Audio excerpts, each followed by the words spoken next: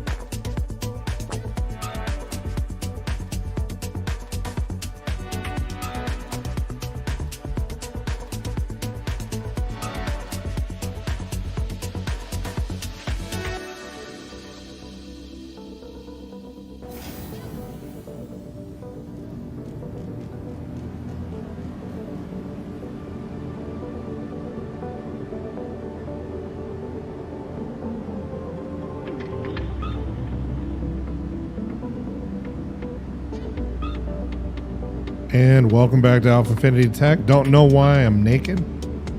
Don't know why I've lost my clothes, my armor.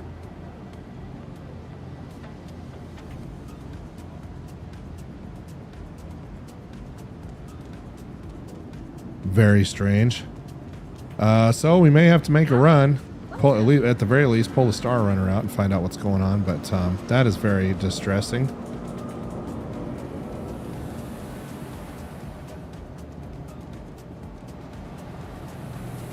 Let me see if there's some armor available in the Galleria up here, and we'll take a look.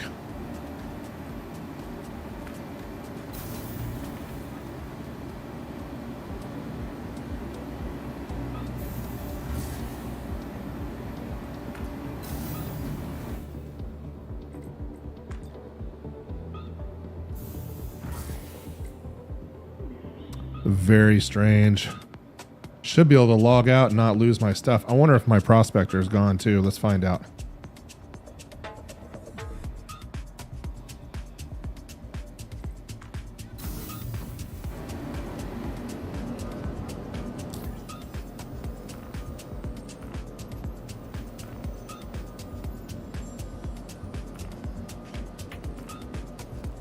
Yeah, it looks like everything there is fine. So I didn't apparently die in my prospector. I just got back bringing a load from Uterpy, and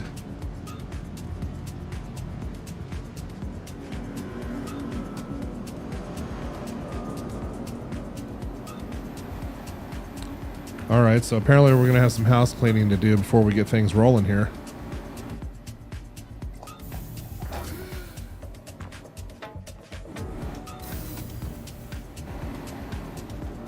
Because I don't have even an undersuit.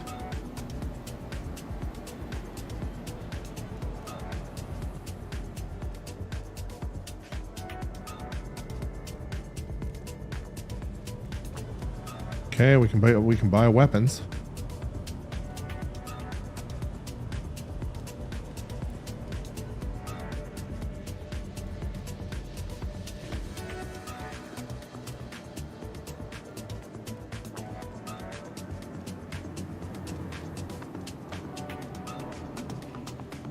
Clothing. There we go. Man. I mean, I could have just pulled the Star Runner out of inventory and done it that way, but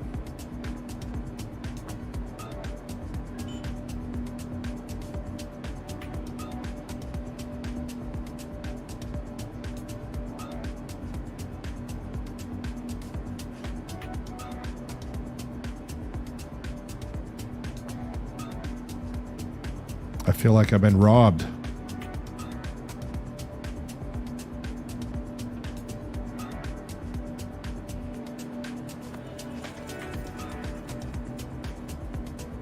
All right, and let's go ahead and grab us some armor as well. Not going to be the Aero Grey Cat suit, of course, because might as well go with yellow, right? Buy 2 of those.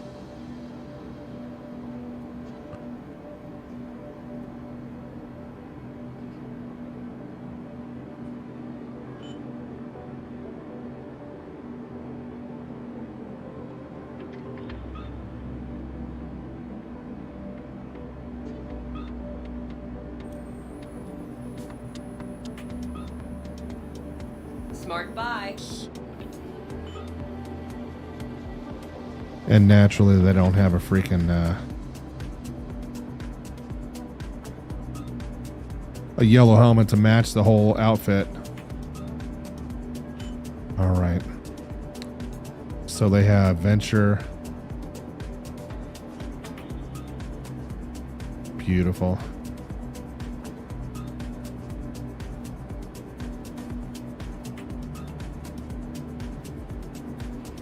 Okay, well, we'll just go with this. We will roll with it. Good purchase.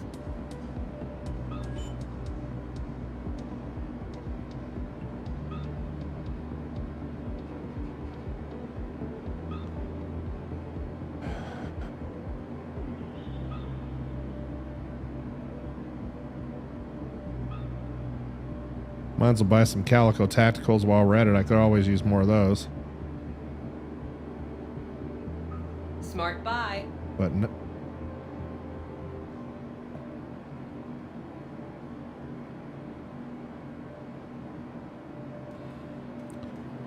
Ay, ay, ay. Okay.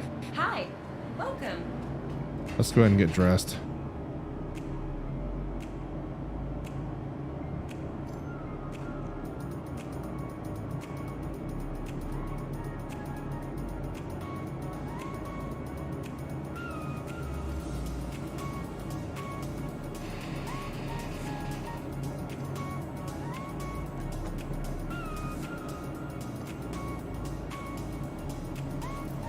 All right, we're back in our little outfit here. Let's head back down to the bottom floor.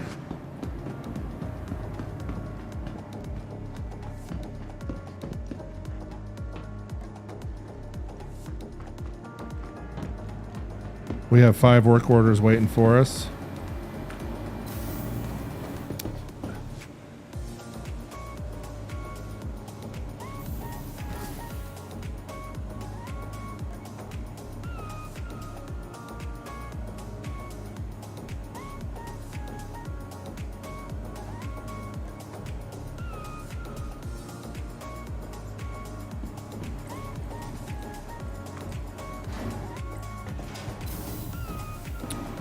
Okay, and let's go ahead and get things rolling here.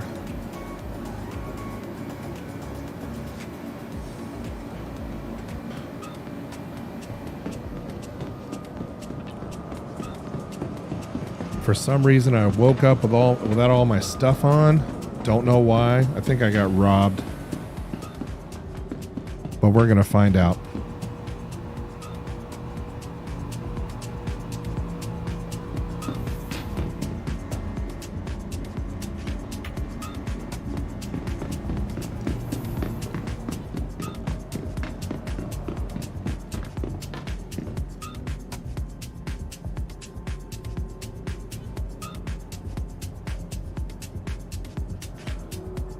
Absolutely beautiful. Make out L1 here tonight.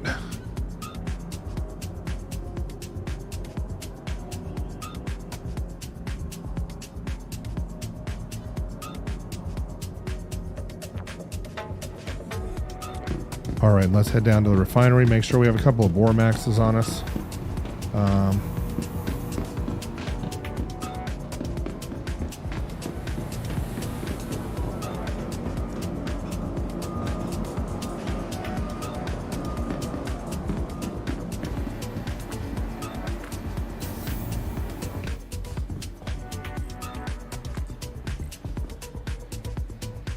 And we're going to hydrate. We're going to take care of our fuel, our body fuel, that is, because now that's a thing in Star Citizen.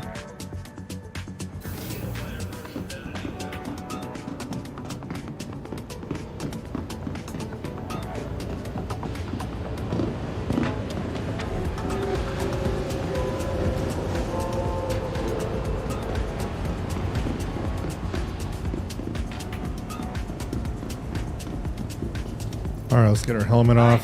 Good to have you back. We just got a few new items in, so Get some water here.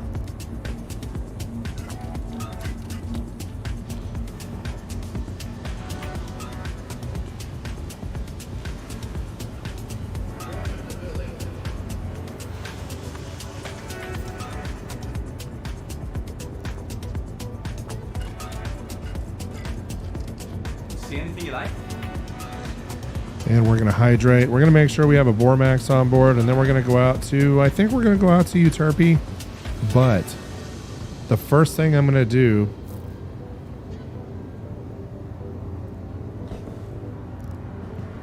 we're going to go grab a VK00 See anything you like? because I don't need a voyage. I don't need a voyage from my prospector.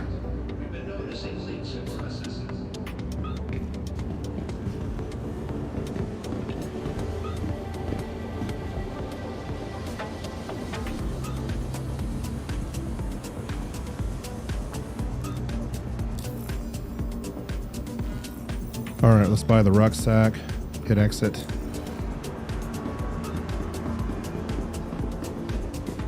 And let's buy a couple of... I think what we're going to do here is we're going to select the prospector. We'll select utility. We'll select gadgets. We'll select Bormax. And I'm going to put 2 of those bad boys on the prospector here.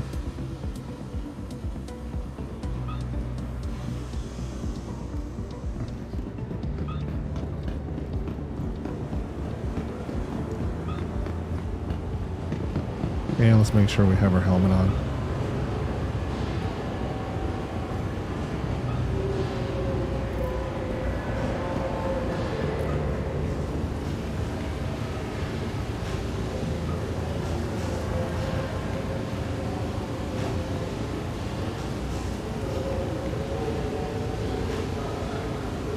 Need a hazmat team to head down to the subdeck. Got a chem spill. Need a hazmat. And we're just checking quality here, making sure everything is doing what it's supposed to do. Okay.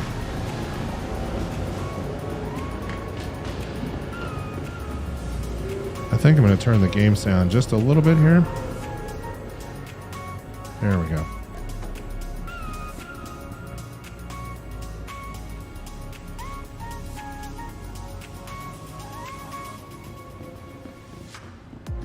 So we'll take a look at Urkel.games. We'll figure out where we can buy the VK00. And we'll go hunt it up.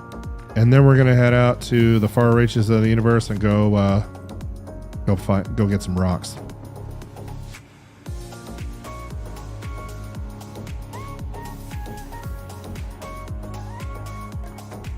Let's see, Miss Prospector, and I am currently...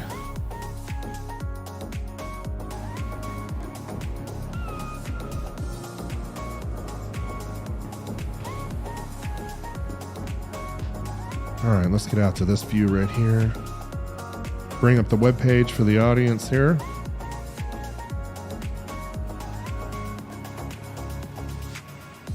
And we want the absolute fastest drive we can buy.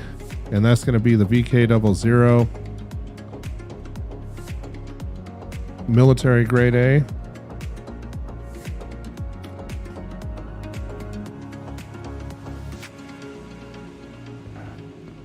Okay, so we got Grimhex, Orison, or Arc L1.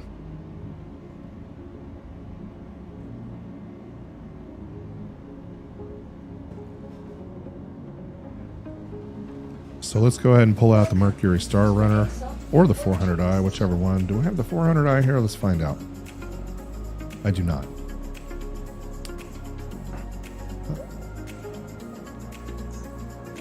The Mercury has a very fast drive in it right now, so we can fly across the universe to go grab our VK00.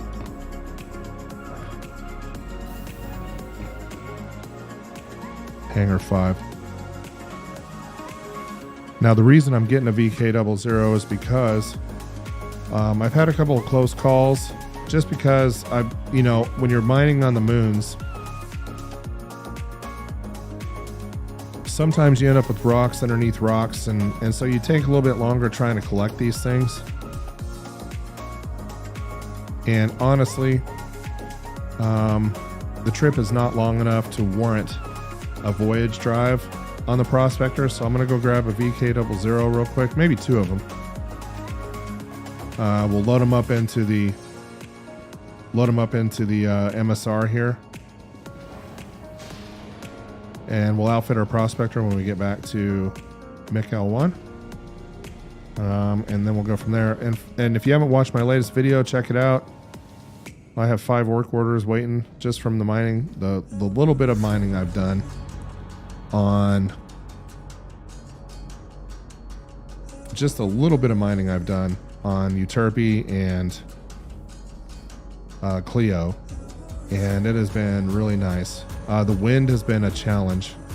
It almost makes me wish we had a thruster upgrade available that we could buy, especially for the Prospector. It just seems like it needs a little bit more. Needs a little bit more oomph. Okay. And let's go ahead and we'll go ahead and get our permission to take off. I'm gonna have to go get my iPad so we can get Game Glass rolling here. And we'll go ahead and repair. No service, I was gonna say.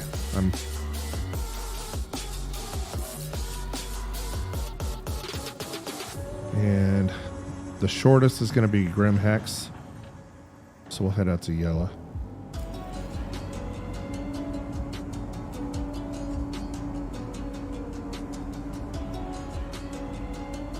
Get the lights on here. And if you've joined me on the live stream, say hello in chat. I'll give you a shout out live on the stream here.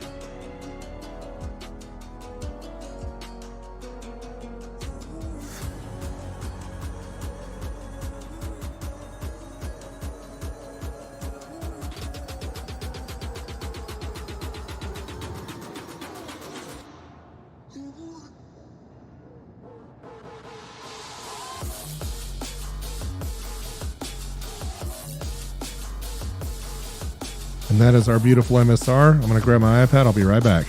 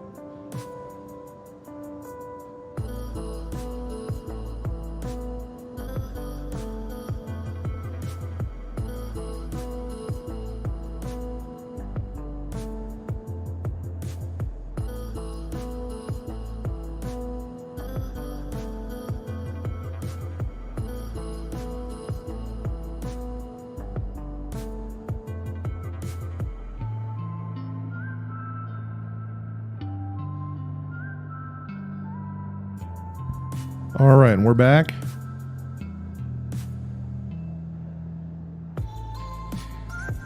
Change up the music here just a little bit.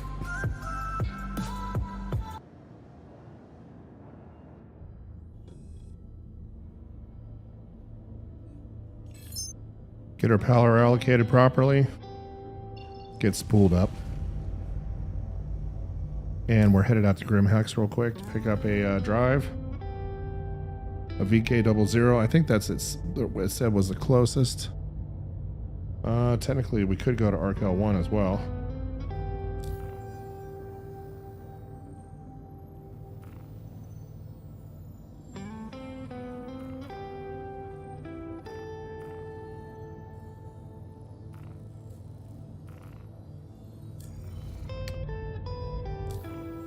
And they don't sell any decent armor at Grim Hex anymore anyway, so we'll just head out to ARC-L1.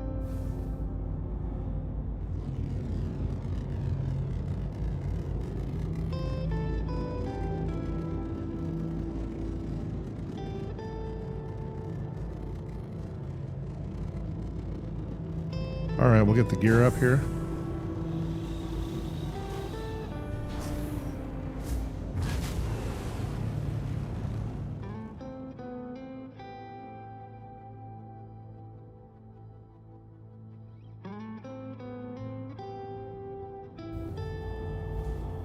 All right, we're spooled.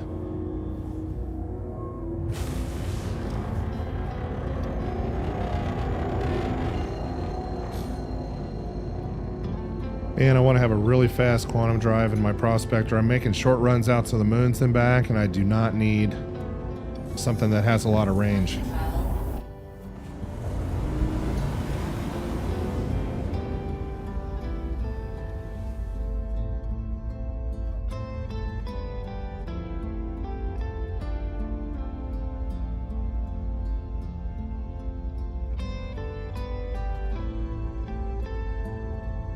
Stan, good to have you, man. Thanks for joining. I really appreciate the feedback on the content. Good to have you on the stream.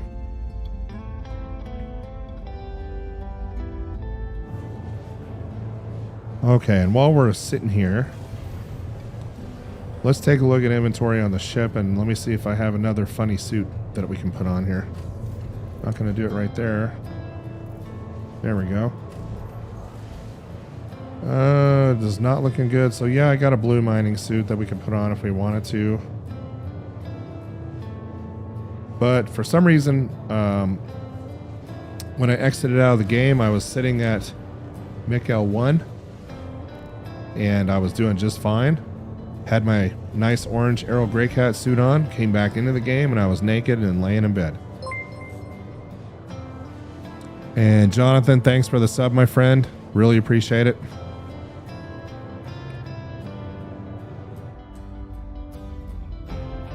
It's interesting how you leave your seat and you come back and half your quantum animations are gone.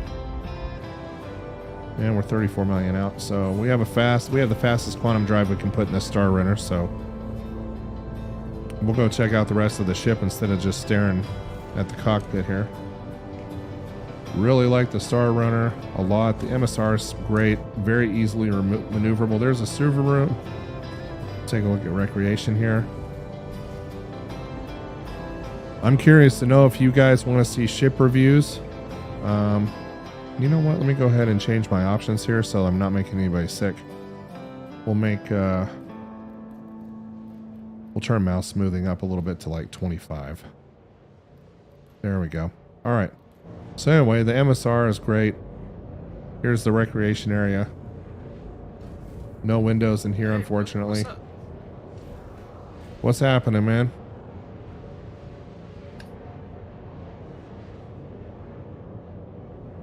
Hey, Skill, what's happening, man? Not much. Just hopping on Star Citizen, going into the verse. What you up to? I'm going out to grab a VK00 for my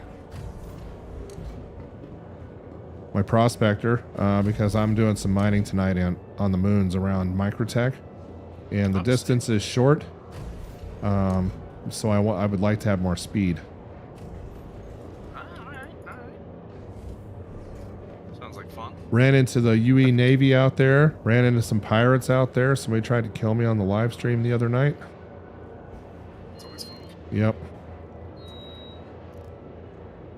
And they didn't want me there, so and my feeling is that they were scouting for a mining org, and so I said, okay, well, we'll just make a YouTube video on how great this place is, and we'll saturate it, since there's lots of money to be made out here anyway. I have no idea what I'm gonna do. For me tonight, it's all about mining.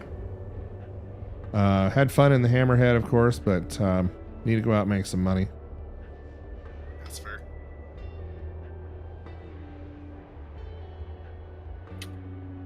Let's see. At some point in time, I'm finding Quantanium fields that are big.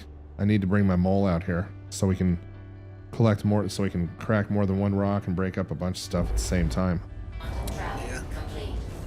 All right, and for those on the stream, here we are already. We're at ArcL1. We just went 50 million kilometers across the universe in a fairly short period of time.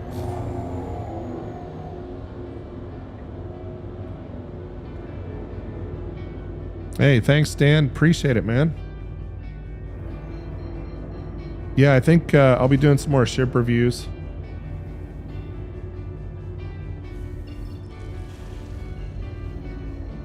Though they have not been as popular as the mining stuff.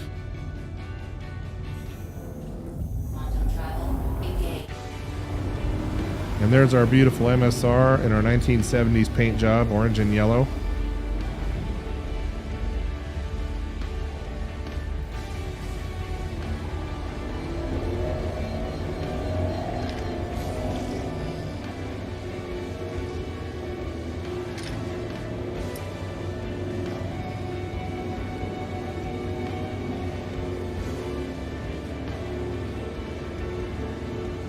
All right, we'll grab a VK00 out here real quick, and then we'll head out back to Mikel 1.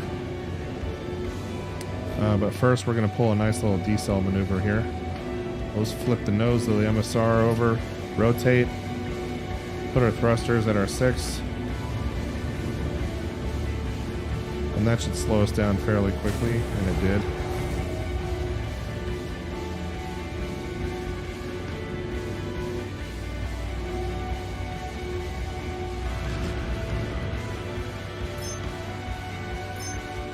Okay, let's get permission to land. And there goes. There goes a prospector. He's on his way out. I think ARC L1 is really the most popular place to be, especially for beginning miners. The routes are short. The belt is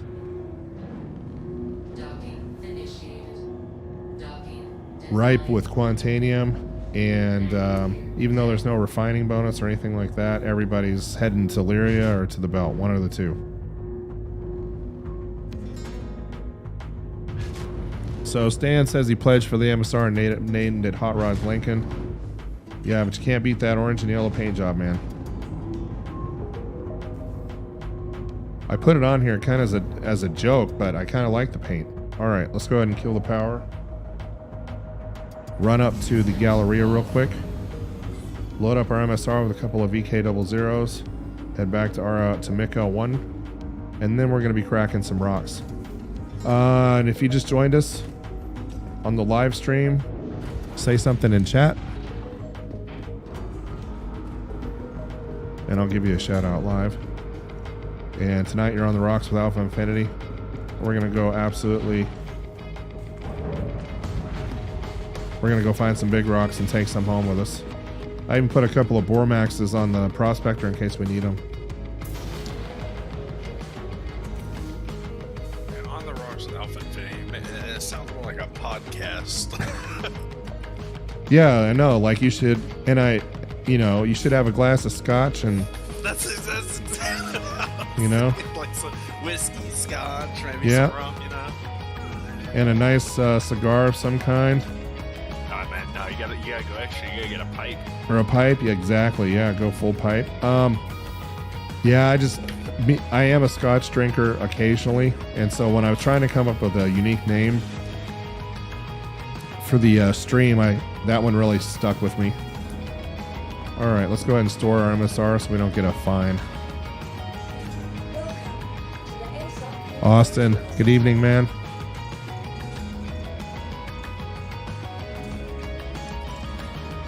Now, I will say that the winds were strong on...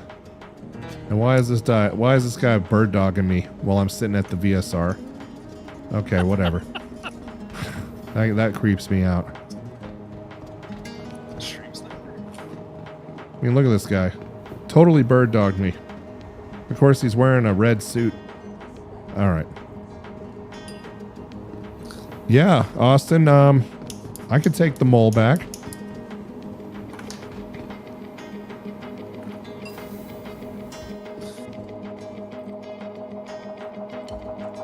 We could try taking the mole out to Clio or to Uterpy. That's where I'm going to be hunting for rocks, if you're up for it. Yeah, and Austin says if he's in red latex, he's up for some kinky stuff. That is exactly right. If you're pulling the red latex out, there's something weird's about to happen.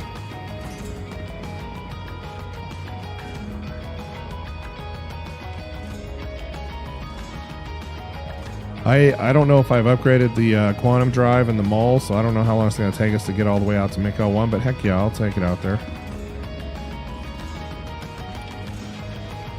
Okay. Yeah, that sounds good, man. Now, the interesting thing about Uterpy is that the winds are so freaking strong out there that it almost requires somebody to stay in the pilot seat when those winds come up on the mole. That's why I haven't taken it out there yet. And just to make sure, I want to make sure I don't have this drive in inventory already. So we'll just go to custom. We'll select vehicles, quantum drives. So I have a couple of Voyages, a Goliath, a Jaeger, a couple of Crossfields, but no, and a Huracan, but no VK00. So let's go ahead and get that done.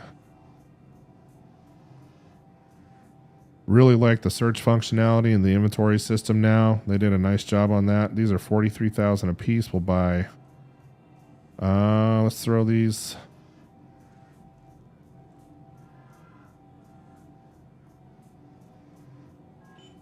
Throw those in the mole since we're going to be taking the mole back.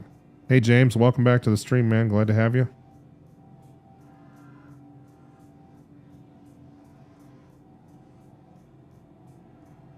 Hey, in Austin, let me know if you want to crack in a prospector or a mole. 2 prospectors actually might be better.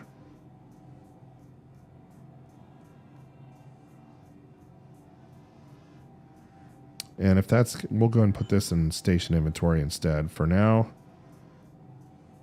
buy 2 of those bad boys. I don't know what it is. I feel like I just don't have the patience for mining in this game. Like, I know it's profitable, but I'm just like, I just get irritated, I guess. Yeah, look at the end of my last YouTube video, dude. It shows you how much my Clio runs have earned me, and it's a big number. Well, like I said, I know it's profitable. I just get so daggum impatient. Okay, so Austin's going to bring us Prospector. Fantastic. Trust me, dude, we're going to find a quant field with plenty of rocks for both of us.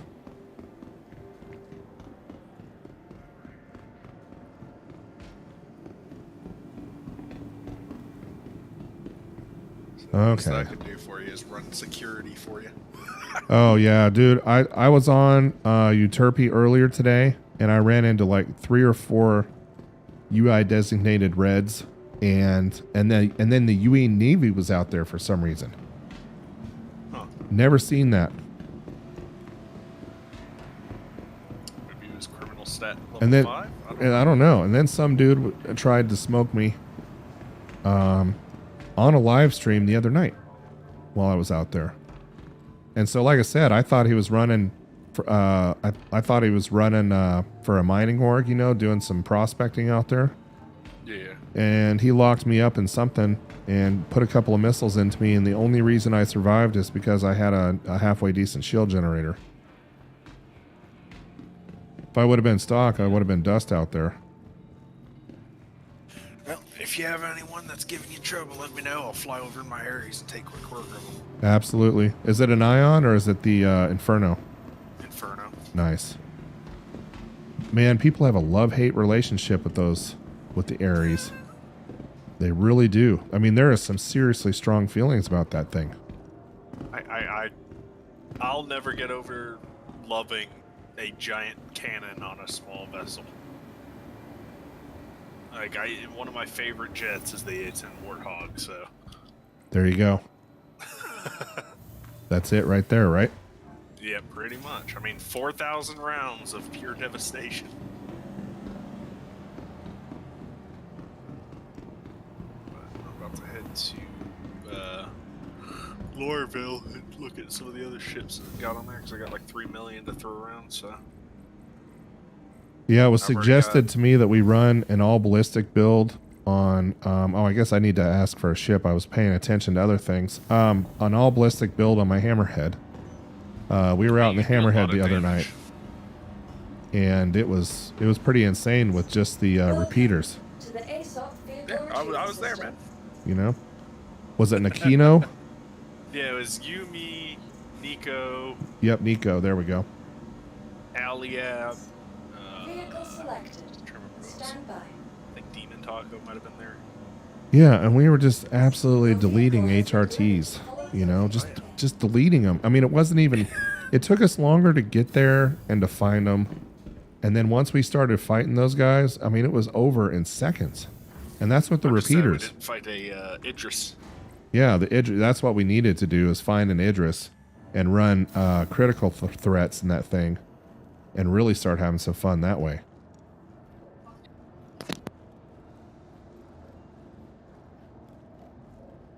And what happened to my music? Got to turn the playlist back on. Let's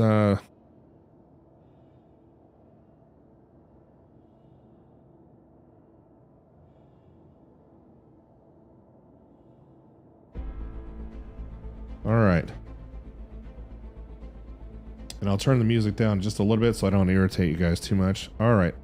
And if you just joined us, welcome to AlphaInfinity Tech. We had to go out and search for a VK00 tonight. We are mining on the moons of Microtech. And if you watch my latest video, then you know that the Quantanium is nice out there. It's not incredibly easy to find, but when you do find it, it's usually in big fields. Okay, and before I forget, we'll get into, we'll just do a little inventory cleanup here between station and ship. My MSR is my travel ship now, all around the universe, and so this is the one that I use to go everywhere. I do switch back and forth between this and the 400i because I really like the looks of the 400i. Okay, so what we're going to do is we're going to go to vehicles. You guys can see I have a ton of mining modules in here. Throw a couple of VK00s in here so I can get back and forth. And just in case somebody blows me out of the sky. And let's throw another voyage in here as well. Okay, and so that's on station inventory. Let me make sure I don't have any armor or anything else hanging out at RKL1 that I might want. Oh, I do. There's my orange suit, or part of it. We'll throw the Quicksilvers on there. You guys know how I love the aero suits.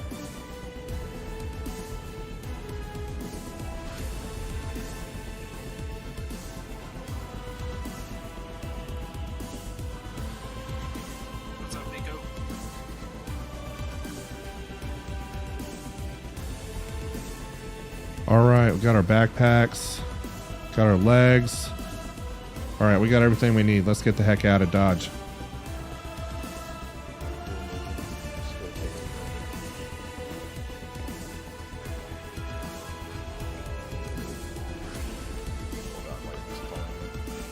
It's not every day I have a dude bird dogging me in a red latex suit, folks.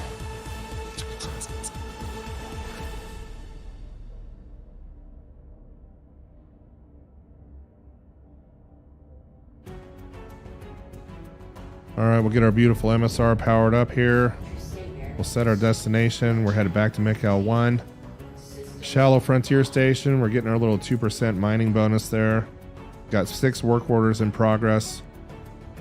Absolutely killing it out on Clio and Uterpy. Pulled an 800k payout out of those moons on the last live stream. Mines will refill on fuel and get the doors open here.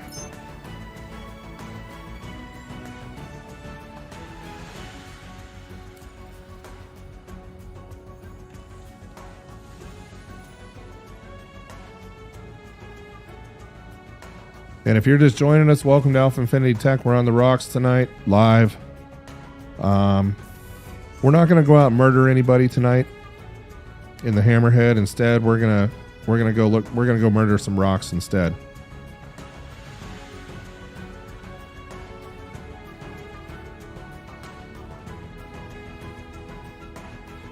And Nakona, welcome back, dude. I see you in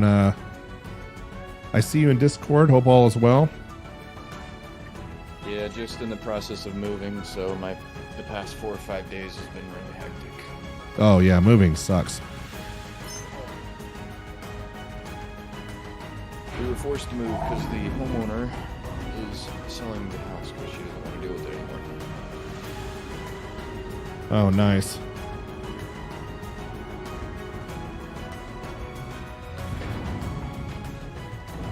Yeah, and somebody will probably turn it into an Airbnb and make $1,000 a night off of it. That's what's happening in my neck of the woods.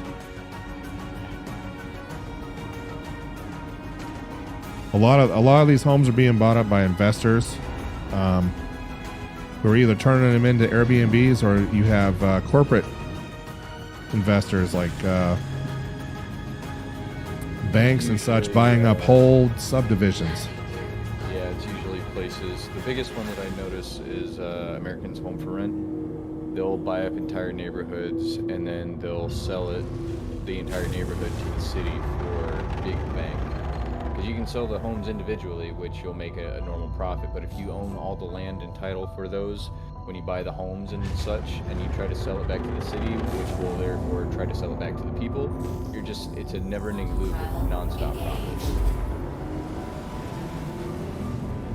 Really sucks though, because right now in Georgia it's a seller's market rather than a buyer's market, where everybody's just marking prices up exponentially, inflating them. Yeah, and if you're just a young guy or gal trying to get an FHA loan, it can make things pretty tough. Yeah.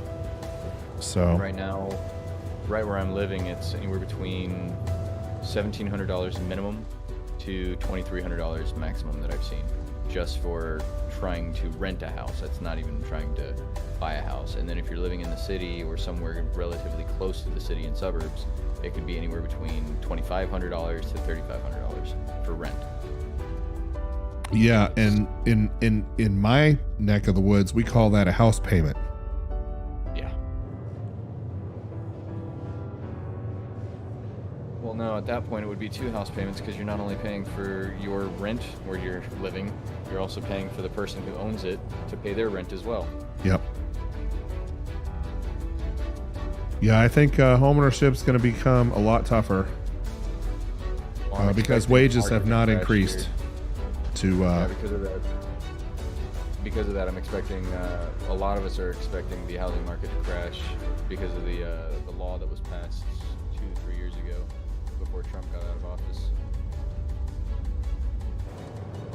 A bunch of the homeowners were monopolizing every nook and cranny of the housing market, buying and selling to each other, just making a profits, and then it wasn't going back into the everyday man's neck of the woods. So they were making money off of each other, and it was just repeatedly going. When Trump passed that law, he snubbed that in the bud, but because of that, prices are shooting through the roof, which is a good thing right now because they will crash, or it's expected to crash, but it's bad for us in the short term, 10 years or so, because we're just going to have to deal with that. But when they do crash, buying a house is going to be like picking up candy.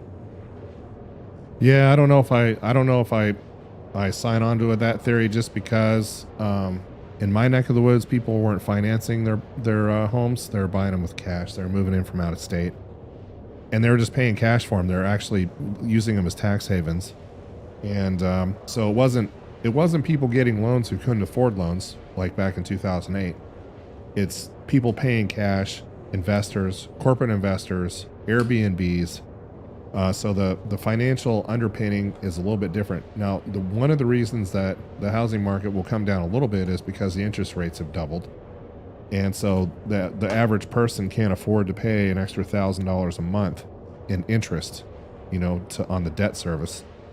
But I don't know. We'll see. I think housing in some of the more undesirable areas might drop quite a bit, but if you live in a decent, if you're in a good location, basic rural real estate, then you'll probably be okay. Or the market won't crash.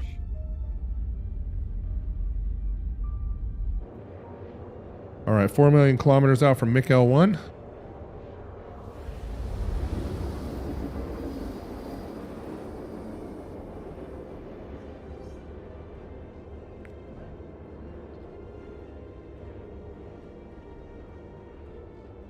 And we're in our beautiful MSR. We're about to trade that in on a prospector, and then we're going to go put a VK00 in that.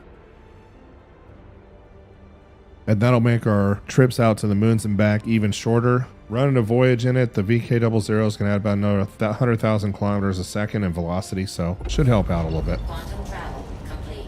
Any skill. What's up? Want to help me run some high-risk balance? What do you want, bro? Well, just high-risk bounties that will help you get your bounty wrap up, and help me get my bounty wrap up, because I'm on high-risk target, and I'm in good I'll shape. get your green. Oh, I was going to rock the, what was it? The Hurricane, but Quantum travel engaged. I was going to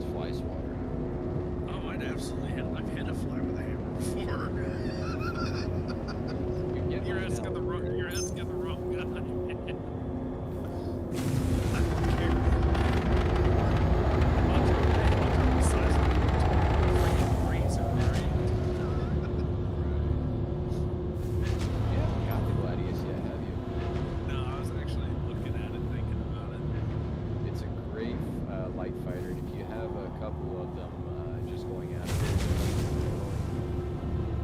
I mean, really strong fighter, especially in one of the top of the class right now. Getting a battle buddy to fly around with you as a duo, it's really nice. See, I have a question. Maybe Alpha will know this. So you know how the Razor has the Razor X, which is the military version, right? Right. Or the stealth fighter version, or whatever you want to call it, right? Is the Razor X small enough to fit into one of the cargo holds of the Caterpillar? I have no idea. I don't own a Caterpillar yet. Okay. The reason I'm wondering this, you can probably put two and two together.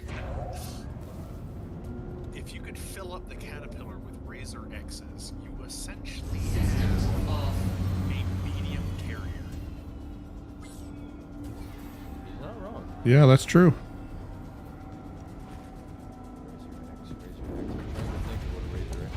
It's the racer that's converted into a combat stealth fighter. Does stealth actually work right now? I'm curious. No, it's not. I don't think it's going to work at all. So, when it comes to weapons, yes, weapons do affect stealth by a good margin. Only for the fact that energy-based weapons do put up a higher EM and IR signature. However, if you're going after the logistics side of things, like your coolers, your power generators, stuff like that, they do not affect it whatsoever. You can try your best to put on stealth components to reduce that signature, but they removed that feature for the time being until they could successfully flush it out. And even then, from what I've seen so far, it doesn't look like a lot is going to happen with the everyday regular ships. It's going to be ships that are more along the line of interdiction stealth fighters that will be able to utilize stealth features. Well, I say that as those ships will be able to use those features to the optimal capacity, whereas other ships you might be able to reduce your IR and EM signatures by pressing the stealth option, but no one has said whether or not you will need the components themselves to be able to utilize that feature.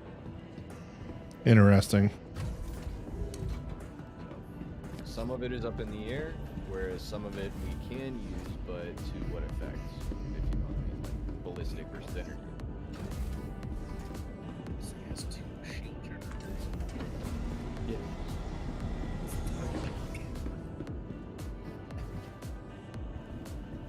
So the Razor X has size 2 hard points and 2 size 1 missiles.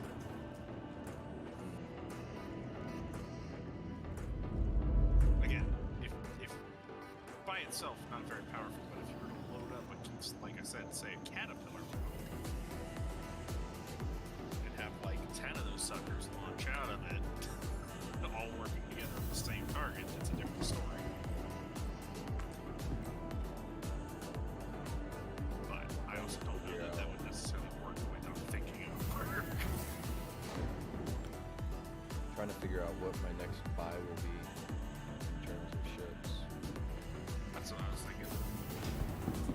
Because I'm more of a, if I'm going to work on myself, I like to get the target fast, but if I don't like to go with the biggest things that deal most damage, which is why I got the etc.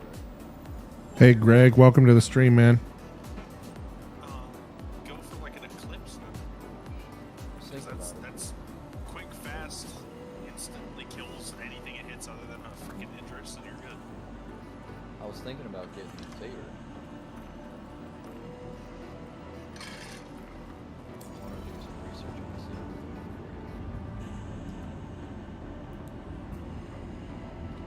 And Bexar Brown, Austin is absolutely correct. Most of your rocks are between 4,000 and 5122, and you don't really need a tricked out prospector to go after those. So let's see. What we're going to do now is we're going to load up our prospector and we're going to head out to, let's go out to Uterpy. Welcome to named after the Greek goddess of music.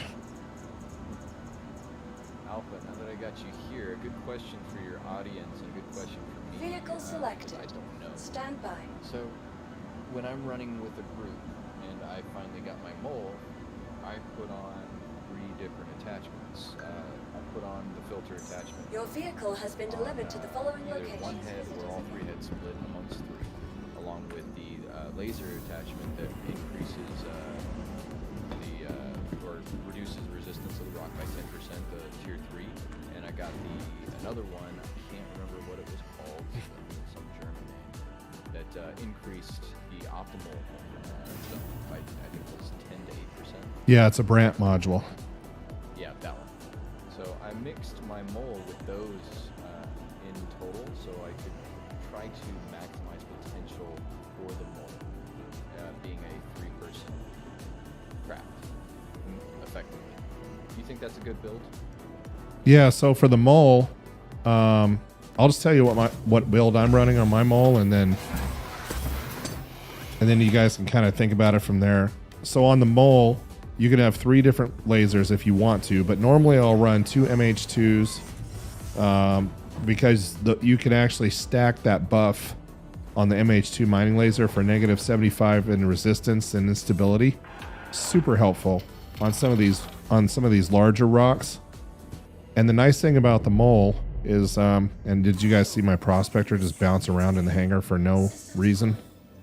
Or repair the damage that was just done. But you can run 3 different mining heads if you want, and under each mining head you can run 3 different modules.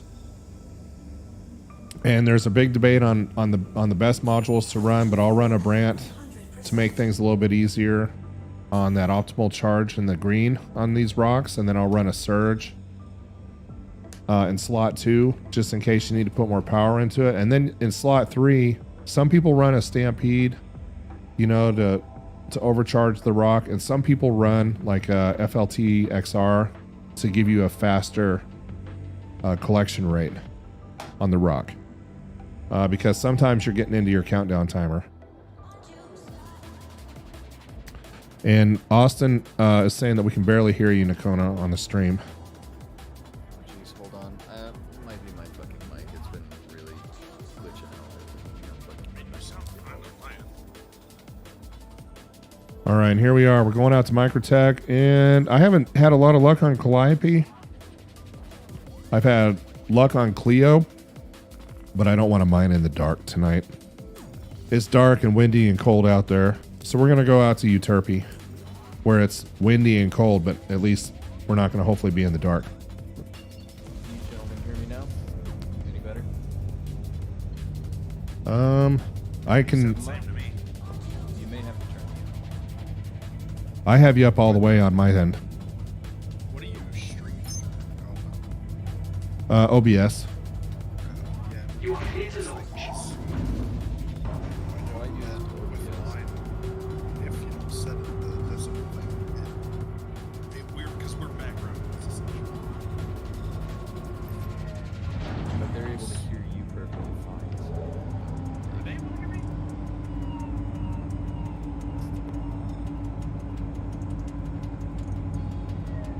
No, I just listen to myself on the stream. You and me are both really low. Let me see if I can do something on my end a little bit to help clear things up.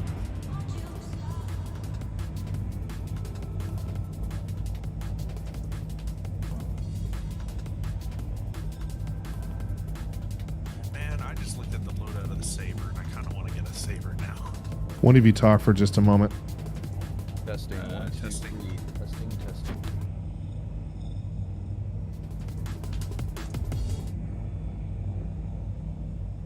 Old MacDonald had a farm. Yeah, I may have something on my end I need to fix.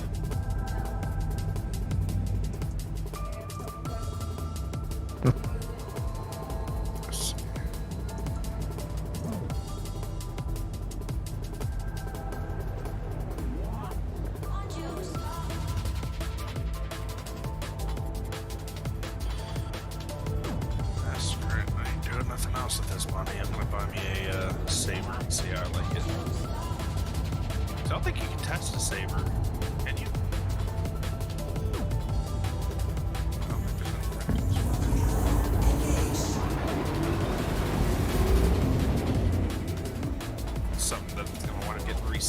So skill issue, I can actually hear you fine on the stream. Oh, you can hear me fine now? I'm listening to stream side now. Oh, yeah.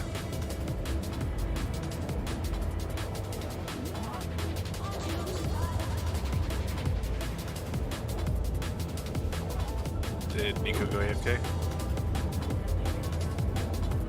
I'm guessing. Wife came and asked me some information to put our kid in school. Sorry about that.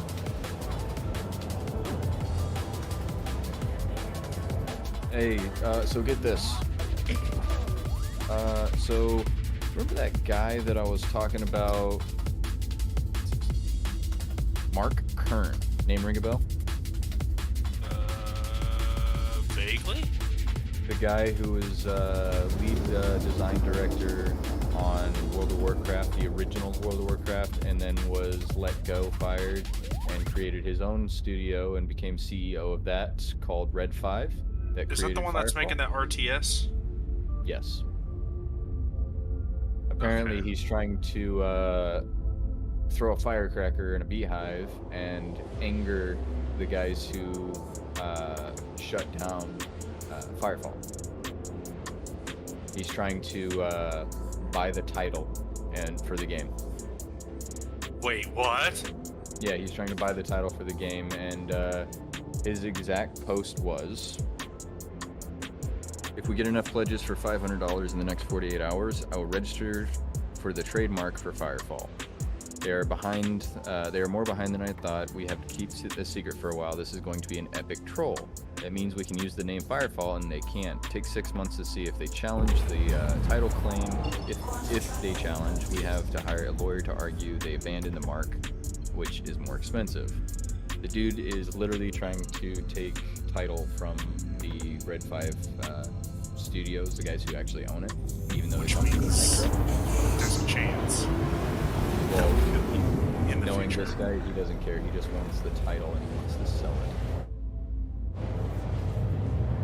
Dang it. I don't expect anything from this guy. I think he's just a troll. He's always been bad with his money, so I really don't expect anything from him. Did my hopes up. I want Firefall back. We all do.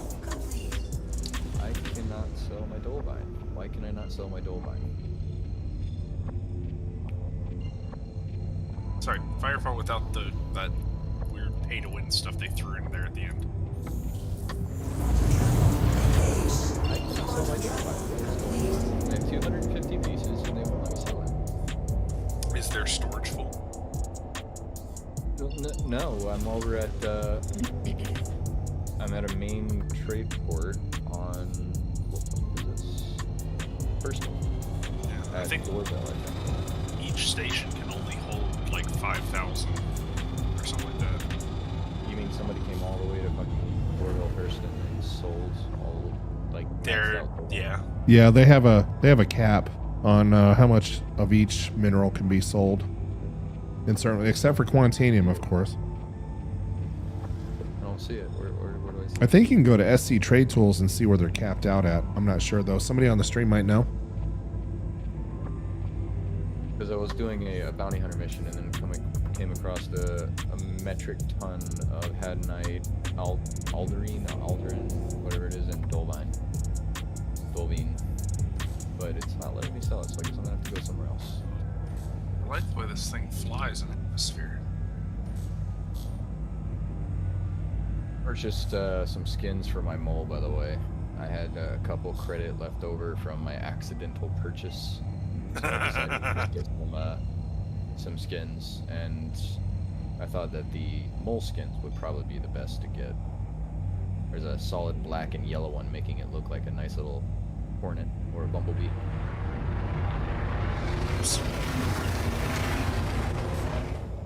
Oh, train, don't you leave me. I see you, don't leave. And it's gone. I didn't make it. And as you guys can see, I entered atmosphere way too fast. You don't want to be blowing 3,000 feet every second. What happened?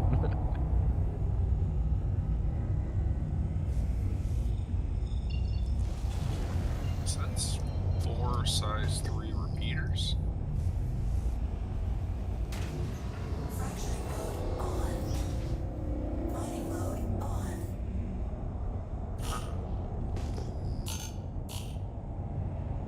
Comes with the polar paint, the hazard paint, and the anchor paint. I love the hazard paint.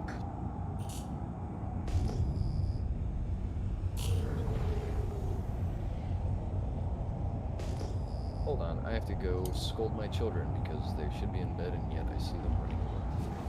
I will be back. All right, and for those on the stream, here we are on the beautiful moon of Uterpy.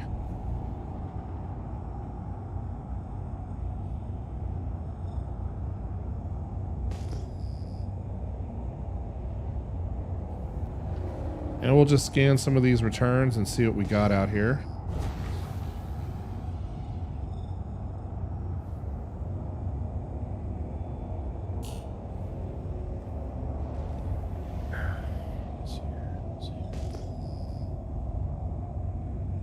And speaking of Dolivine, there's some right there.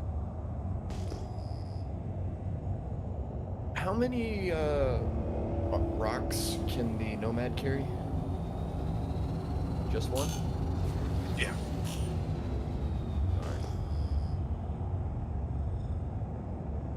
However, the caterpillar can probably carry a few, but I don't know how you're going to get it in there. Caterpillar. I'm trying to remember what the caterpillar looks like. Is that ship that I hijacked the other day? Yes. Oh, you can easily get a couple in there. Because one problem way, is- the one problem side is has that the transit there's no system, the other ramp. doesn't. There's no ramp or elevator to allow you to lift vehicles in it. That is true. So how would you get stuff in there?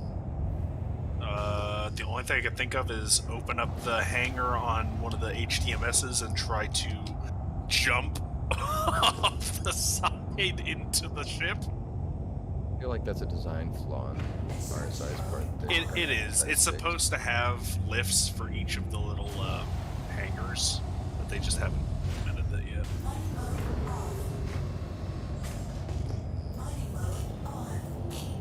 I have a caterpillar if they ever do implement it.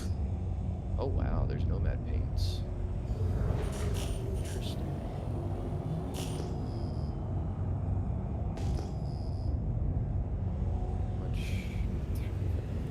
Darn. Okay, there's a Nice deposit. We're just pinging opportunity markers out here.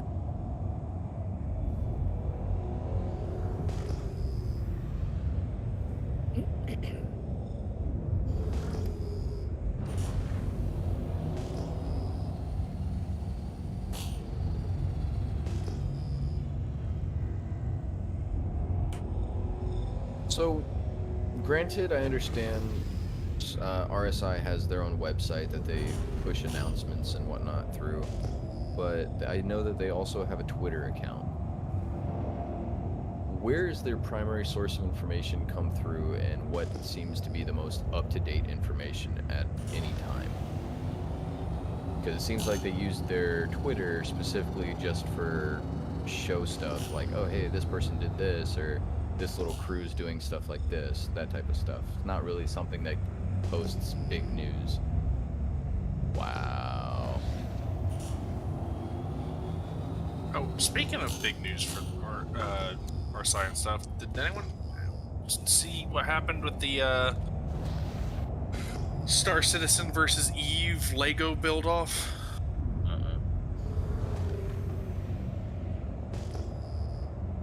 Oh, what is this? Ship down has officially started 10 hours ago. Get creative and get loud as you show support for your favorite in-game vehicle.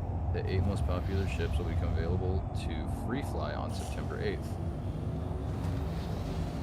Cool. What was the most popular ship last year? It was something kind of ridiculous, wasn't it? I don't know. I wish I did.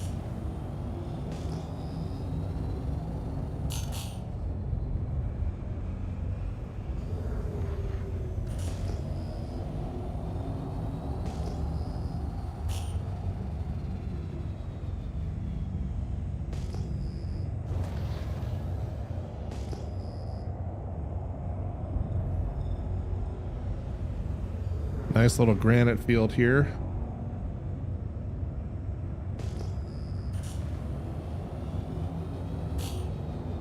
Oh, the Argo Cargo, yes. That was the most popular ship. I think meant as a joke. I was about to say, I feel like that one was a joke. What's wrong with my little Arco? I mean, I'm not saying that it's not, but the most sought after ships are usually the Scythe, the Gladius, the Prospector. Like ships that actually are top in their class and the biggest job capacity ships are usually the top of the line. But then they are specifically asking for the players' favorites, supporting their favorites. It's not the most used, I guess you could say. So. And they should know by now. Anytime you ask Star Citizen players anything, you might get more than you bargained for, or less. Very true. Hangar 6. Skill, I should be in your lobby. Are you already in Alpha's party or no? No, Alpha never added me. No, I'm out here mining tonight, guys. That's fine. Also, I changed my name. Finally. We do need to go out and slay some CRTs though soon. Back in the Hammerhead. And we could do an all ballistic build if you guys wanted to. I'm not sure how an all ballistic build would fare when it comes to long engagements. I mean, the Hammerhead probably would do really well considering the amount of firepower that it has. I was to say, I don't know what kind of long engagements you're talking about because the Hammerhead ain't gonna have any. No. I mean, how long do you think an Idris would last if you had all 6 on it, or 5? Idris would actually last for a little while. Yeah, decently long.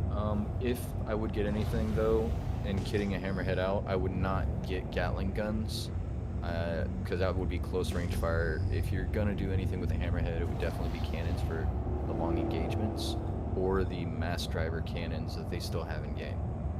Mass driver cannons don't have a lot of ammo, but they will pack more of a punch than any other ballistic weapon in the game.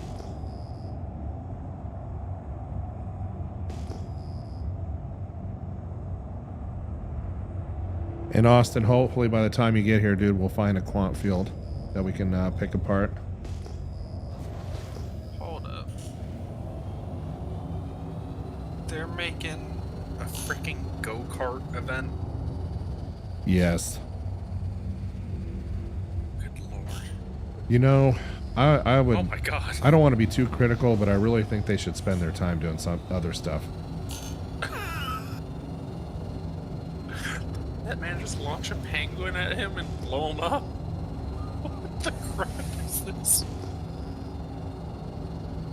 Trying to remember. I need to take my mole. I think it's over at Hurston 2, so I'll fly over there. I gotta take my mole over to Crew L2 and have it, or not Crew L2, but New Babbage and have it kitted out with its paint. So I'll probably do that real quick. Do you want me to meet me? Do you want to meet me over at New Babbage, Skill?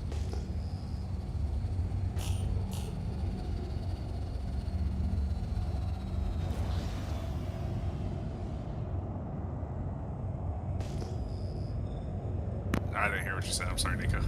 I was asking if you wanted to meet me out at New Babbage. I'm gonna go pick up my mole to put a skin on it. I'm heading to do the first. I haven't even started my bounty missions things, so I'm doing mine to unlock ERTs. Okay. When you do that, keep in mind that every time you go to a new area, they're going to have you start new certifications. So if you don't want to keep doing nothing but research, once you finish one bounty certification, go right back to the area that you started. Hey, Brainchild, welcome to the stream, man.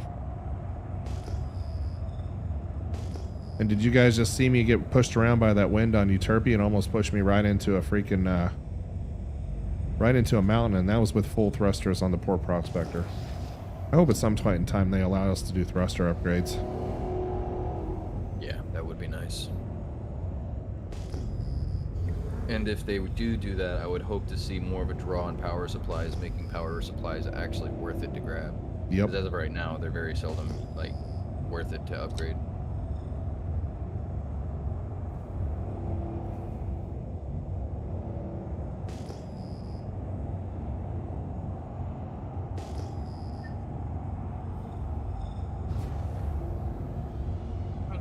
altitude is broken. So I have no idea if I'm about to die.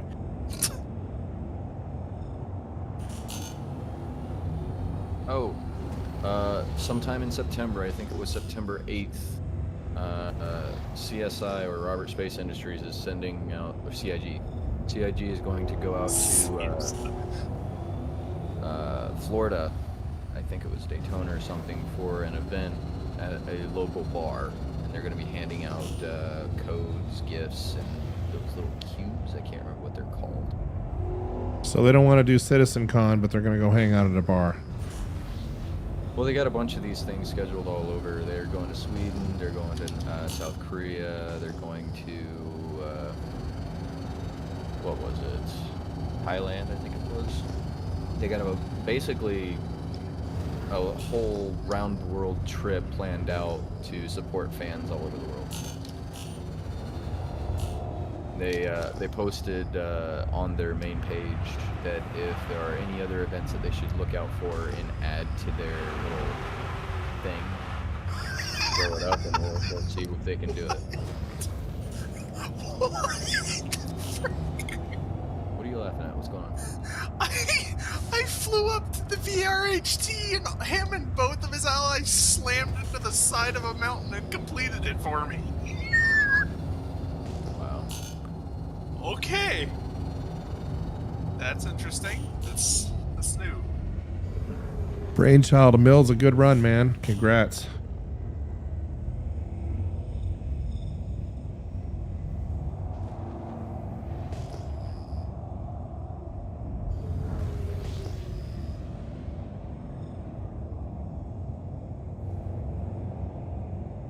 Alright, so you said I need to go back to where I was? New badge. Oh, yeah. Whenever you start a bounty and you're doing a certification for it, it'll take you clear across the galaxy. Do not start another certification over there unless you're just willing to go through maybe 20 certifications all over the galaxy. Because basically getting certified in every little area. Exactly. Each company has their own certifications. So, unless you just want to focus on an area and max them out, get your bounty going pretty high, knock all of them out by all means, but it's going to take you forever and you're not going to make any real money. It's just going to be that much longer, in other words. Yeah, I gotcha. I'm picking up what you're putting down. I need to go... Can you refuel at these mining stations? I can't remember. Yes. Okay. Say, otherwise I'm not going anywhere, because I didn't realize that I didn't have an upgraded quantum drive on this thing. Time to do a spline jump.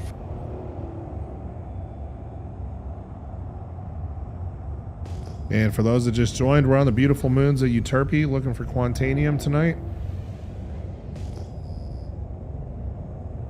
And may the Lord help whoever assaults you if they decide to, because they're going to have hellfire coming into assist.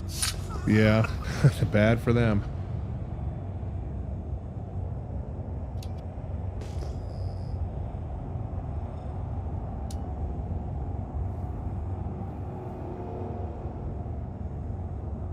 Everybody's out on Lyria, though. I mean, everybody. So I decided to try mine at someplace different. Looks like we just had a quad field. 1, 2, 3, 4, 5, 6 pop up. 5 pop up. So we're gonna go check that out. See what that is. Could be granite. Could be gneiss. We'll see.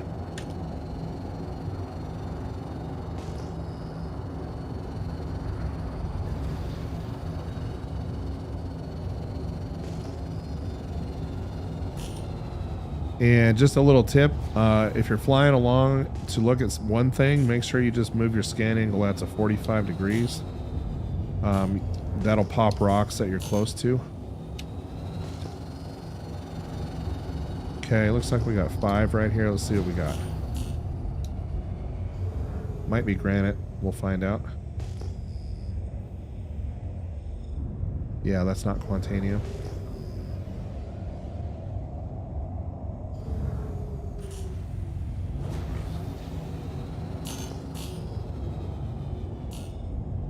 But But the winds are just so intense on some of these locations. Like I said, a thruster upgrade would be a nice thing.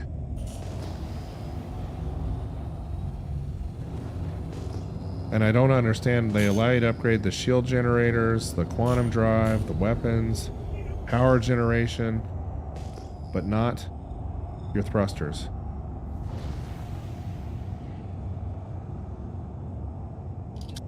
Brainchild, most of the time, I'm not looking at single Quantanium deposits. With the release at 317, most of the time those singles are going to be low composition rocks. Like this one right here. I mean, most of the time I wouldn't even bother turning towards it. I'm really just looking for triples and quads, especially out here in the Moon's Microtech.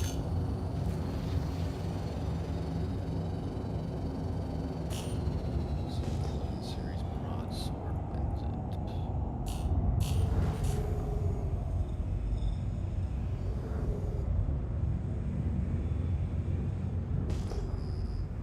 I'll run to her L5 real quick. Pick up an Atlas Quantum so I can put it on this thing so I can, you know, actually get to where I need to go.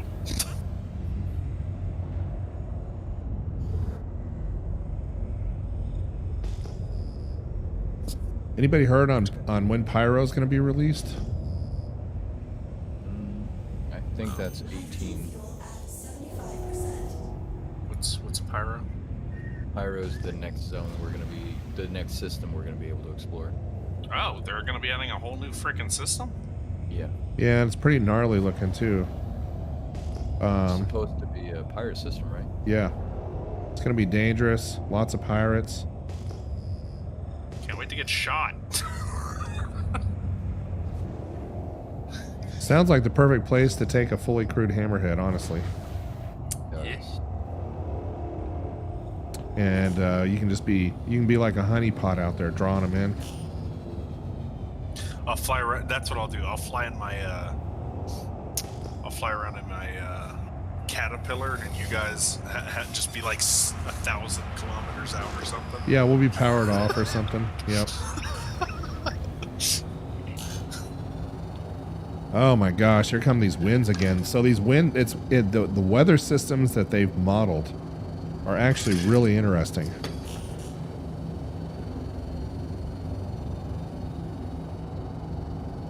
High winds, high reward.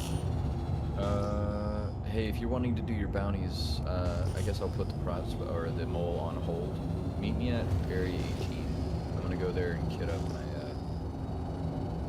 hurricane for us so we can do some massive burst damage.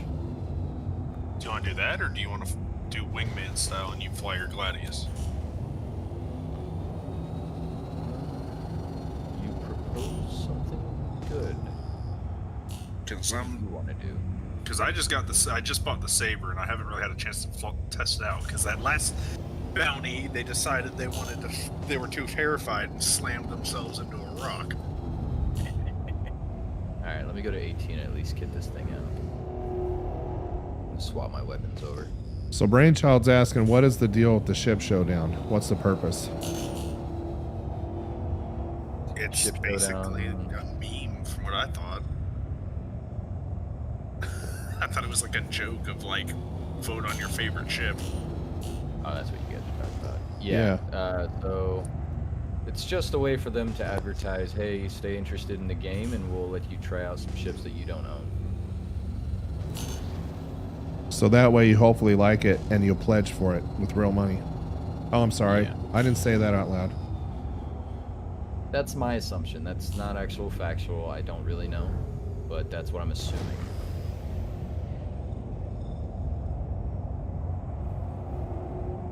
Not the whole pledge part, just trying out advertising and trying out your stuff.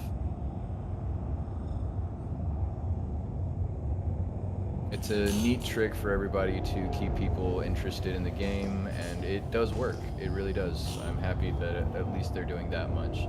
There's a lot of game creators or big ticket money organizations like this don't actually do anything to advertise or keep people interested. They'll just do random bullshit. So at least these guys are trying to go about it the right way.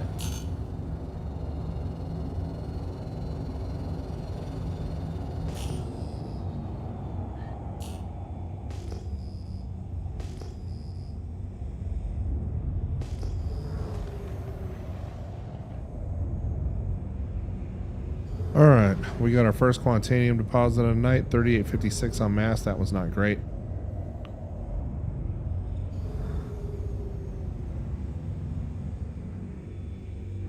$319 on instability, also not great. Good mass, bad instability.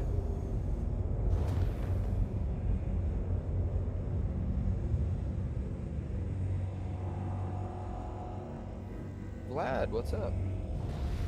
Hey, Vlad. Howdy, howdy. I am heading towards Uterpy, so if you just want to send me a friend request when you can, I'll Yeah. locate you. I will do that right now. What's up, fellas? What's up, bud? I have not done any of the derelict missions. What is the name tag for those missions? Because I was interested in starting one or two. Are you talking about the ones that are like crash landed on the planets? Either or, because there's two types. There's the one floating in the space that are like puzzle oriented, and the ones that are on the planets that are either base and or crash sites. I was interested in both. I haven't done either. So. Yeah, I was to say I was helping Aliab and Demon Taco earlier do a caterpillar one. That was crash landed. He said the name of it was something ghost ship, and it was given to him by question mark. So I think it's just like you're gonna have to read the quest descriptions and hope that you, Eventually get one. yeah. And Yeah, Vlad, I aside just from sent you a party invite. I will be right back. Okay. Yep, I'm Q2ing to your position now. Okay.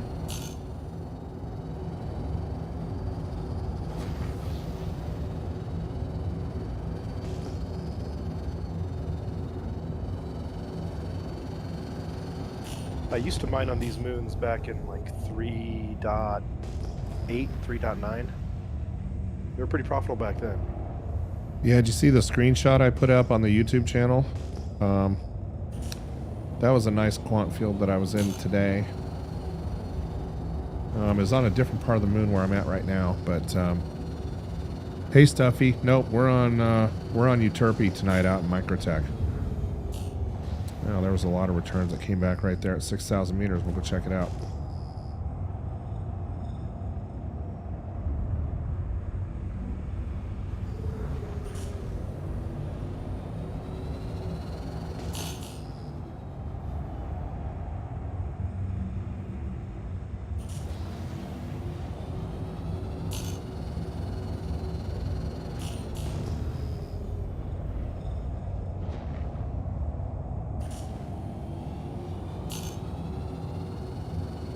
And it's been, the fields have been so good. Like there's been a 40%, a 20%, a 32%. It's like, man, I wish I had my mole, but I'm still trying to figure out how you would fight. You would need like 3 players. You need 2 on mining heads, and then you'd need 1 in the cockpit just to fight the wind that comes up.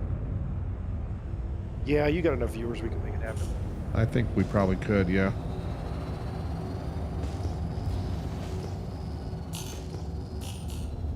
You guys are in a mole right now? No, not yet. About to say, did you want 2 moles? Yeah, we might. I mean, if we find a decent enough quant field, then yeah, we'll call you guys out. That would be funny. Not 1, but 2. Fully crewed moles. But the other crazy thing is I keep running into bad guys out here too. That is very interesting. Oh, hey, we did some exploring with the lasers earlier, right?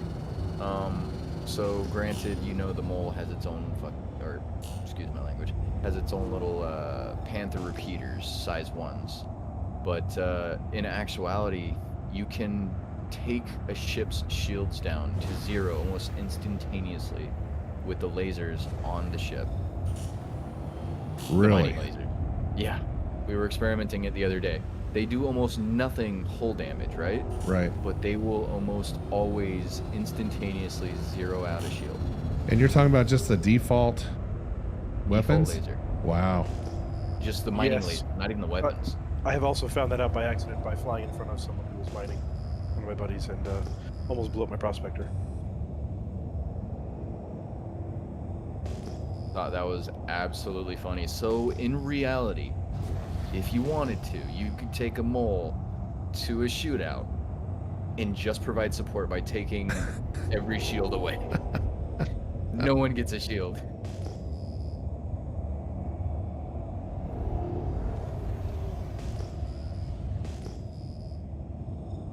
My thought process on that is make sure you take your modules off the ship before you go and do that. Because at that point it becomes a battle mole and you're going to lose everything. Yeah, a battle mole. Now that is very interesting. That's a great term, battle mole. I like it. I actually want to try it. The next crit that we do, I'm going to bring my mole just for shits and giggles. See if we can take down an Idris's shields and how fast. That's funny. Well, I found a really nice Quantanium field and it looks like it's unscannable. Not good. I hope they fix that with next update. I really do. I didn't really think there were that many unscannables on planet surfaces. Yeah, I haven't. thought it was a melt. You know what? I don't think you're the only person. I think that we're all about to have that problem. Because I just found a rock I can't scan, and it's the first time I've ever run into that problem out here. Really? Let me check the server health. Something. I have this feeling that something bad's about to happen. Because I just found a single, and it wouldn't even scan.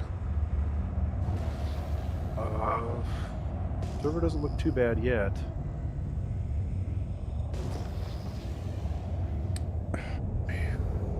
How big a field was it? 6 rocks. Oh man, Let me see. Wait, 5 rocks. 5 rocks. Oh, wait. Now scanning. Oh, never mind. I guess they're gneiss deposits, whatever those are. So I guess Yeah. the server just kind of had a hiccup. Must have. Gneiss deposits are usually found on planets. Yeah, we're on Uterpy. No, I was about to say. I was like, wait a second, you're in an asteroid field and you found a gneiss deposits? Come again?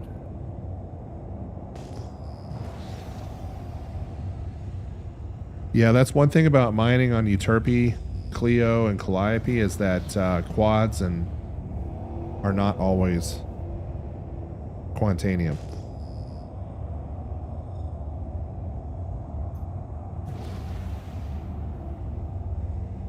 So Stuffy AK is asking where we go after we get Quantanium. We go out to Mikel 1. You get a nice little 2% refining bonus.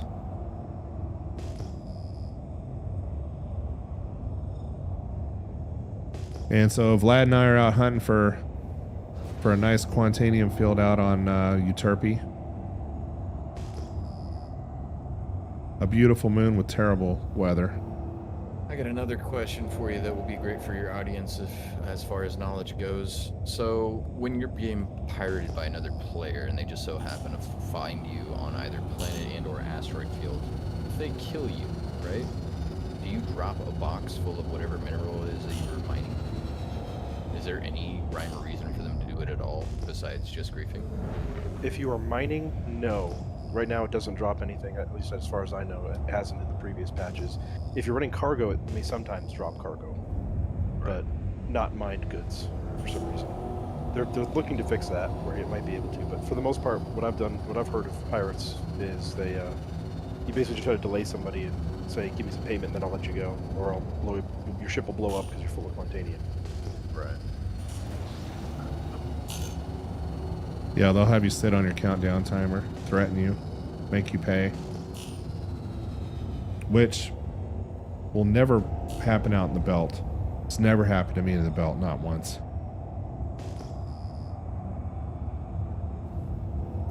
About to say, at that point, they really can't stop you from jumping unless you got a mantis. Or the Cutlass Blue, I think it was. Yeah, and that's usually what people use when they pirate. Good pirates. Right. As in ones who are good at their job, not nice people, obviously.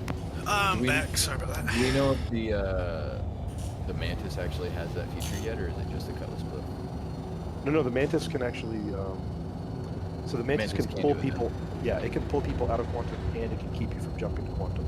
The Cutlass Blue can only keep you from jumping to Quantum. Gotcha. Is the Mantis playable right now? Yeah. Mantis Yep. is playable, but pulling people out of Quantum is stupid hard. Like, it's not really a feature right now. I mean, it is possible, but it's not really a feature.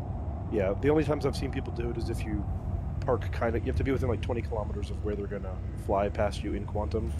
So you have to know that someone's going from ArcCorp to, say, ArcL1, and then you got to park pretty close to ArcL1 so that the angles match up, and then you can pull somebody out. Highway traffic areas easily distinguishable if you're looking at a map. For instance, if you're sitting in between Crew L1 and Crusader, just drop a dime and you know somebody's going to be passing there, just keep it on, essentially. Or how does that work? Do you have to target them? Which You just flip it on, and anyone coming by gets pulled out. So Captain Burks, he's a Uterper. He's got a great one back from 317, where that was one of those things where during Invictus Week you could make hundreds of millions and millions of dollars with the trade run to Orison. So he and his buddies, they got their Mantises and a couple of gunships, and they just started parking outside of the trade routes. They were pulling people out of Quantum like left and right, usually C2s and things like that. And they were trying to do the actual piracy gameplay where they just hold you for hostage and try to get you to pay, or they blow you up. And people who paid, they let them go, and people who didn't pay, they blew them up. It's actually dope. makes me want to get a Mantis. I was thinking about it because it is an actual upgrade. All right, The only so thing I I can went see using the Mantis for now is jump down. Yeah, I went to TDD in Area 18, and I still cannot sell my Dolvine. It's essentially just sitting in my backpack. Oh, you can't sell it with the TDD. You gotta go to the admin terminal. You're at ArcCorp. Oh yeah, that's right. Thank you. I You completely gotta go to blew the my mind. North Tower. I hate that so much. They're essentially the same thing. Why can't I sell? I completely forgot about that, but thank you. No problem. I'm trying to think of a good loadout for this thing. So one thing I've noticed about the quant fields out here is that you're not going to find them in the white mountain tops. It's only going to be in the gray. And it's not going to be out in the flats for the most part. So like canyons is where we should be looking. Yep.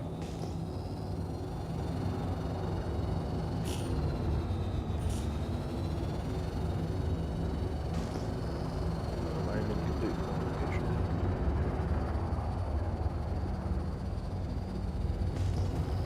Oh, there's some canyons.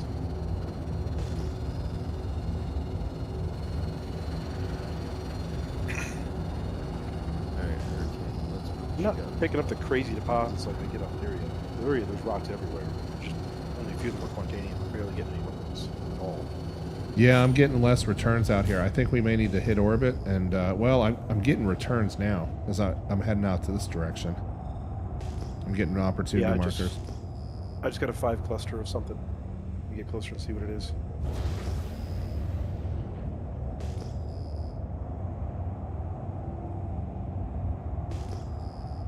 Guns are here. Boy. Lots more. Joy.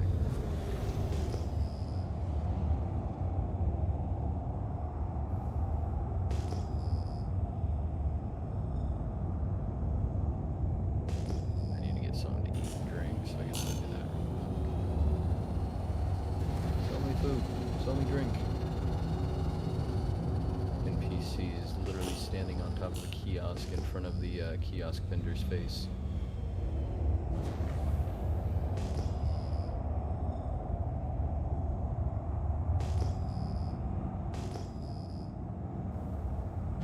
Alright, I got a 6-pack of Quantanium here. Okay, I'm headed to you now. Well, let me scan them, see what we got. There'll be Subject 2 is good Bobby. ones in there, dude, that we can crack. 2 to 3, actually. On top of that, if you're running a mole, essentially just take everything, every bit of Quantanium that's in there, even if it's a 2%er, and then you're ready to go. Yep. Literally get everything good. But just the short time I've been on Uterpy, I've blown through 50% of my hydrogen fighting this wind. Jeez. That's harsh. Alright, got a 21%er so far. Nice.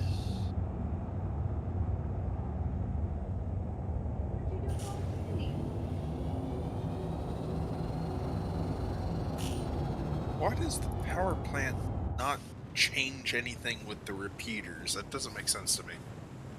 You know, I was going to ask you guys, I was thinking about, because I like to go hunting in a Saber on some of the, you know, the newbie type of bounty hunting jobs out there, and it would be nice if the laser repeaters on it would recharge faster, just, you know, even with halfway decent power allocation.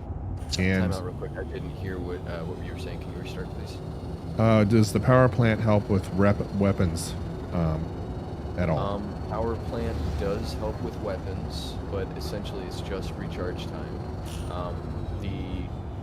The size of the power plant, usually with certain vehicles, very rarely will you get a small vehicle with the size 2 power plant, which if you did, it would increase the amount of energy that it does have. I think there's only 1 or 2 vehicles in the game right now that actually do that. But let's say you have a size 1 vehicle. The more energy weapons that you have on that vehicle, let's say it has 6 hard points, all 6 of the spots are filled up with nothing but lasers, laser cannons, laser repeaters, doesn't matter. All of those have a power draw on your power generator. So let's say the more you take away and start transferring over to ballistic, the onesies and twosies that you still have, let's say they originally, all 6 of them had 12 shots apiece if you had all 6 lasers. You take 1 laser away, it goes up to 17. You take another laser away, it goes up to 24. It'll keep jumping in the amount of times it can shoot every time you take another power draw weapon off of it and put a ballistic on. That's where the increase in power generator would actually come in. The bigger the power generator, the more you can shoot. But like I said, I only think there's 1 or 2 frames small that actually go up to a size 2 generator. Ooh, I'm having trouble. Here comes one of those windstorms I warned you about, dude. Yeah, I'm having trouble staying anywhere near this rock, but I found it's 8,000 mass, 21%er, and a 5,000 mass, 19%er. Those are the 2 good ones here. Whoa, collision. I'm going to try and land on the ground for that one. Yeah, I see the 8,000 mass, 585 instability. Composition's coming back on it now. Oh yeah, 21. That's a nice rock, dude. I was about to say, Nico. I'm sorry, go ahead, Alpha. It's all right. It's that's not a bad rock at all. A 3%er. I was gonna say is that the power plants, like for example, the Saber starts out with 2 sonic lights, which only have a power of 1,367. Yes. And if I increase both of those to a Breton, which is a power of 4,600 apiece, it does not change anything with the weaponry. It doesn't change the recharge time, it does not change the amount, nothing.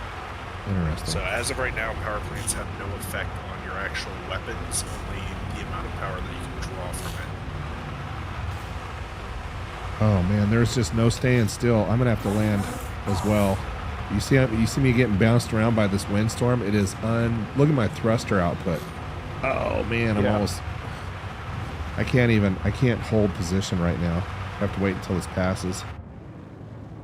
So I shut down my engines and landed like 19 meters from it, so I should be able to put some power onto it. Okay. But I'll just put 100% into it since it's a big rock and you can control the brake. All right. If you could ever get over here. I'm working on it, my friend. I'm almost there. I'm going to set down as well, right over here. Oh. Try and get within like 50 meters of it. I am actually full thrusters, full boost right now, just holding position. That's how nasty this windstorm is. Okay, almost there. Oh, collision. Are you watching me fumble around here in your external view? Side of my cockpit. This is the downside to your Uterpy, folks. I mean, it is nasty out here. So, come on, set down. Oh. There you go. Am I coming where? Says I'm in optimal. Decide what you want to do.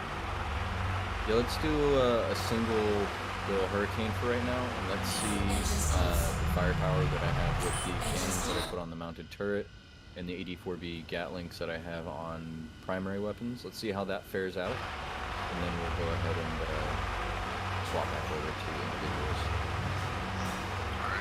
I would say, I really find it stupid that changing the power plants does not do anything. The only adjustments that it will change is if it goes from a size 1 to a size 2.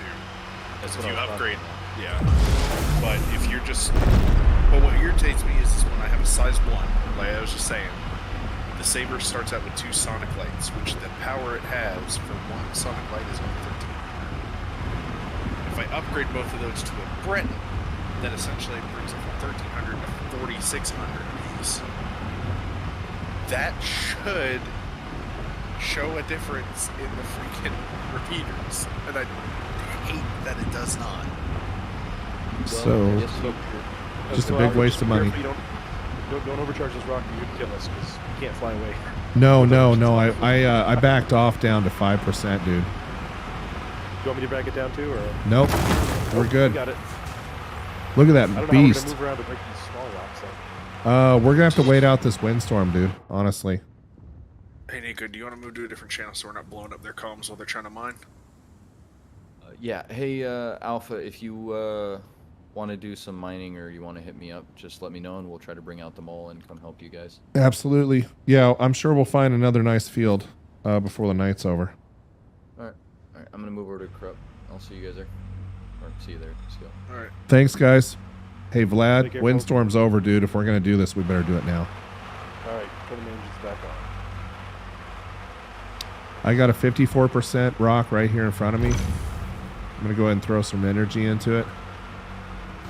I came out here the other night and Logos Veritas was watching, and you could just tell he was thinking I was totally wasting my time, and he was blown away when I found what I found. Are we on the same fragment here? Let me see. No, I'm working on a 20%. Okay, I'll just It was right in front of me, so I can move that thing off. I'll just leave it at 0 and just give you the buff. Okay. Just so we make sure to stay. Oh my gosh, the wind is really pushing me around. I'm gonna land again. I got a brand on this, so don't worry about keeping the buff on. If it's working out of control, I can use my brands. I'm on the ground now. And if you just joined us, welcome to On the Rocks with AlphaInfinity. I'm mining with Vlad tonight, or in chat, Austin. Out on Uterpy. And as you can see here, we found a mammoth rock. Vlad found a mammoth rock here. Looking good.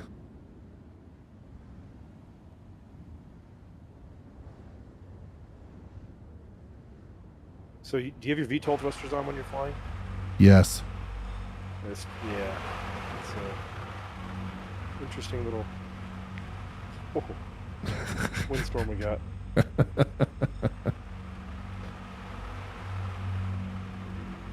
Okay. There's another one right in front of me that's pretty good. Okay, you shoot. You aim for it. I'll give you 0. This is a 47% fragment right here.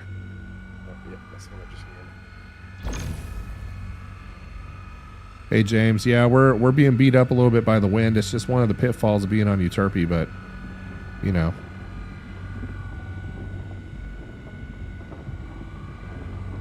But honestly, I mean, I've been hunting on Lyria quite a bit in 317 plus, and there are still nice rocks out there, don't get me wrong, but it just seems like these larger quant fields are not as prevalent as they used to be. Could be because of the spawn dynamic. I don't know what the reason is. I just like mining out here. I actually like the Microtech portion of the Star Citizen universe the best. I like New Babbage. I think it's beautiful. So there's a couple patches ago I made New Babbage my home base, and I just did mining out of here, trade runs out of here. Almost never went into the middle inner system if I didn't have to. Exactly. It was fun. There we go. Next, that one's cracked. Okay, the wind has definitely died down. So Yeah, we got to get this done quick. Uh-oh. Did somebody else just appear? That's 100% quartz. I don't. Yes. There are. Yep, we got somebody else near us. 2. Oh, I've been targeted. Oh, it's That by was- the that was UE Navy, though, so we're good. Okay. Were you targeted? No, I was cycling through targets to try and find out who it was. Alright, there is a quartz rock. The one I'm on right now is 59%. Looks like our wind just came back up, so I'm going to try and get this one cracked. Quickly. Oh, that wind's going to make it interesting. I'm going to throw a Brant on this one. Just so we can get it done faster before the wind gets too bad. I'm going to throw a stampede into it.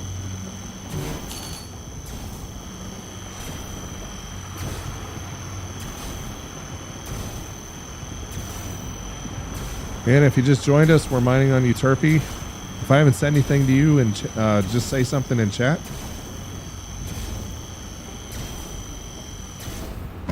Beautiful. That rock's done. Okay, we had another one to crack too, right? There is a... I'm just watching. It's amazing to see how much. Look at how much thruster power you're using. Bring in your mining head for a minute, and when this wind really picks up, look how much thrusters. I mean, it's. So I think this rock is pretty much done for. Agreed. Whoa, whoa, whoa. Whoa. Up. Wait, there's a... Oh, that's quartz. Okay. That's a 3% rock right in front of me. There's a 5430 2%er. There's a 19%er right behind you. I'm heading over to it now. Okay, I'm getting out of your way just so I don't get blown. Are you running a polar skin on your prospector? I like it. Well, I figured we were coming to the ice moon, so I might as well. Yeah, that's nice. That's a nice touch. This one is 5,400-ish. Okay. So if you can give me like 30%, 40%. Yeah, I'm gonna go ahead and get down low. And because my thrusters are currently modulating between 50 and 70% just to maintain. Okay, so you said 20 to 30% on this rock, is that right? Yep. Okay, you're at 25, right? 26 right now. Let me know if you need more. And for those that are on the stream, if you watch my current range, you'll notice that when these windstorms pick up, that current range you'll see me get pushed way back.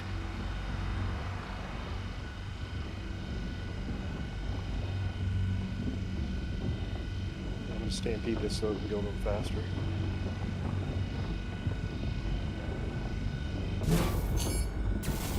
And let me know if you need me off the rock. Nope, we're good. We're right in the middle.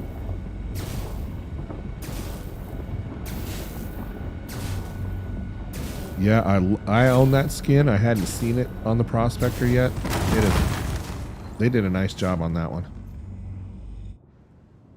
Yeah, I was debating about this for my the one I got from the guide. But is that the UE Navy again? Above us? it's not showing up as red, so it's good at least. Okay. I'm just gonna try and scan these rocks as fast as I can, because the wind just died down. Yeah, now. I'll give you 0 on this one. Yep.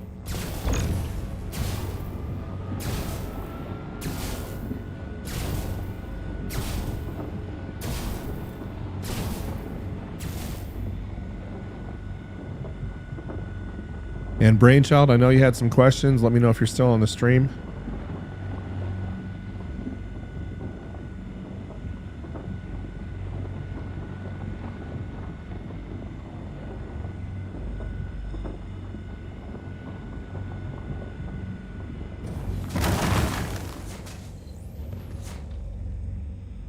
Yeah, the good rocks. Uh-oh, here it comes, dude. Here it comes. It's just getting cloudy, and then it goes to crap real quick. Yeah, it does. Here's a 40%er right in me. I can put my laser on 0.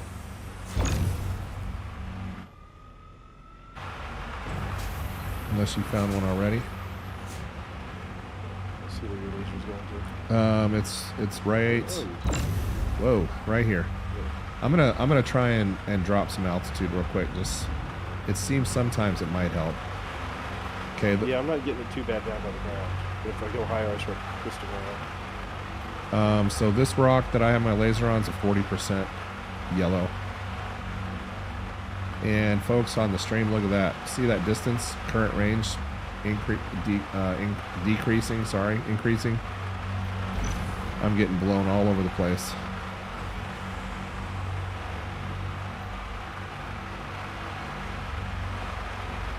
I get to another side, we get to see that. Don't crash, don't crash. Alright, I can give you 0 if you want to crack it. Yeah, I'll crack it.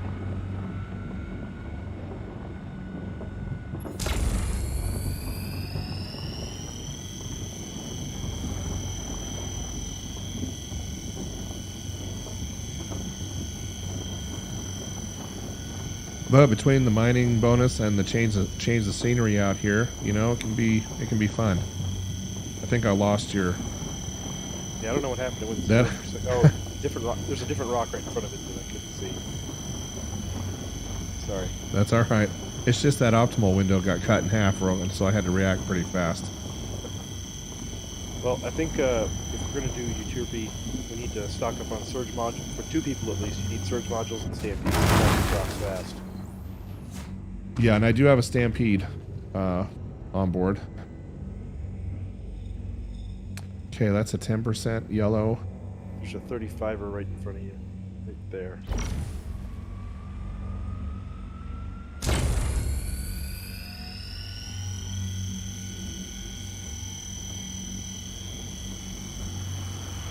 Uh-oh, here. Oh, man.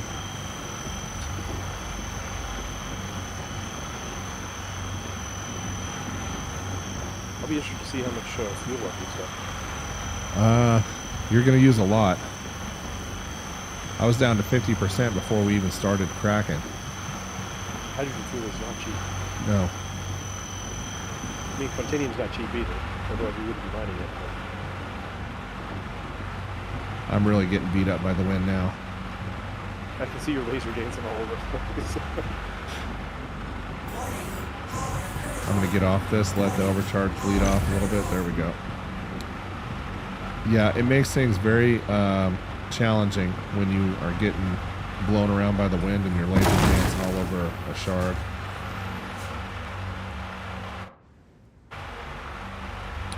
Oh, wow. 3 ships just appeared. We need to protect us.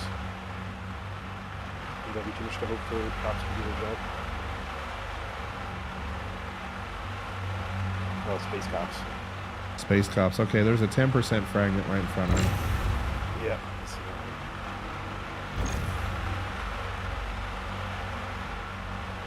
I think that's it for this rock. Everything else is middling. Yep.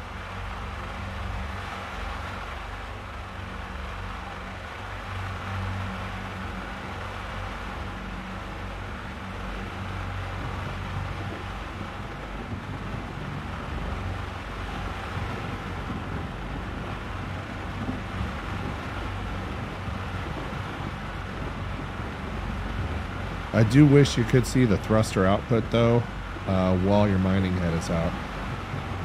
Yeah, I'm being blown away from the rock. Yes. It's like, why is it getting weird? Like, why is the distance increasing?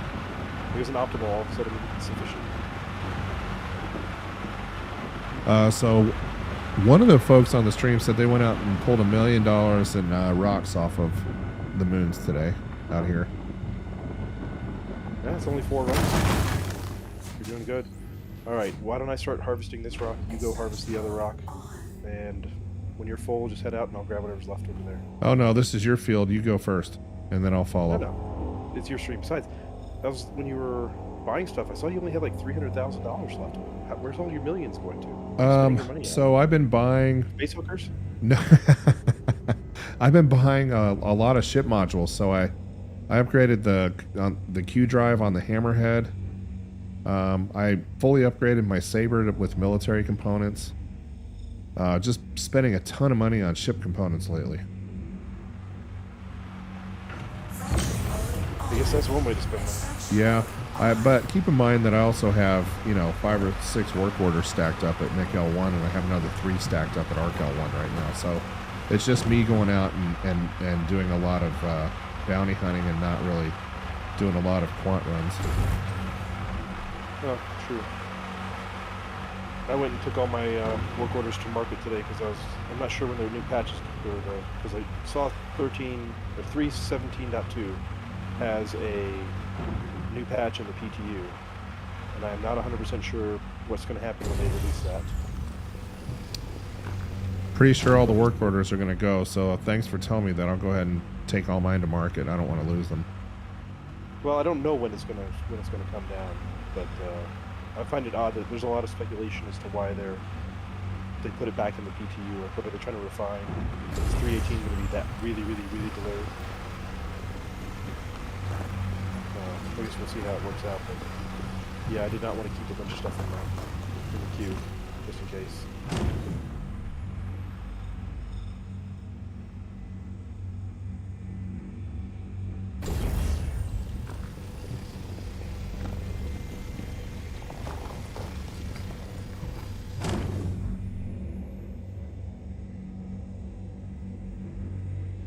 This is a pretty dirty rock. We did not get a lot of clean breaks.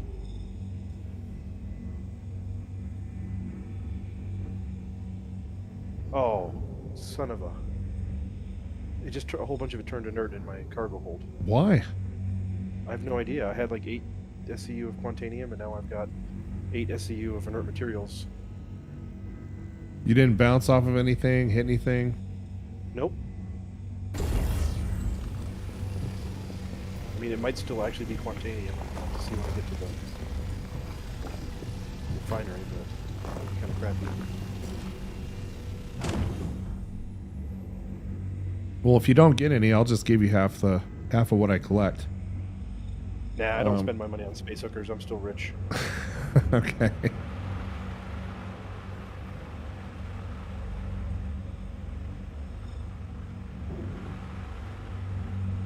Yeah, one thing I have noticed is there's been a lot more 100% inert shards than in the past.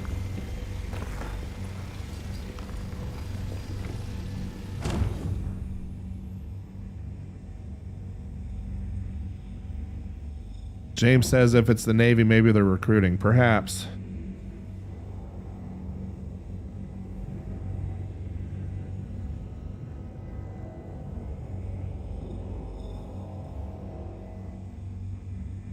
Yeah, it keeps doing it. I just had another 4 or 5 SCU of actual Quantanium turned to inert. So I do not know what's going on. It is not cool. Now my entire cargo hold's gone inert. 24 SCU fully inert. You're kidding me. Nope. I mean, I even had aluminum and quartz in there, which means that all that turned into inert. So I don't know if anybody else is having this kind of bug.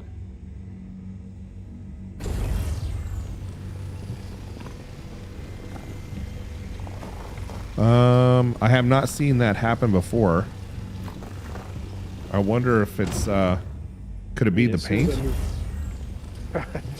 I've run this paint before, but I mean, it's literally as soon as I pick up a rock, it shows reading what the actual rock was, then I move to the next rock, and then all of it switches to inert. Not good at all. Nope, not great. All right, this rock is done.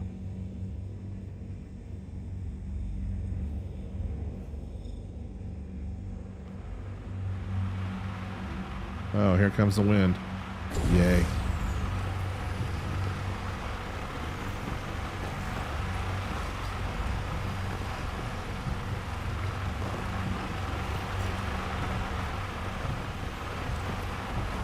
I have a cargo hold full. Same. Which should theoretically be, 30 or 40, or 30 SCU, or like 28 SCU Quantanium, but is all inert, so we'll see how it works out. Microtech L1. You got it. Mining mode off.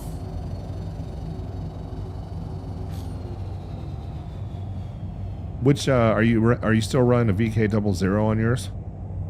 No, I have a burst on this one, Okay. so not as fast as you, but it'll still get me where I need to go. Luckily, Microtech is a fairly low mass world, so the launch points are next to this. Oh. I guess we were close enough. It took me with you. Oh, really? Sure enough, yeah, I see you. Interesting.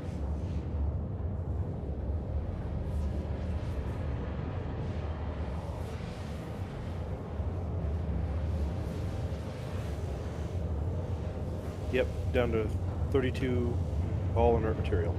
Oh my gosh, you gotta be kidding me. I wonder if my ship is somehow damaged. And you're sure you didn't bounce off of anything when the wind was beating you up a little bit? Nope. I mean, I landed. We might have had a little bit of a rough landing. Undercarriage looks okay. Thrusters are all running. Nothing's red on the dial. Oh.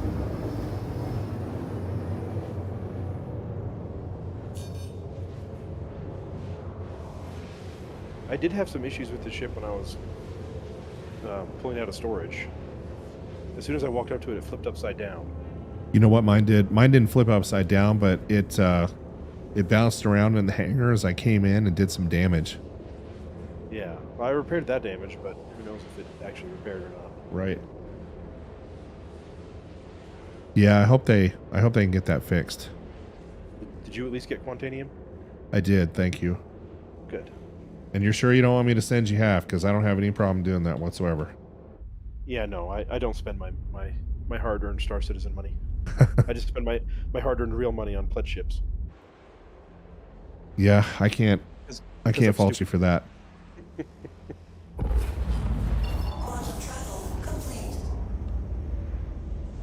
Nice, fast cooldown on this VK. I love it.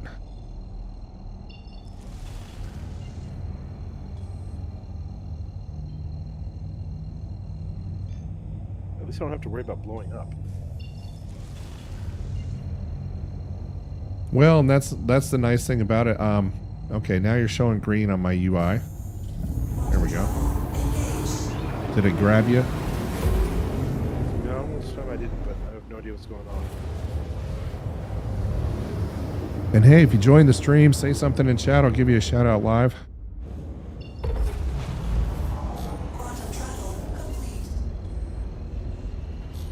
Do you think the mole would get as beat up by the wind? So I think the mole thrusters would be good enough where we wouldn't have to worry about it. I think the problem with the mole is you would run out of gas real fast. Yeah. So I think you need a prospector to like find it and put everything together, and then start cracking stuff, and then only bring the mole in when it's time to collect. Yeah, because the mole is it just drinks hydrogen. Yeah. Now I was playing with Galactic Hazard a couple weeks ago, and they have if you've got a mole and a prospector, there's a really cool thing where you can just use the prospector to collect all the crap, the non-Quantanium rocks, and it clears the whole field out, so the only ones that are left are Quantanium, and then you can go with the mole and just suck it all up. And it makes it go real fast. Galactic have like 150 million saved up again already. He's probably close to that. I know he's been doing a lot of mining. A lot of mining. That is a lot of mining, dude. I know last time he had at least 7 or 8 million that he'd gotten that week, so he's probably up to like 15 or 20 that he's mined so far, if not more than that.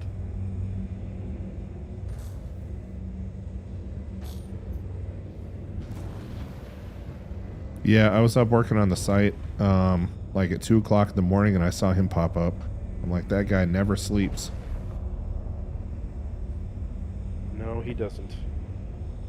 Well, he does. It's usually the normal times that normal people are awake, or in the early evening. Like right now, he's probably asleep. Okay, I have no Quantanium showing, but my cargo stability warning just went off, so I have... That could be a good sign, right? Yeah, I think when I get down to the refinery deck, we'll see. I'm not into my vault of cargo warning. Oh, there it just went just now.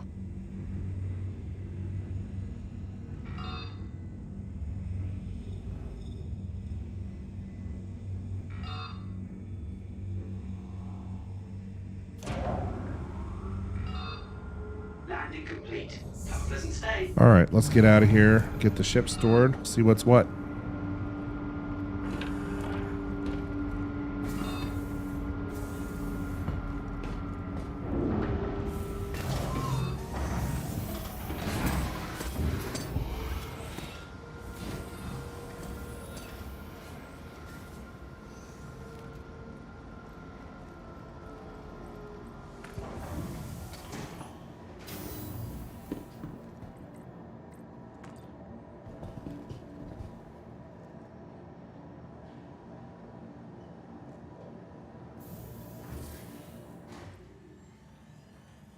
And I'm not running a fancy Aero Grey Cat suit tonight. It's just the standard stuff.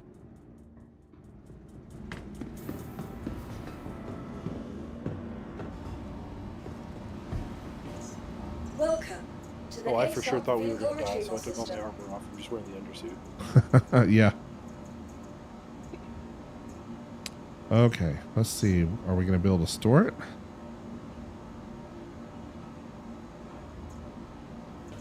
Okay, there's that part.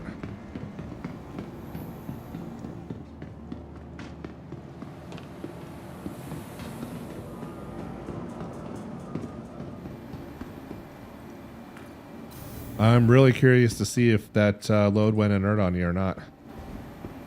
Yeah, me too.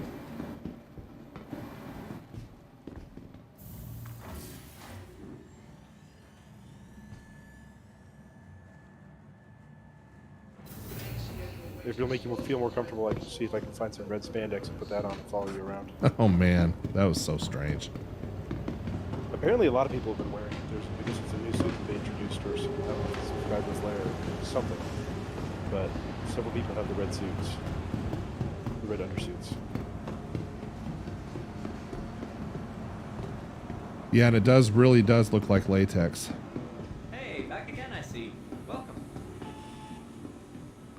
See anything you like? Okay, 5 orders complete.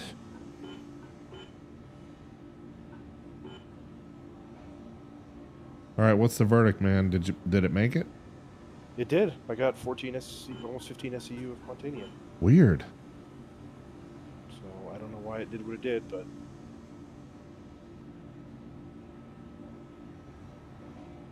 so, overall that'll pay for all the modules Hey, I back bought. again, I see.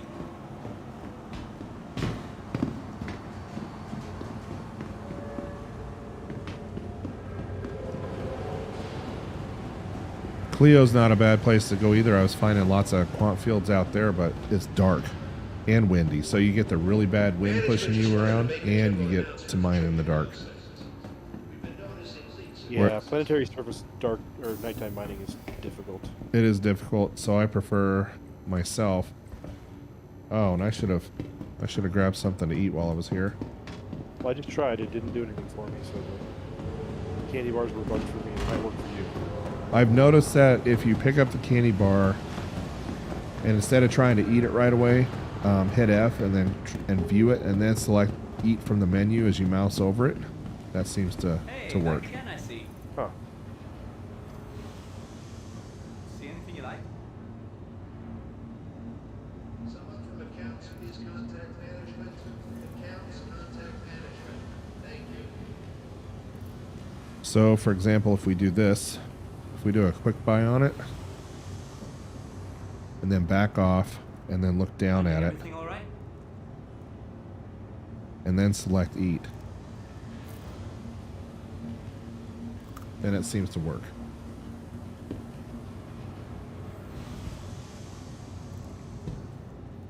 Otherwise, if you just hit that left mouse button, it seems to disappear. It's messed up. I'll have to try that next time. And it's not a bug, folks. It's a feature. Just so we're clear.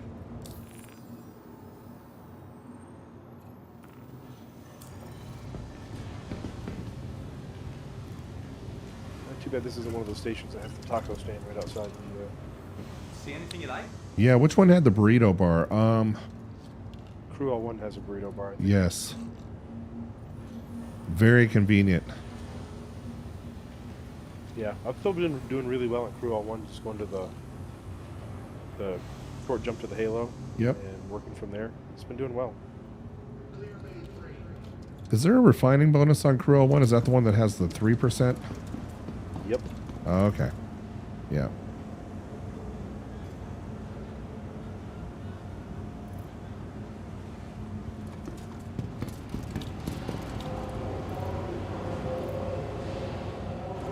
That's one of the reasons I like it so much. Plus,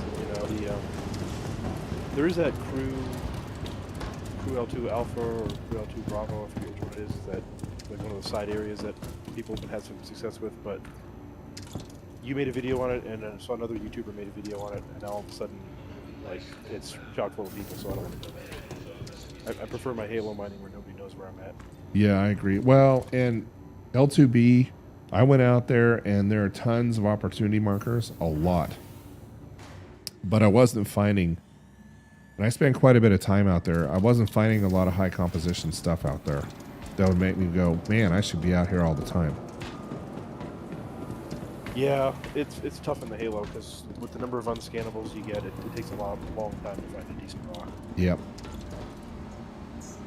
Welcome to the ASOP vehicle retrieval system. Goodbye. My cargo warning's still going off. That can't be right. I think It is. I can't see the mouse. There we go. To the ASOP In the vehicle VRS, I retrieval thought maybe system. we were about to 30K again. No, I think my prospector just seems to be bugged. Please visit us again. Goodbye. I'm gonna just head out the station and jettison. I can't see my mouse cursor in Mobiglass for some reason. That's why I'm wondering if the server's about to...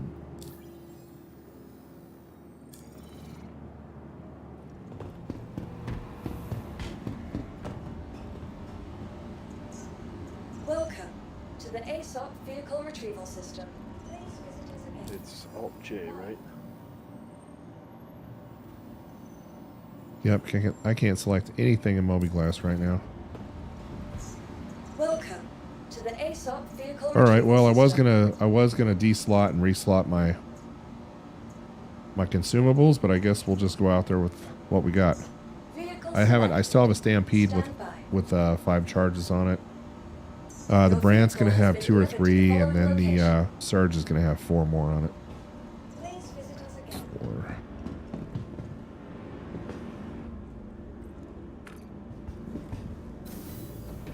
And Twisted the Night Away 69, welcome to the stream, my friend. Glad to have you.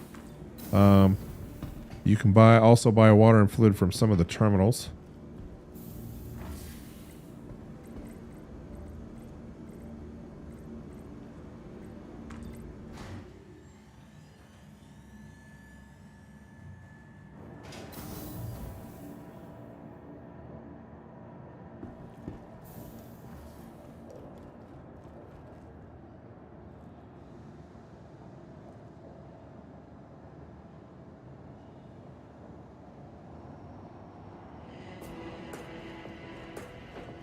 Did you want to head back to Uterpy, or do you want to go somewhere else? No, Uterpy is great.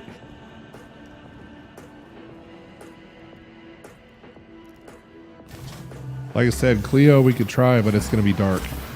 And that is, I think with 2 prospectors, that might be, the danger level might be high. With the wind, the way it is. At least during the day, it's a little bit easier to see what's going on.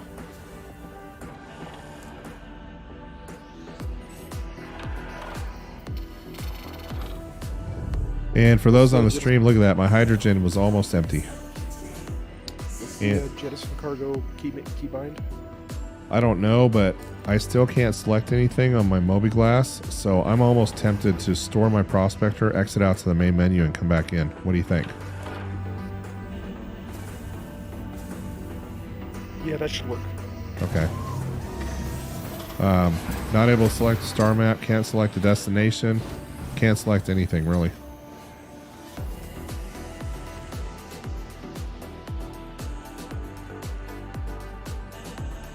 And so for those on the stream, what we're going to do is we feel like something's going on that's not good on this server, so we're just going to store our ships. exit out to the main menu and come back in real quick. Yeah, it was Crew L2B. And it was getting a lot of fanfare in the forums, Reddit, Welcome but to the ASOP vehicle retrieval system. I personally did not find a lot of stuff out there, so.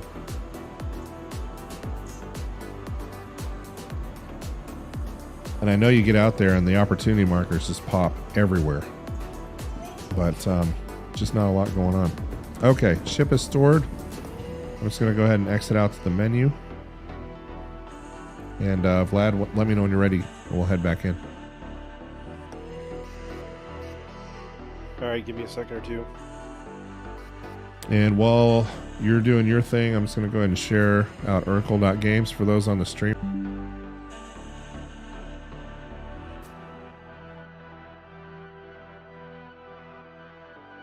Okay, so for those who are new on the stream, this is Urkel.games.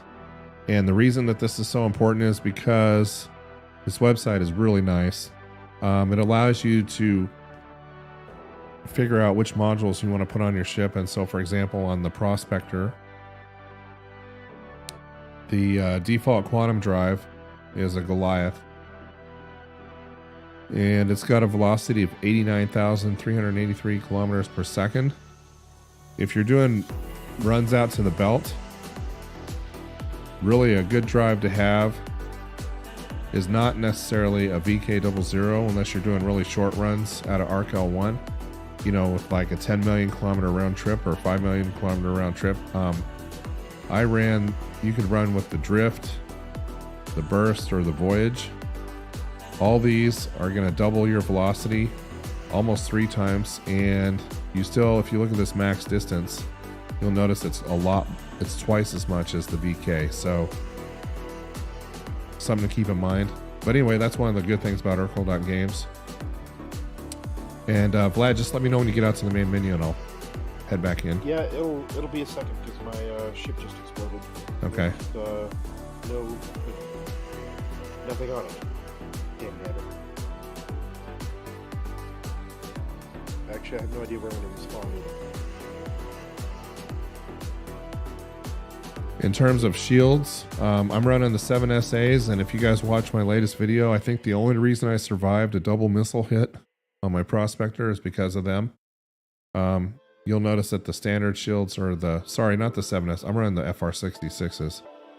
So same pull HP, same regen, same power, all that stuff. Really the only difference. But the bulwarks that are on here, the grade C industrials, I probably would not have survived with those, but who knows? So, I'm on Microtech. Luckily, I set this as my spawn point, so you should probably just find a server going without me. Okay. And do you want me to just disband the party, or keep the party? Here, I'm jumping to the menu, so I'll jump in with you, but it's going to take me. You head to Uterpy without me. I don't know if you'll be able. It's going to take me a while. No problem. Actually, it's already 10 o'clock. Shoot. By the time I get out, you go do what you need to do, disband the party, and okay. Hopefully, Humble Monk comes online. Yeah, and hopefully we find a halfway decent server to. So anyway, that was Urkel.games for the newer players on the stream. Highly recommend it. I'll go ahead and drop the URL in chat for everybody.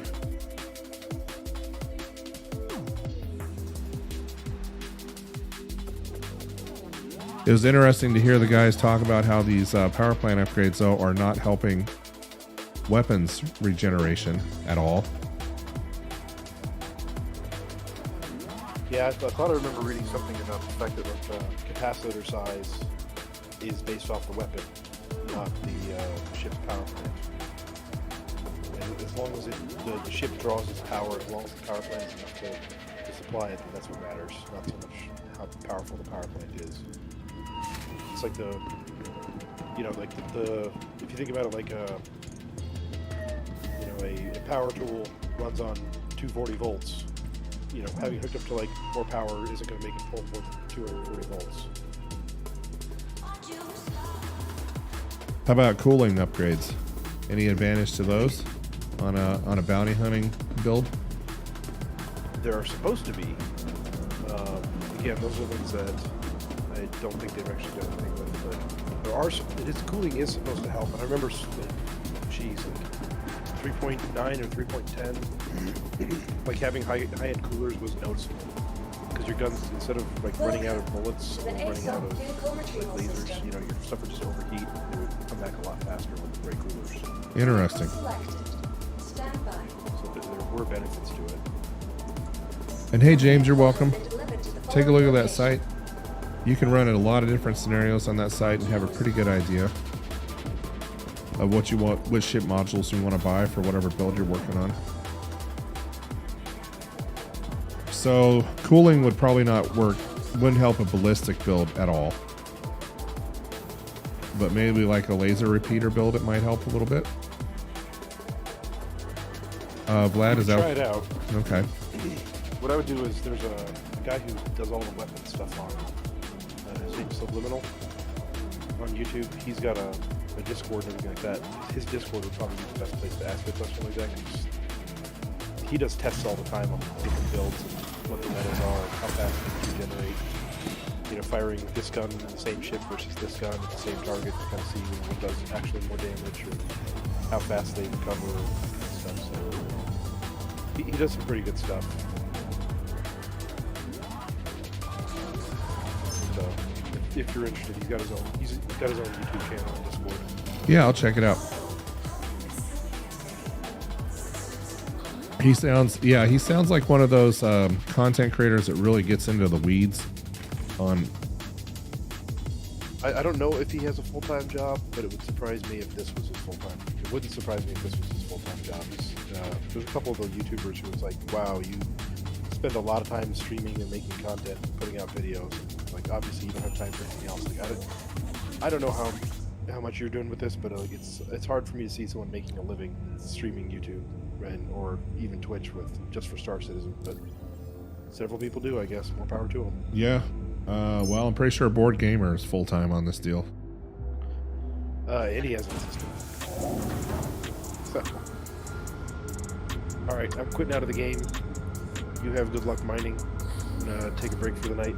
I'll hopefully see you next time you're on. And I'm sorry I missed the Hammerhead. I didn't notice that one on being posted. Did you?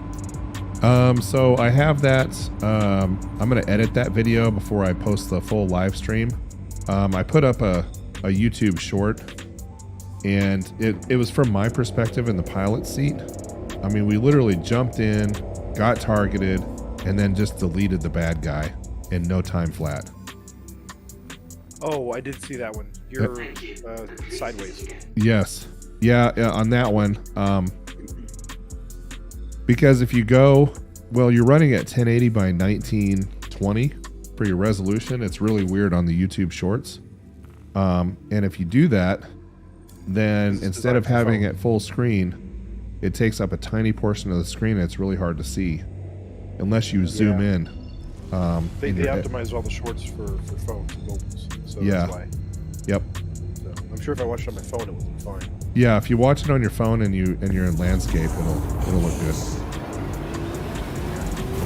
But no, I mean, I'm guessing it's not family friendly, which is why I need to edit it, because you probably show all those space hookers where you're spending all your money. Exactly. Oh yeah. You guys don't want to see me getting my thing on Lordville, that's for sure. So yeah, I gotta edit that out. At least go to New Babbage. At least those for me, the space hookers on New Babbage seem like they would be higher class. Yeah. Like Orville is like that's like trailer park. Yeah, but maybe trailer park's my thing, man. You know, you just That's never true. know. Hey, I don't know your life. You know, more power to you. Exactly. All right. Well, thanks, man. I appreciate it. Thanks for coming on tonight. Oh no, anytime. So I'll catch you next time. Have a good night. Bye. Yeah, you too. And for those that are on the stream, we're headed back out to Microtech. We're gonna go mine in the wind on Uterpy.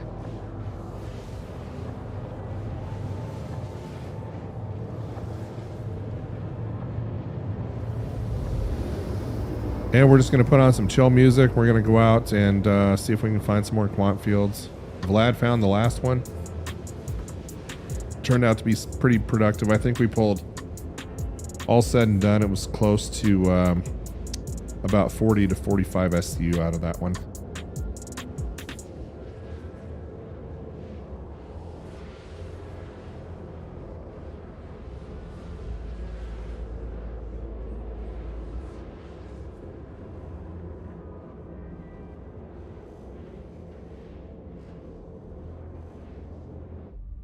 And we're running a VK00, so we're going to get out and back pretty quick.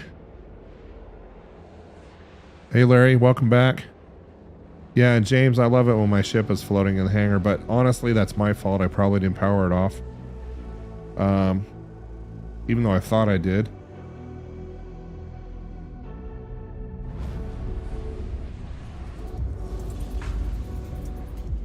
And there is Microtech, beautiful.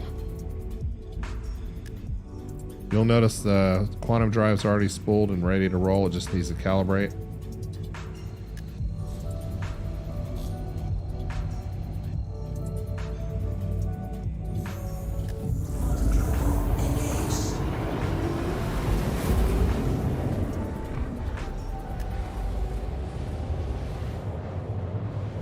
And if you guys don't know why I'm going out to Uterpy, check out my latest YouTube video.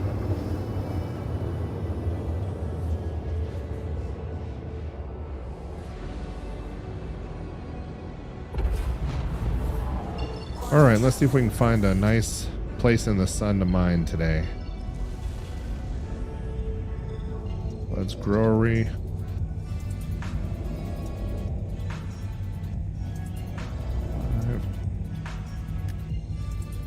Yeah, we'll head out to Devlin Scrap and Salvage. Looks like it's on the other side of the planet, so, or the moon, so we'll find out. And hey, if you've joined and I haven't said hello to you, say something in chat. Because we are on YouTube, we're not on Twitch. I can't see who's in chat, who's not. And it looks like we're going to be right on the edge here.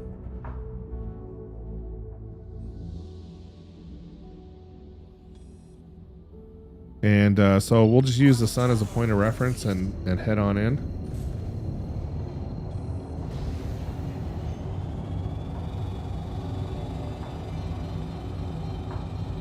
Because mining in the wind is bad enough, but man, if you're mining in the wind and it's dark.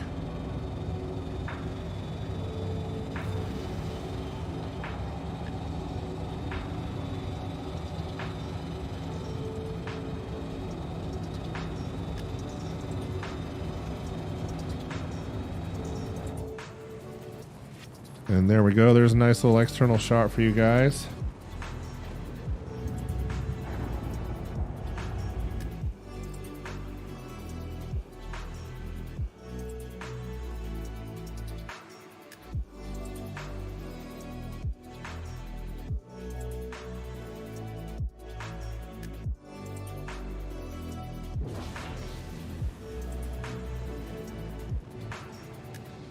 And lots of Quantanium friendly little hills here that we'll check out.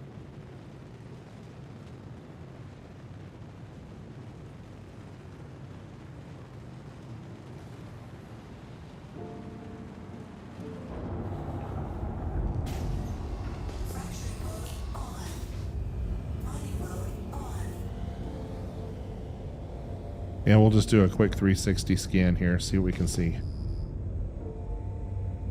And there's a triple right there. Let's go investigate.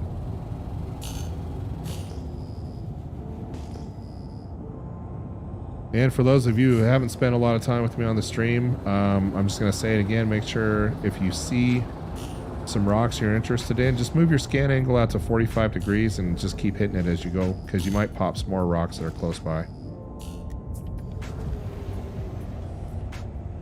And there's that nice wind. And that's obsidian.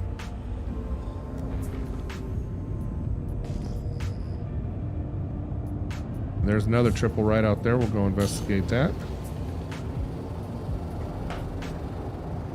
And you guys can see that windstorm happening right out here on my starboard side. You see all that?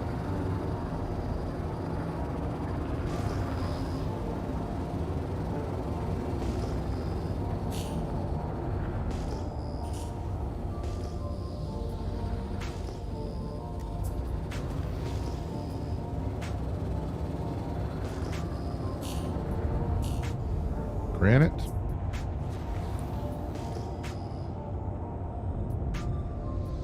Another triple. Let's go see what that is.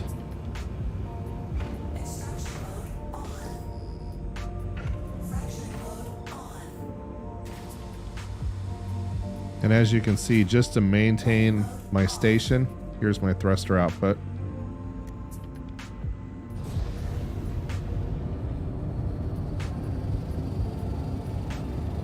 If you're flying into the wind on Uterpy, you're not going anywhere fast, that's for sure.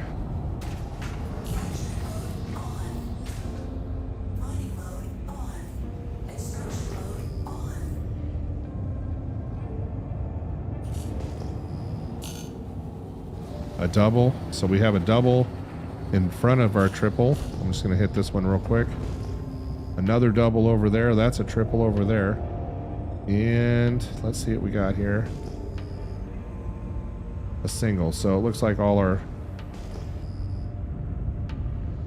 This looks like it could be diamonds. Yep. Or Dolvan. Okay.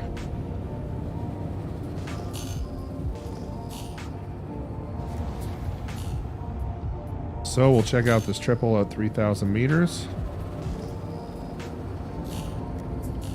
It turned into a single on us. That's weird.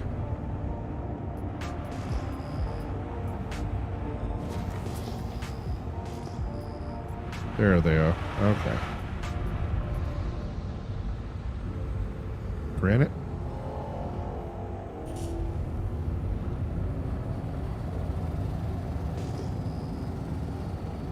And if you just joined us and you're wondering where we are, we're on Uterpy. Beautiful sunset out there.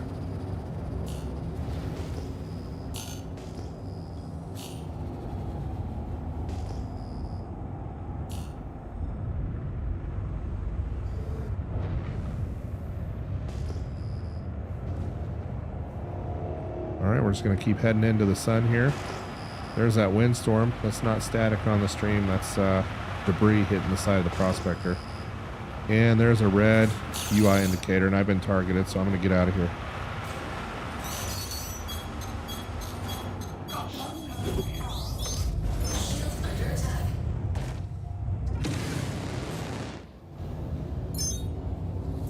Get all the energy out to my shields. You guys can see that I'm being attacked.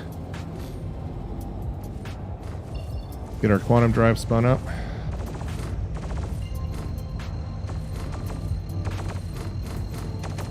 He's trying to get me with a,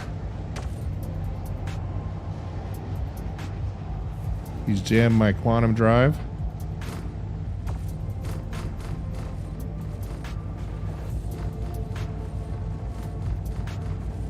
So we'll just keep accelerating here.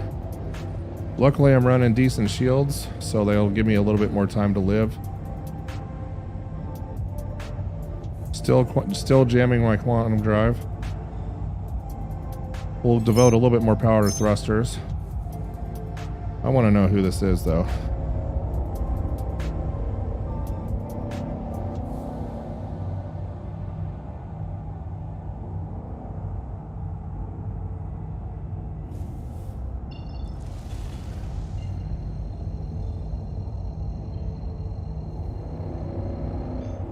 So we're going to head back down. I want to find out what player this is. If this is an NPC or if this is somebody.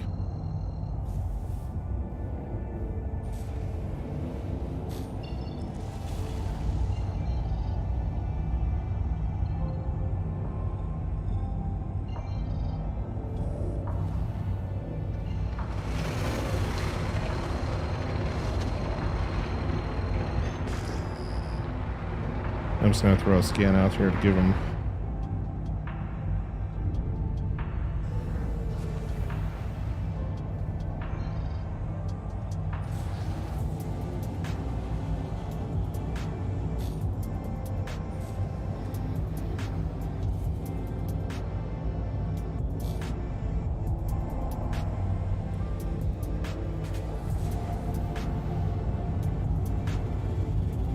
But like I said, when you're mining out on Uterpy, you're going to run into people who don't want you there.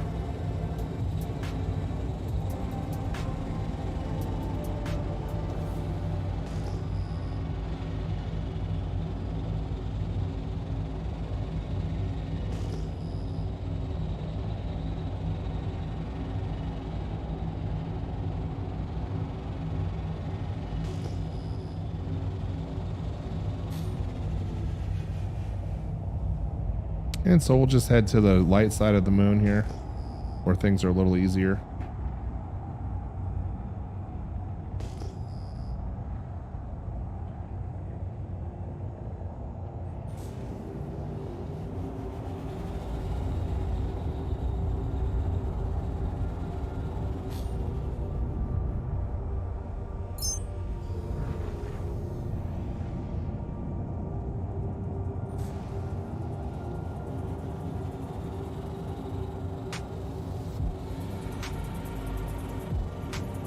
And Martin S says maybe outfitting the Prospector with stealth components would be good. I don't know how helpful the stealth components would be, but the problem is not necessarily that the Prospector stands out. I'll show you what the problem is. With the mining meta the way it is now, you gotta scan, and it's your scans that are giving away your position.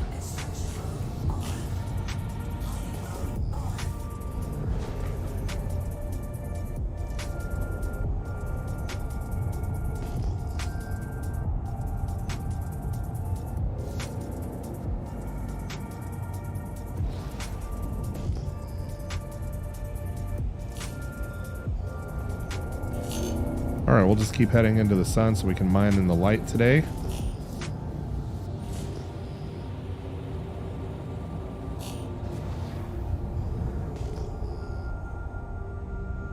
There's a double, but that is the third time I've been shot at on Uterpy. But as you can see, folks, that's why you want to upgrade your shield generator on your Prospector. You know, the FR66s do pretty well against light amounts of fire. And my guess is that was a scout for a mining org, but I could be wrong.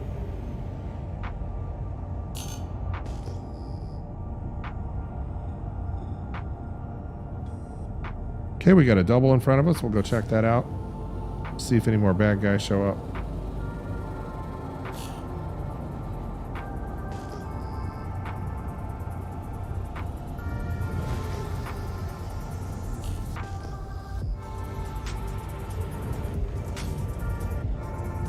But when you're scanning like this all the time, your position's being broadcasted essentially.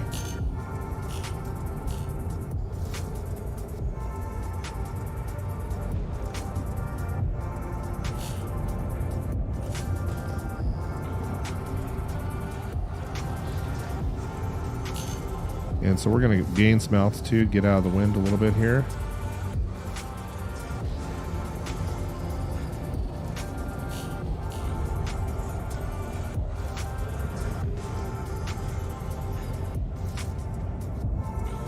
Okay, that's going to be a diamond deposit of some kind.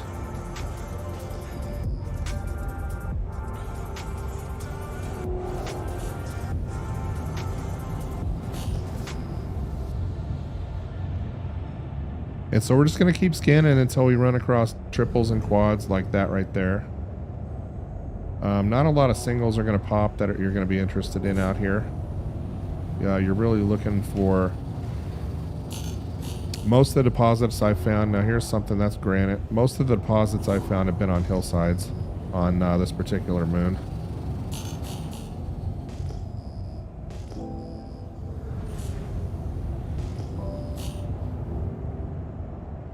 So there's our double right there. We'll go investigate that.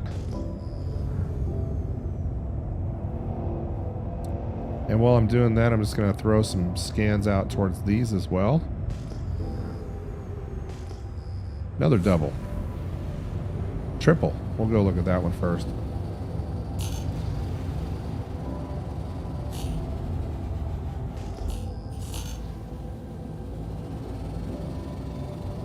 But the winds, as you guys can see, are intense out here. And remember, always scan at 45 degrees or so. That way you can catch stuff as you're flying by.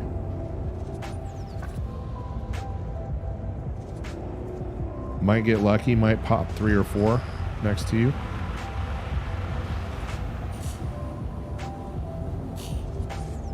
Okay. We're just going to keep on scanning here. I know, oh, there's a quad. Let's go look at that one. Yeah, just keep an eye on your radar, you know, just in case somebody decides to lock you up.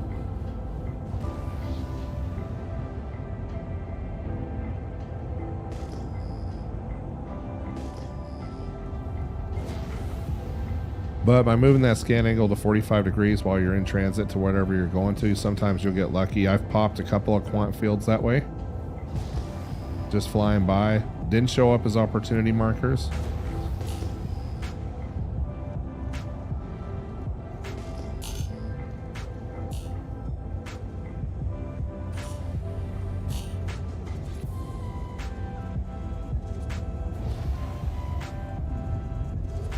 Okay, let's go see what this is here.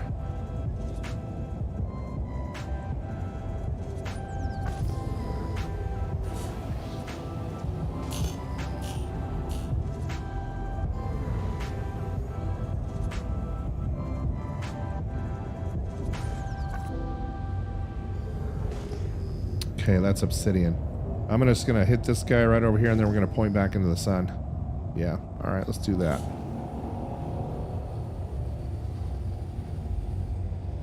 Oh, and that's what that wind does to you. It's like you're hitting a jet stream, and the wind just really messes with you. All right.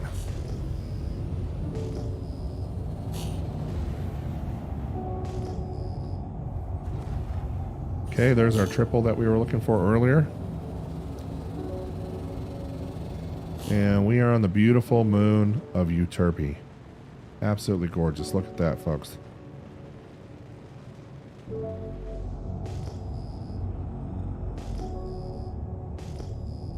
Okay, we got a couple of opportunity markers here. Let's pop that one real quick.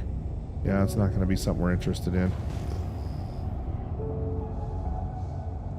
And while we're en route to that one, we're going to pop this one at 7,000 meters as well. Wow, look at that. Big field of something over there. We're going to go investigate that too.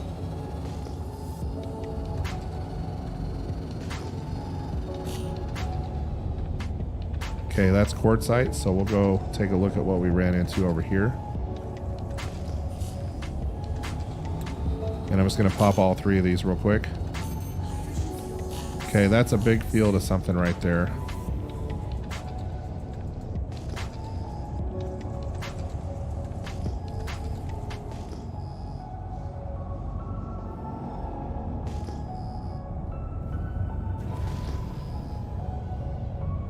Could be Quantanium, could be a number of things. Like I said, it's not guaranteed. Yeah, that's obsidian, so, you know. Unlike Lyria, when you pop more than a single, it's most of the time going to be Quantanium. Out here, that is not necessarily the case. But Lyria has been getting a little bit sparse. And there's another double. Let's go investigate. And I'm just going to go ahead and pop this one to my right as well while we're in transit.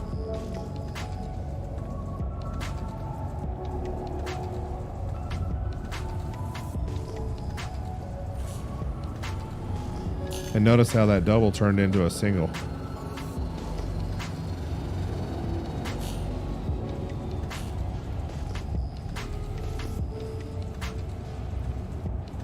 And the thing about mining on Uterpy is keep moving. You know, just pick a point of reference and keep moving towards it. Oh man, there goes that wind again as soon as you get above the mountains.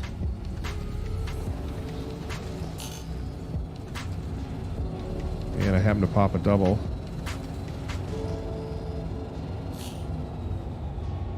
So we'll just see what that is while we're flying. There's Quantanium right there. Probably not going to be great. Most of the doubles I've found on Uterpy have been low composition rocks like that right there. You really need to be in a field of 4 or 5 or 6. That's 2930. Yeah. Low mass, low composition. Okay, we have 3 opportunity markers up here.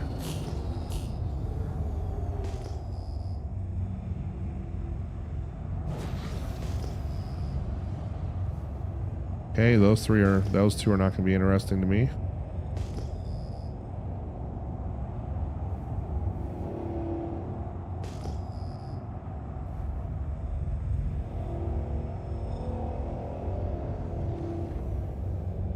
But lots of minerals out here, just in case you're not mining Quantanium. There's a lot of stuff out here.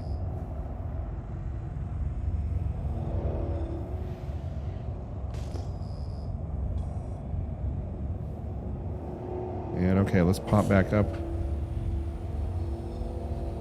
And like I said, there's that jet stream grabbing me again.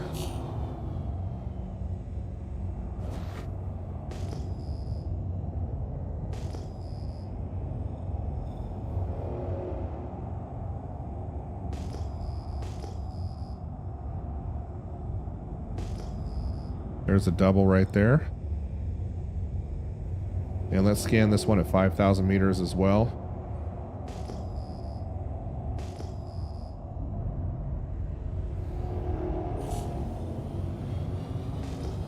And if you just joined us, I got shot at, so I lost where I was.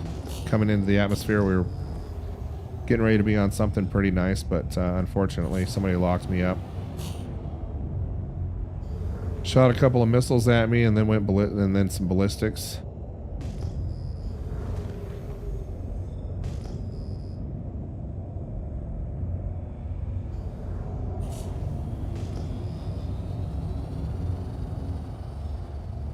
Okay, let's gain some altitude here. There are those wonderful winds again.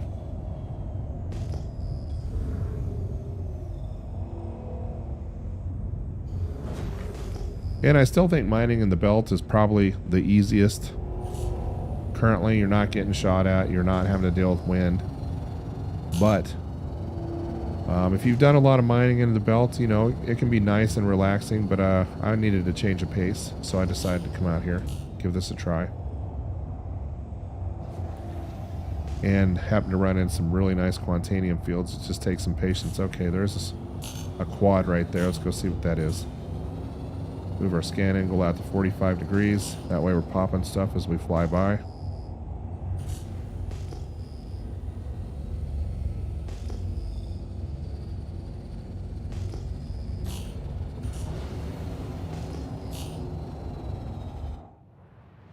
And there's that external view for you guys.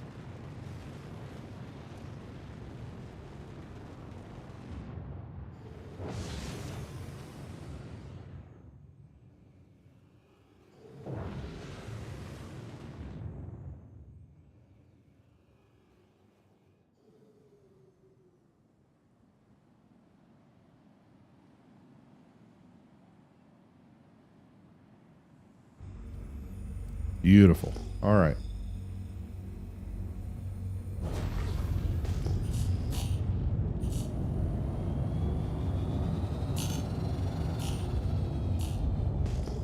Might as well pop these two while we're going here. There comes that wind.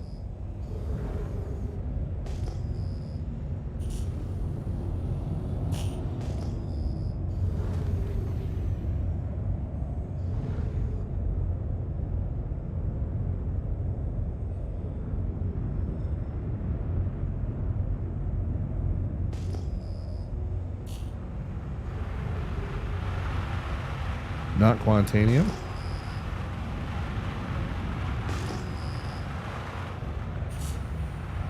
Let's gain some altitude here.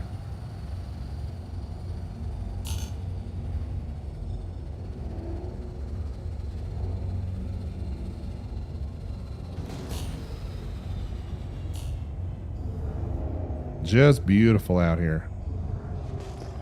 Really like the microtech portion of the universe. Okay, there's a quad. I'm going to go ahead and pop this one at 4,000 real quick. Okay, that's a single. Another single. Let's do this one at 11 before we lose that one.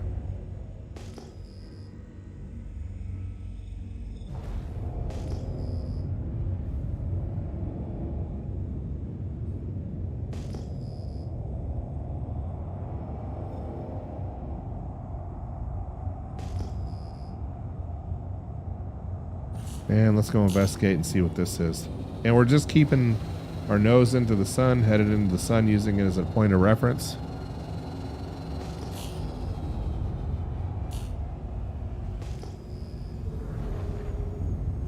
Probably not a quant field because most of them I found are 5, 6, and 7.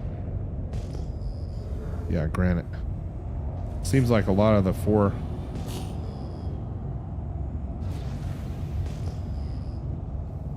turn out to be granite.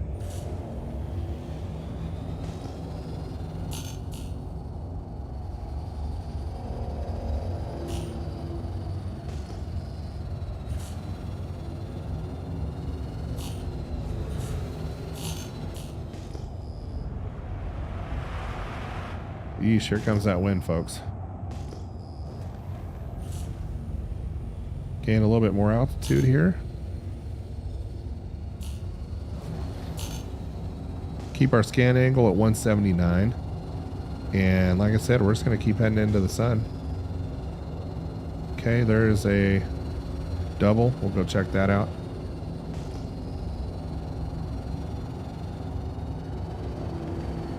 And there's another ship.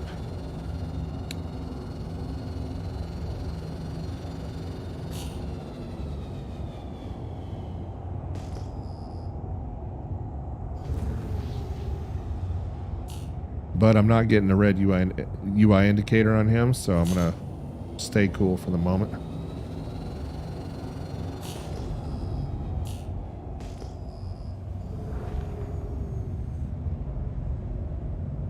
Shell.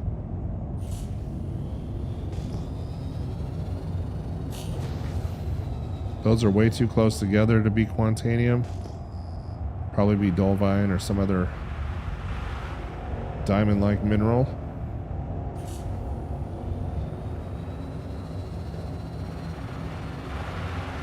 There's our friend back again. Okay, there's another double. We'll go investigate.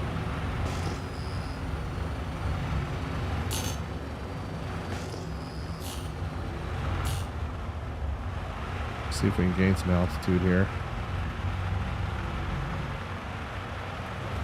The winds get really intense out here at Uterpy, and they come and go.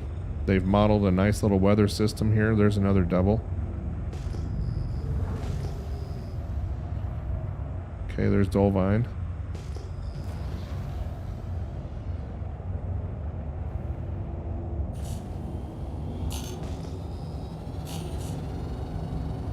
And I may pop back into orbit and head back towards the where I was before I got shot at.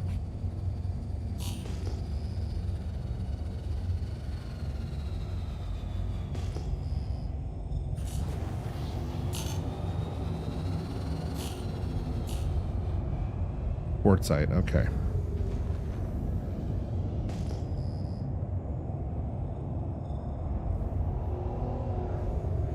We have 3 opportunity markers out here. We'll check these.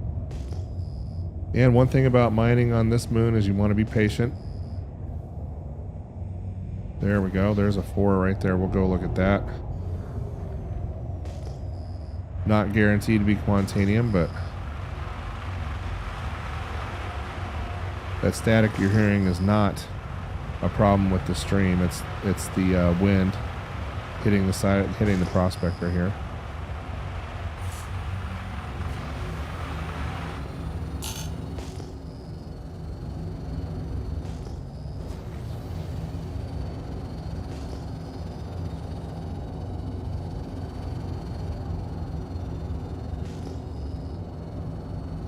Okay, that's a single.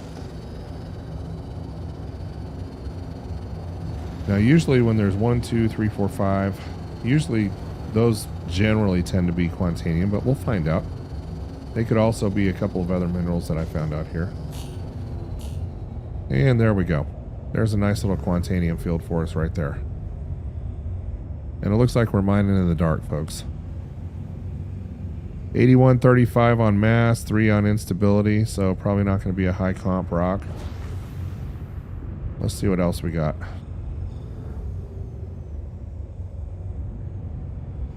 $49.80, 262, not going to be a high comp rock.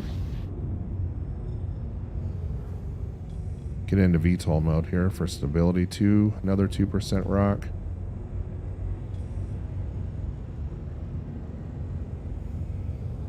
Another 2% rock. Come on, give me one good one out of this whole field here. There we go. I'll take that one. That's a 47, 47, 45 on composition. And before I break into that one, let's take a look at what we got here. 2%. Okay, so we have a nice little quant field out here.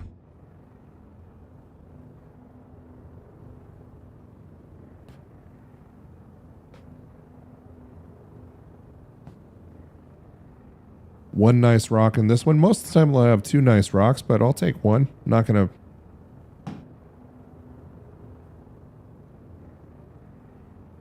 Not going to complain about that at all.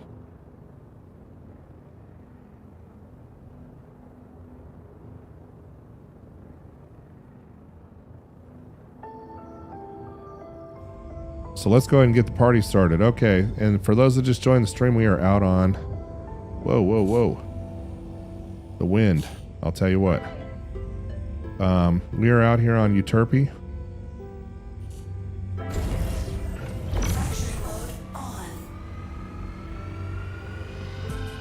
And since there are people flying around, I'm going to get this party started.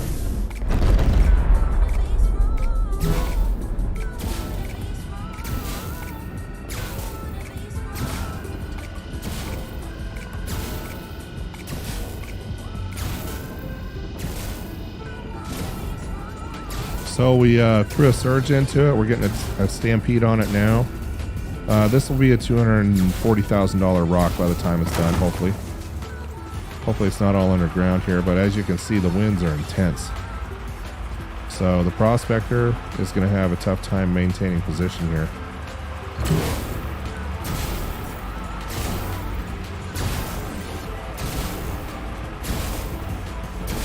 So I'm having to modulate thrusters and deal with keeping an eye on the mining laser at the same time. So this is not an area for the faint of heart.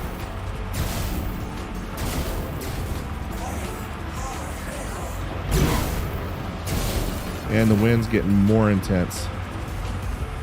Ay, ay, ay. So the idea, I may just go ahead and land right over here after this little windstorm stops. Put the mining head in, show you guys what my thrusters are doing. This is just to maintain my position right here. Go ahead and get the gear down, see if I can land and position ourselves on the ground right near this rock. Oh, the wind almost just took me.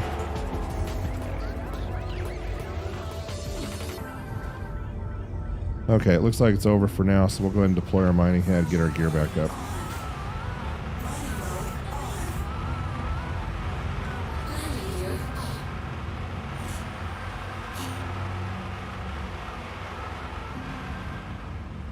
Alright, there we go. See if we can get into this one before the wind comes back to hurt me. And on rocks like this, you will definitely want to use a Brant module once you get into the green if you're by yourself, especially with the power levels. With the charge level on the rock fluctuating like it is. And apparently I do not have any more. Yep, I see it's unequipped, so we're just going to have to roll with what we got.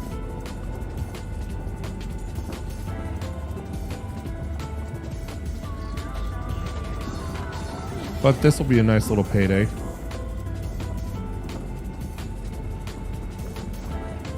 Just keep that charge level nice and on the bottom side of optimal. And if we need to dip back into the bottom, that's okay.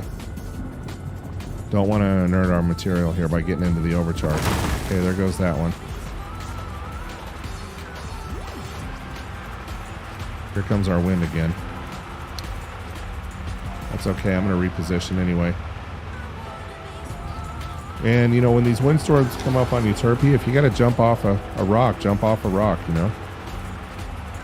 No reason to run your prospector in the ground. Just gain some altitude and let your thrusters do the work. Put your mining head back in. And like I said, you guys can see how much thruster power here it's taking just to maintain.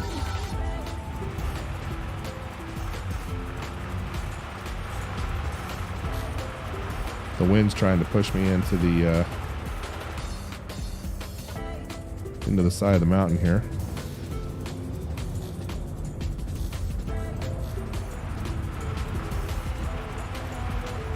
Okay, we may deploy our mining, our gear here.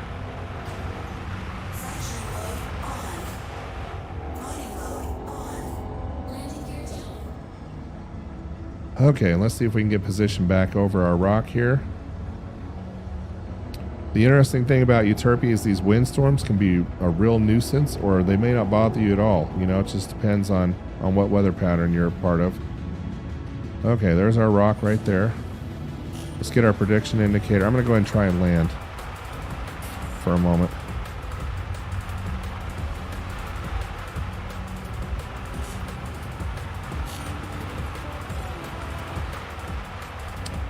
Get my mining head back in here.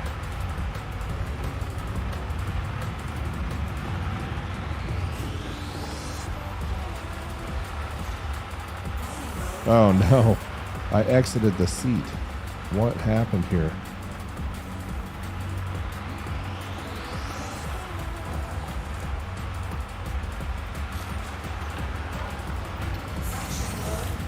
Hey heathen, how's it going, man?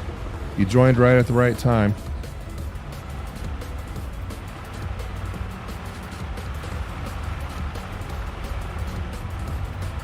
Hey Martin, good morning.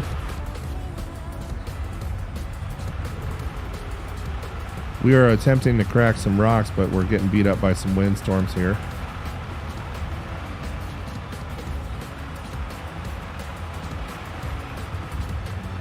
Okay, let's see if we can position and finish the job here.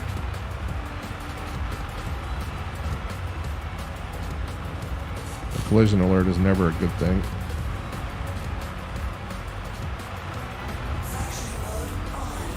This windstorm just won't stop.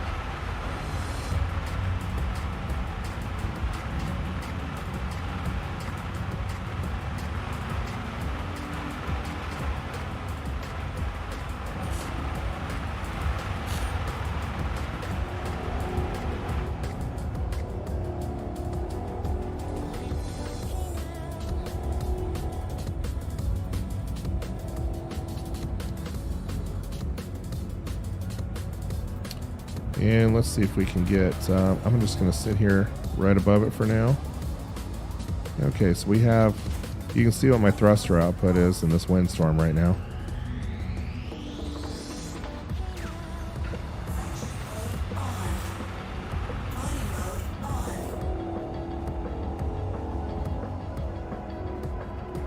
Usually these windstorms don't last this long.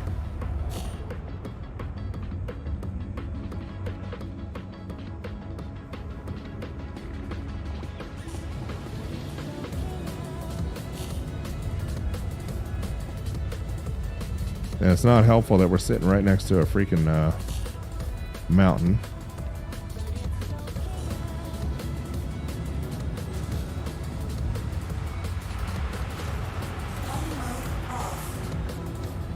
So if you just joined us, we're just trying to maintain position until the windstorm is over.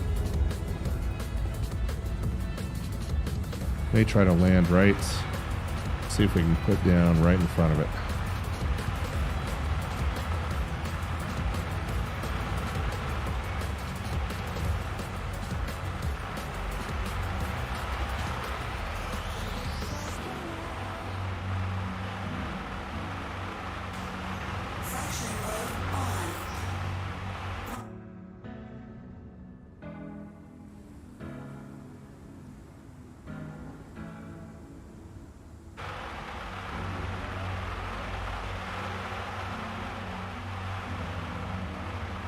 I think it's even pushing me around on the ground here.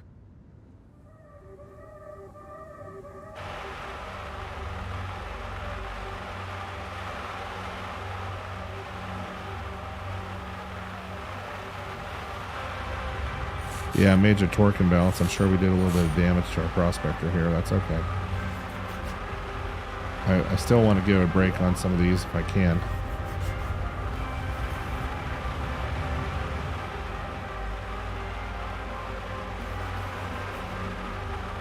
Okay, so that's a 51% Quantanium shard right there.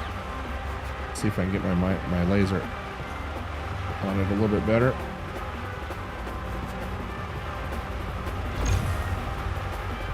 It ain't easy mining on Uterpy in these type of windstorms though. Let's see if we can get this one broken up.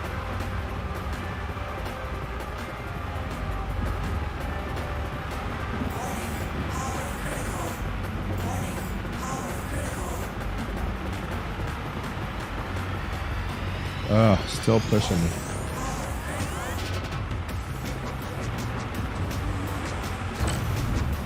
That's okay. We'll take it. You guys didn't come here to see some bland old Halo mining, right?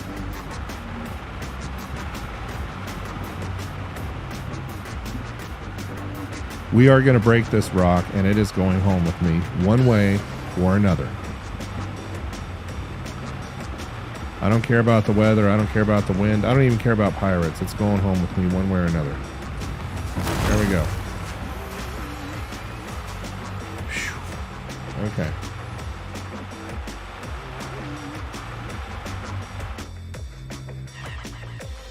And if you're just joining us, this is the wind we're dealing with tonight.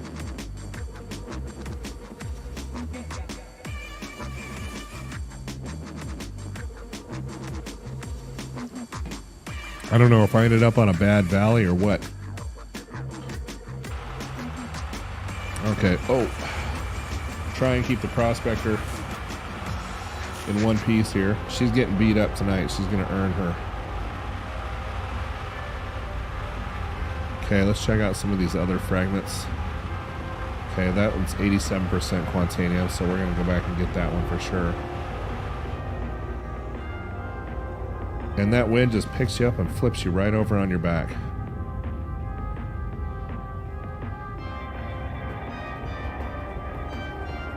I will say that this is probably the most difficult crack I've had so far on Uterpy.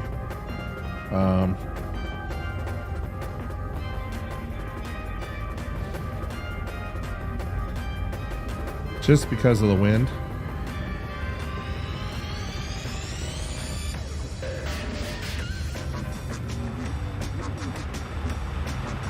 Yeah, just this particular, right where this one is, for some reason, the wind just whips through here. Notice my hydrogen fuel's down to 50% already. All right, let's see if we can position our nose into the wind.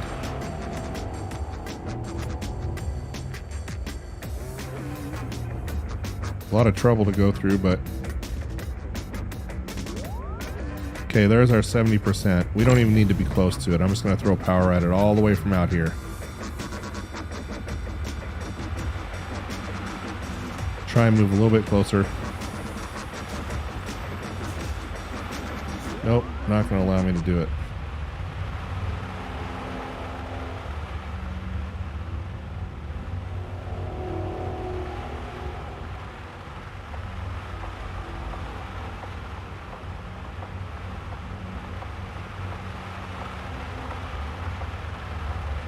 See if we can get a laser on it on the ground here. That's fine. We'll bust this one right in front of it. Then we'll be able to get to it.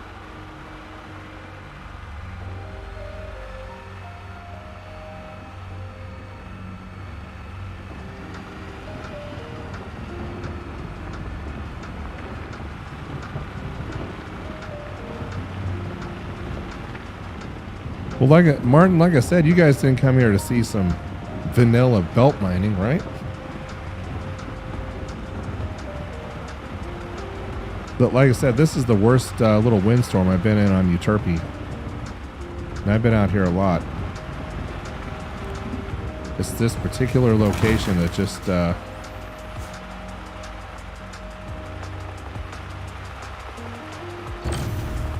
Let's see if we can make this one disappear. We'll overcharge it.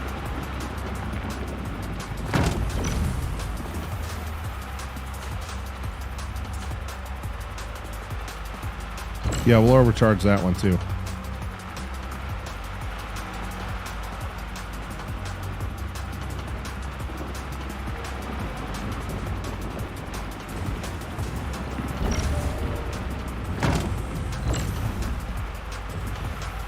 Okay, there's our 73% fragment right there.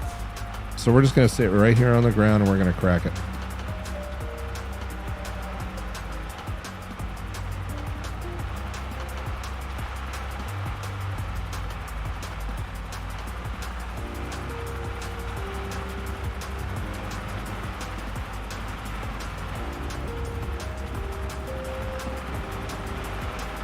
And collecting these will not be much easier either.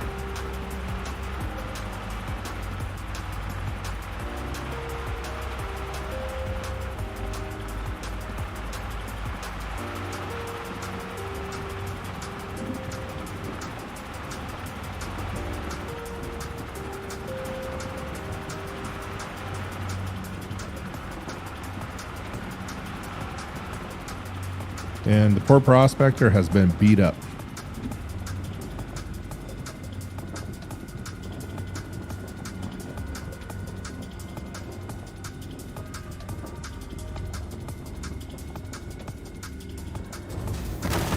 And there we go. All right. Did our windstorm actually end temporarily? No. That's okay. Okay, let me see what fragments are still yellow here. 100%. Okay, a lot of purples. I think that's it, folks. I think, oh, there's one more yellow. Let's just make sure that's not a big quant fragment sitting right here in front of us. It is, of course. Before that wind comes back, I'm going to get into this thing. I'm going to try and get into it.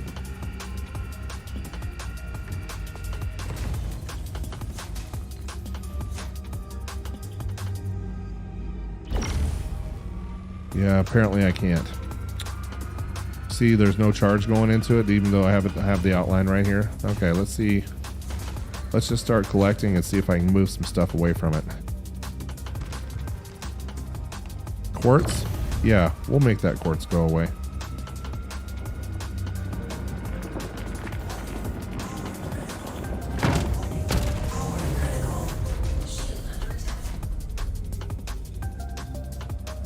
Okay, let's see if we can get into it now. We did a little bit more damage to our poor prospector, but still can't get to it. All right.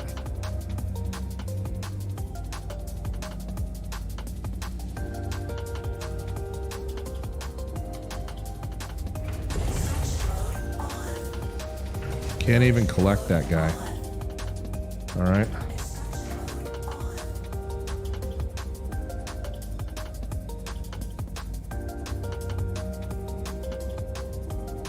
Let's make sure that this isn't 100% fragment sitting right in front of me.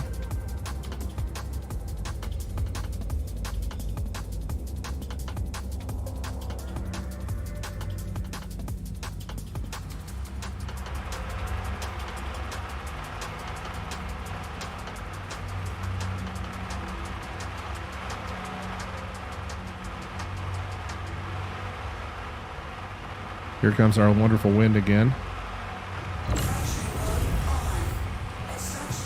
Alright, we're going to collect. We're coming out of here with something. I'm going to get enough Quantanium out of this rock to at least help with the repair costs.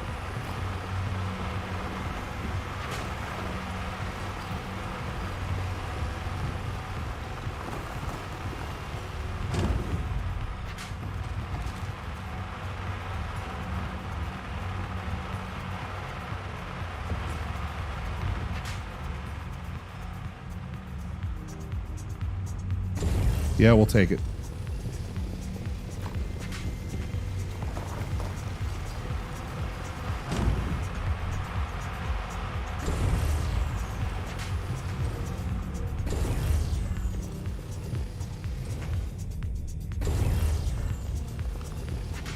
Okay, there's our volatile cargo warning.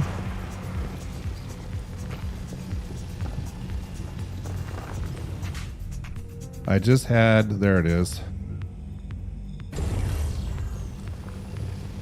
There's a 100% fragment, a little one anyway.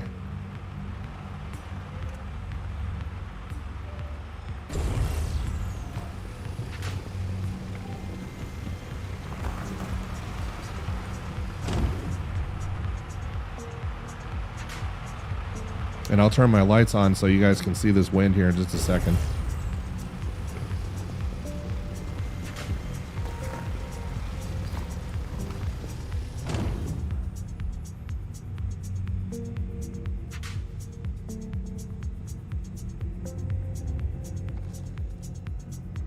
There's a fragment I wanted to crack. Couldn't get to it.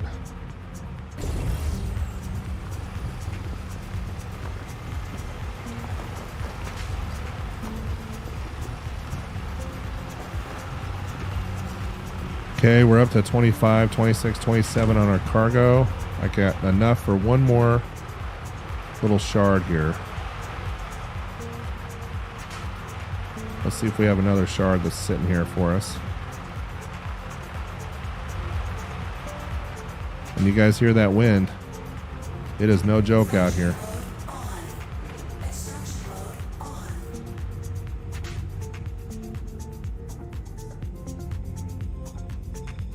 There we go.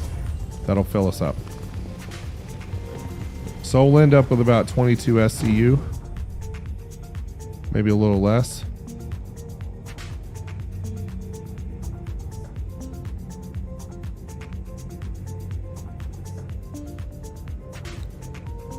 And I'm running a VK00, so I have a little bit of time. But with that wind beating me up as much as it is, here it comes again. We are out of here, folks. There's going to be quite the repair bill on the Prospector. I think I bounced it off the ground.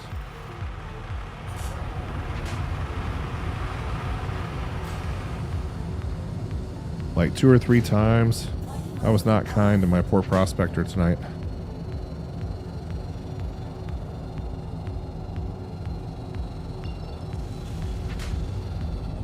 And I'm just going to choose any point since I can't seem to...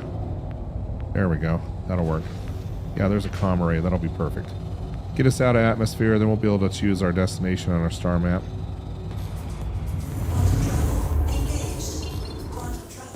Alright, back to MiC-L1. Now we can select our destination. And you guys are seeing major torque imbalance warnings just because I bounced the Prospector off the ground a couple of times. We ran into a little bit of wind out there. Like I said, you guys aren't here to see vanilla halo mining.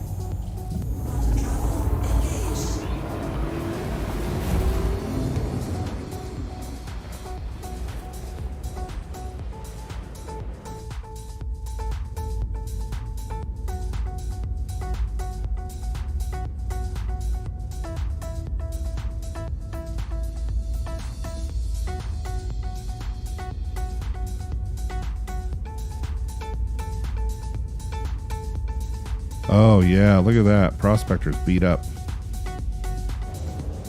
Yeah, just a little bit of wind, James. Just a little bit, my friend.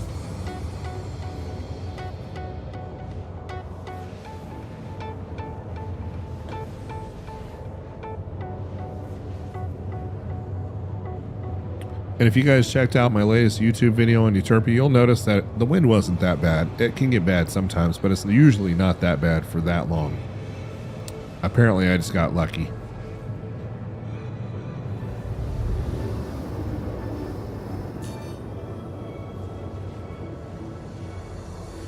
So what we're going to do now is we're going to attempt to put the Prospector down in one piece here.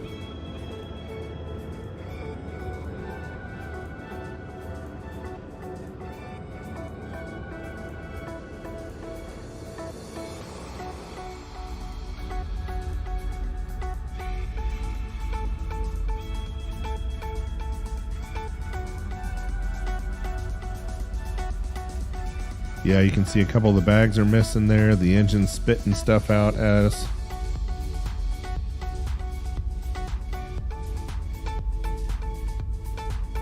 Oh yeah, bags are missing on both sides.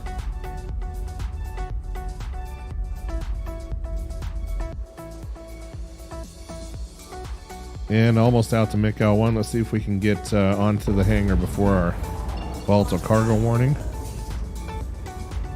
Luckily, we have a quantum drive that's about 3 times faster than the stock, and it has a fast spool and calibration time.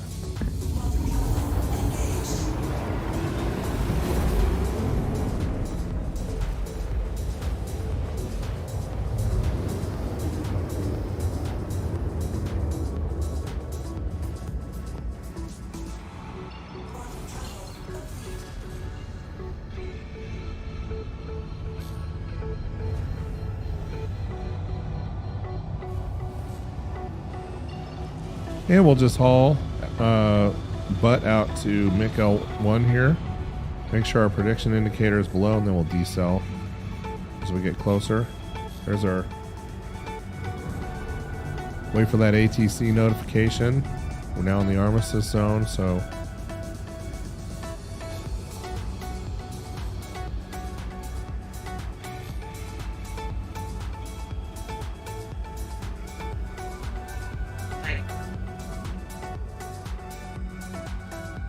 Okay, there's our ATC. We'll hit that on game glass that we have a bind to. Please proceed to assigned landing bay. And there's our hangar right there. And we'll take a look at our prospector once we get inside here. Landing gear down, VTOL mode. And we'll decel. Landing gear down.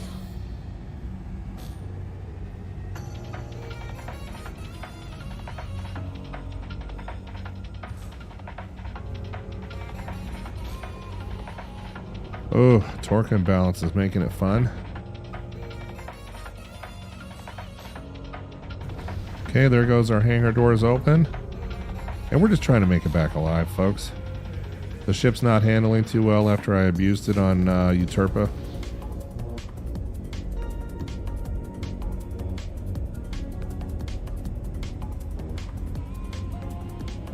How about we flip her over? There we go. That way we land with the landing gear where they're supposed to be.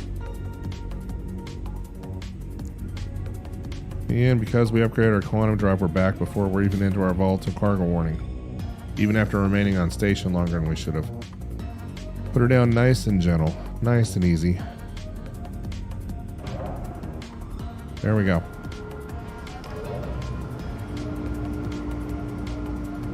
Well, it doesn't look too worse for wear besides all the bags missing. Okay.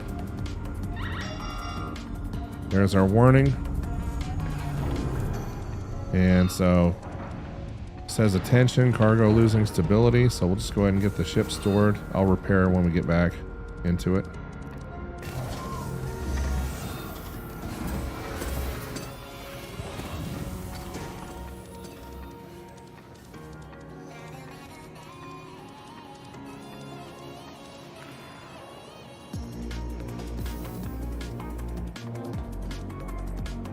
Some of you I know thought I wasn't going to make it back after seeing all the stuff we had to deal with. The wind, bouncing the prospector off the ground. That was a hard rock to break and collect in those conditions. But like I said, most of the time on Uterpy it's not like that. You'll have wind pick up just a little bit here and there, but it usually will die off. But that particular spot was not kind to me at all. All right, we got it stored. Let's head down to the refinery and see if we inerted any of our material.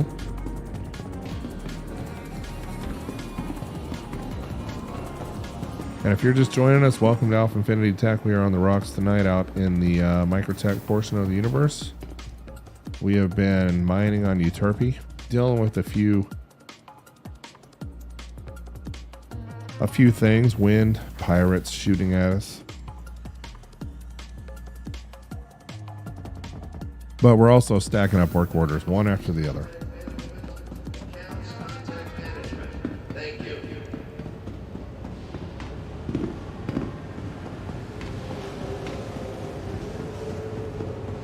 And we're going to head back out. We're going to repair our prospector. We're going to module up.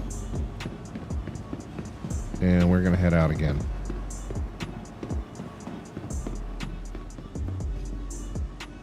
Hi. Good to have you back. And if you guys see these work orders, they are all from Uterpy and Clio. So not a huge amount refinable. We'll end up with about 2,000. We'll just use fair and exchange here. It'll cost me some money, but it'll get us turned around faster. But all these work orders that you see in process and complete, these are all from Clio and Uterpy. So different yields.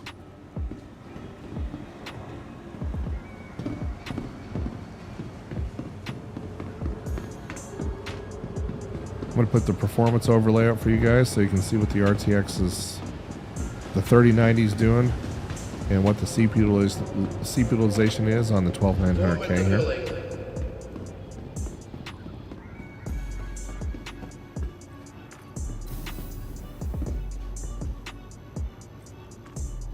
And we'll get the prospector repaired and head back out. Yeah, Heathen, not a bad payout. Not a bad payout at all. I mean, it'll still be at about 180,000. So more than enough to cover the damage to the prospector, the modules I used, and of course the time we spent out there. Not a bad turnaround at all.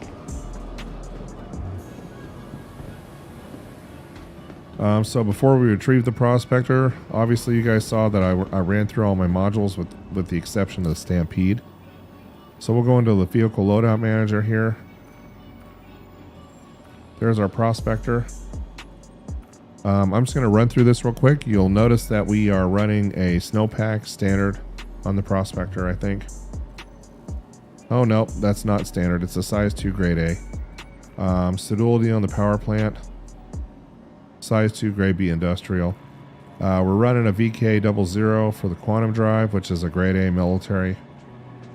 And then the only reason I survived after busting that rock right in front of my prospector and blowing up a fragment is because of this right here, the 6A Arbiter, size 1 grade B civilian.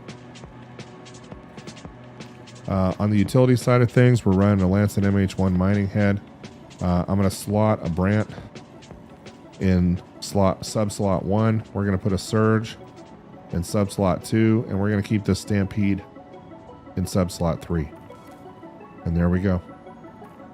Now what we're going to do is we're going to retrieve our prospector, get her repaired. To the ASOP vehicle retrieval system. Because we absolutely abused her on Uterpy. Vehicle selected. Stand And he then says, poor prospector takes a lick and keep on ticking. Your I vehicle agree. has been delivered. I'm actually shocked I lived on that little mistake I made there, but hey.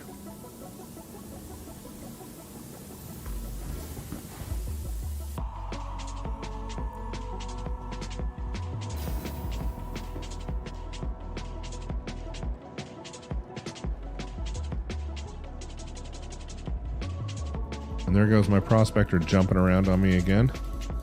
Oh yeah, bags are still missing. But actually, it doesn't look too bad.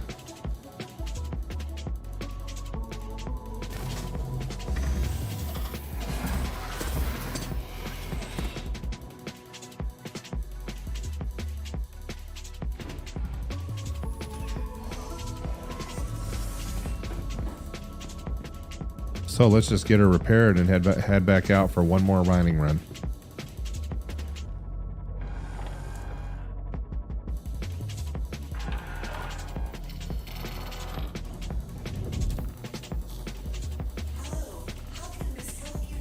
Okay, so 431 AUEC repair bill, not bad.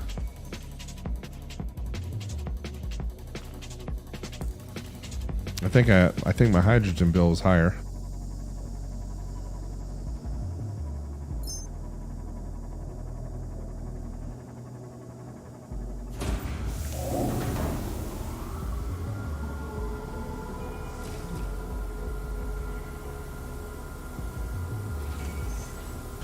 And if you're just joining us, welcome to AlphaInfinity Tech. We're on the rocks tonight. We're headed out to Uterpy.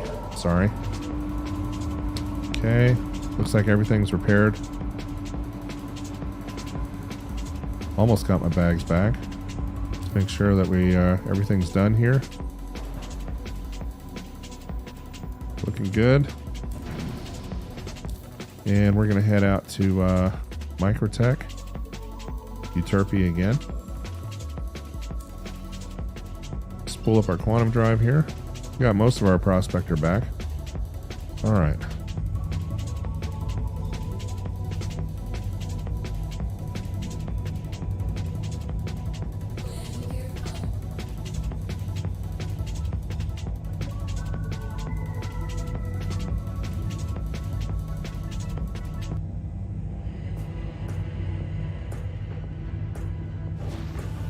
And here we go.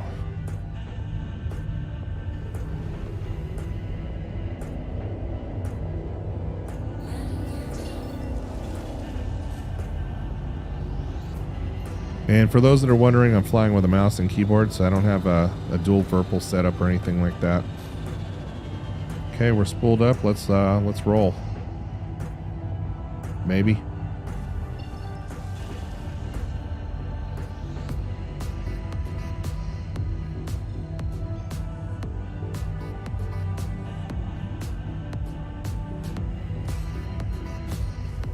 Try calibrating again. For some reason I'm not able to get into quantum.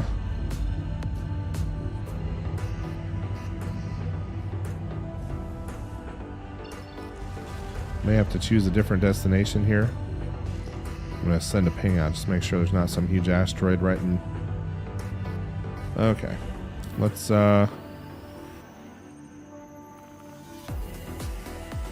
Yep, there's our 30K right there. I knew something was going on.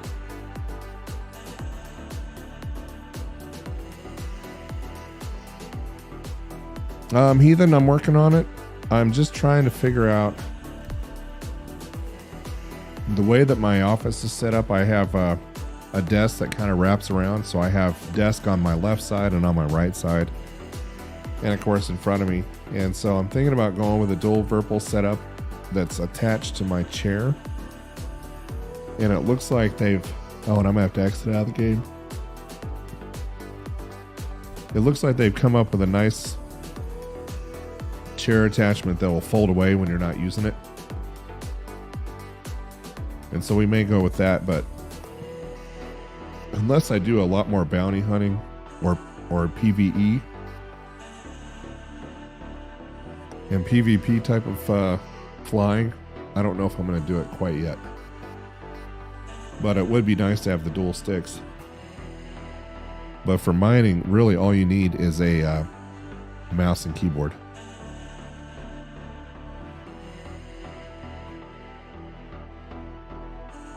And for those that aren't familiar with the 30Ks, once you get them, it's time to exit out of the game and come back in.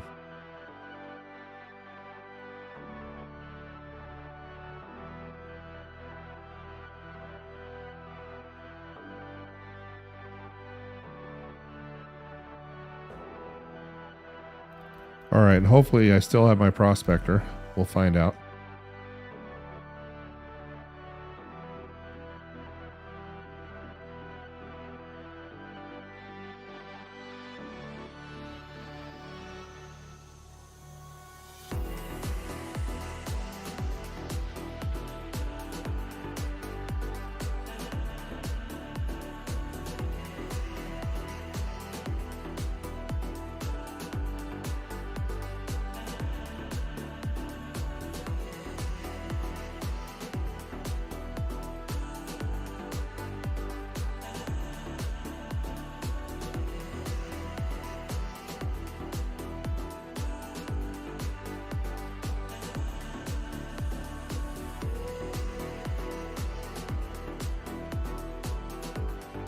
And we're just waiting for it to load back up after the server we're on 30K'd on us. There we go. Okay, looks like we ended up back at McL1 probably. Still have my suit on though, so I'm confident that my prospector will hopefully be okay. Yeah, and Heathen, I think it will add to the realism as well.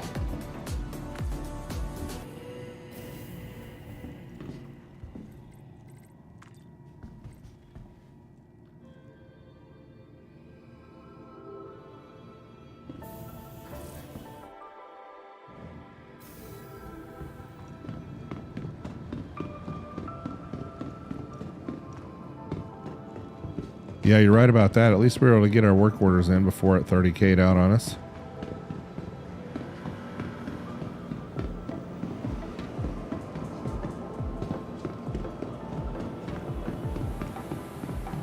All right, let's go see if our prospector is still in one piece or if I'm going to have to re-outfit one here. A lot of people wearing the Ninetales stuff. All right. Welcome to the ASOP vehicle retrieval system. And thanks to the new logic they built in, it looks like it's stored at least. Vehicle selected. Stand by. Your vehicle has been delivered. And we'll just make sure when we get out there we still have our modules.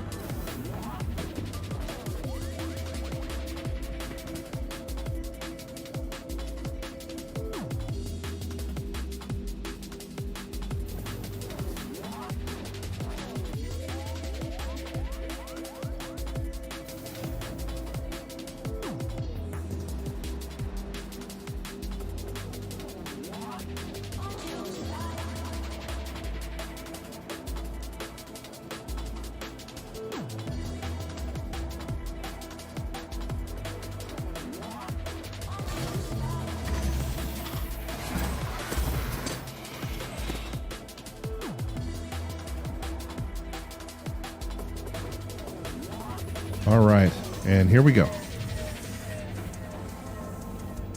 And this will be my last mining run out to Uterpy tonight.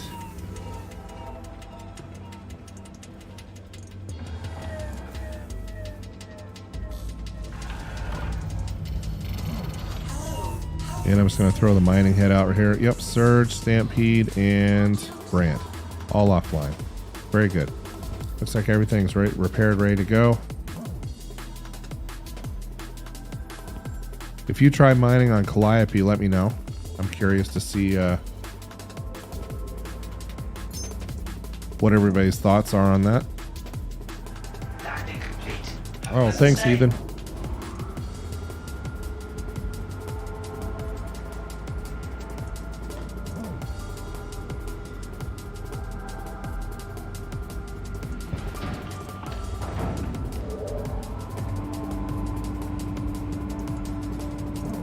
All right, we are out of here, and hopefully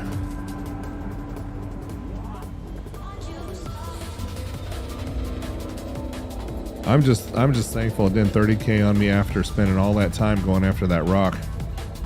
Fighting the wind, bouncing the prospector off the rocks and off the moon surface, and then at 30k right when I collected it. So got to be thankful.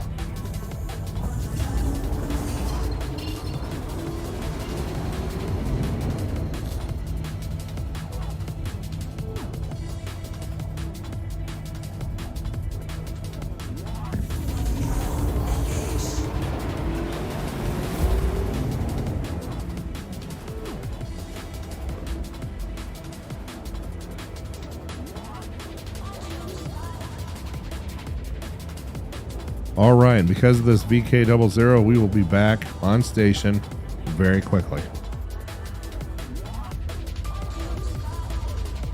It's interesting, we did a repair to the ship and didn't end up with our bags. Still empty right there.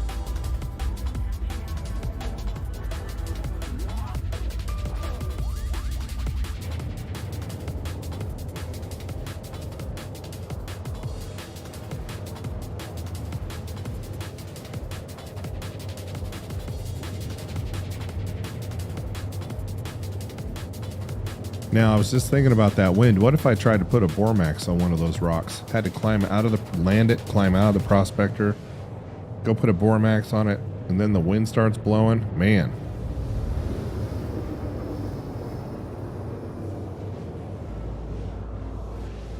Hey, Faithful Craftsman. Welcome to the stream. I don't think I've seen you on before. Glad to have you. It was definitely windy on Uterpy. It always is, but I got into some gnarly wind that just wouldn't stop. Usually the wind will come and go.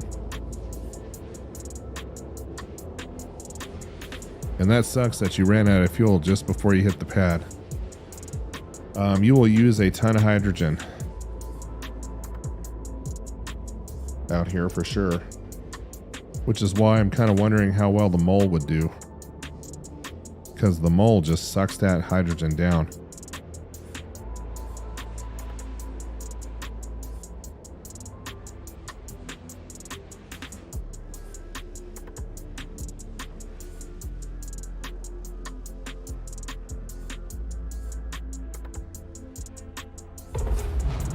I don't remember the wind being that bad at Clio. But at Clio, you're always going to be in the dark, it seems.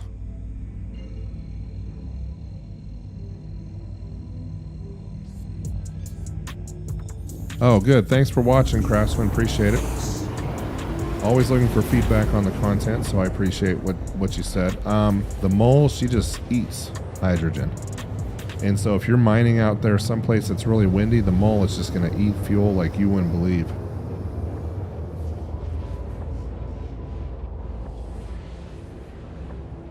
All right, back at Uterpy. Here we go.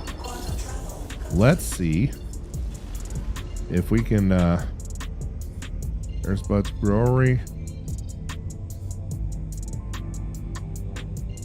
Let's see if we can mine on the light side of the planet here, or the moon.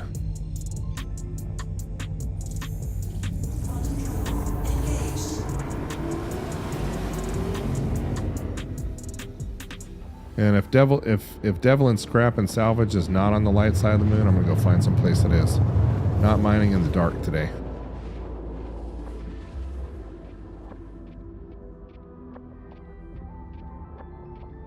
Yep, it's in the dark. Okay, we'll choose a different spot then.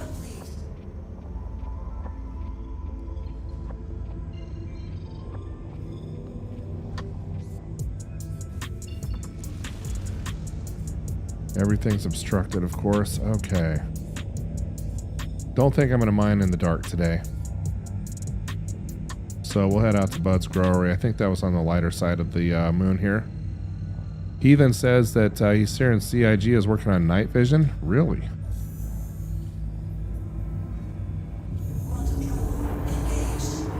So are we talking night vision inside the ship?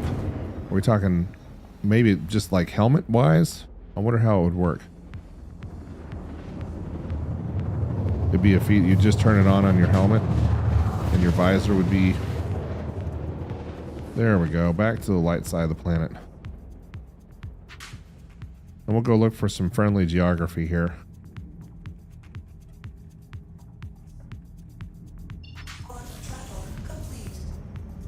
Or would you like activate a feature on the ship and then the whole windscreen would be night vision? Okay, so out here at Uterpy, you don't want to be in too many of these. Let's gain some altitude here. Yeah, you want to be out more towards these mountain ranges this direction.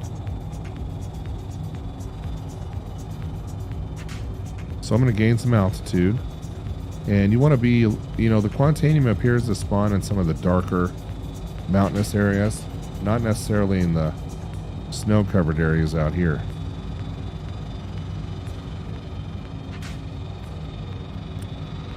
So we'll try hunting out this way first.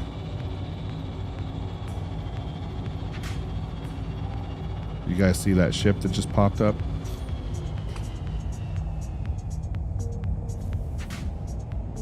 Okay, and you just want to watch this altimeter. Martin's asking, for what ships will you vote in the ship showdown? Good question.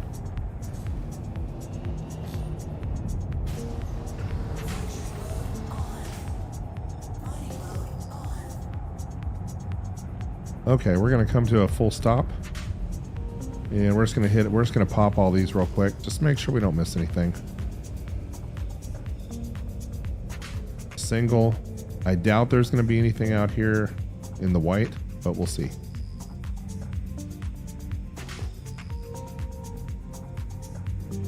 Triple right there. We'll go investigate. Why not? Here comes a missile. Get the mining head in. Get shaft and flares deployed. I wonder who's shooting at me. Who is this clown? I want to find out.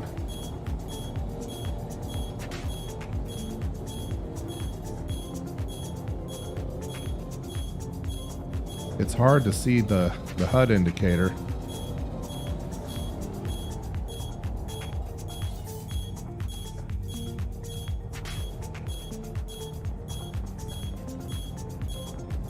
Very interesting. Somebody just smoked him. How cool is that? And there's another one out here too. Looks like behind me.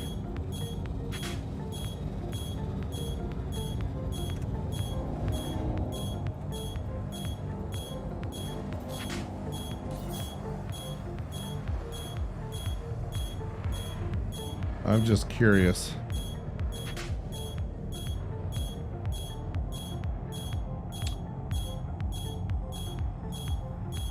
Gain some altitude here. Can anybody explain to me why these guys are shooting at me? Anybody want to tell me?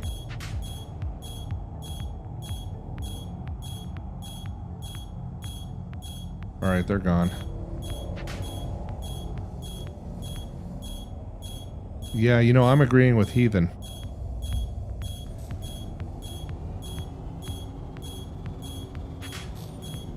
Hopefully I'm not going to have to listen to that for the rest of the freaking time I'm here.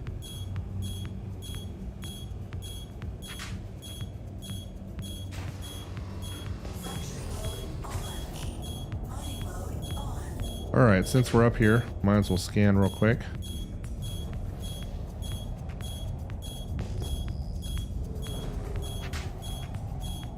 There's a double. We'll go investigate. I'm going to scan right out here too.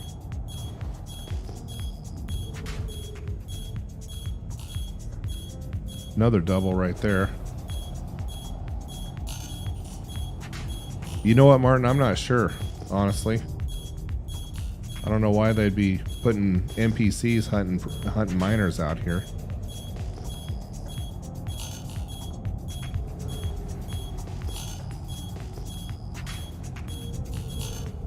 So we're going to hunt in this little gray mountain range area for a little bit.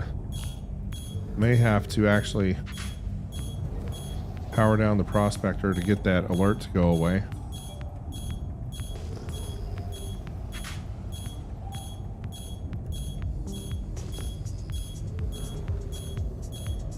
And there's a Quantanium deposit right there. 24%. I think I'll take that one. Oh, we got 2 rocks. Let's see what we got over here.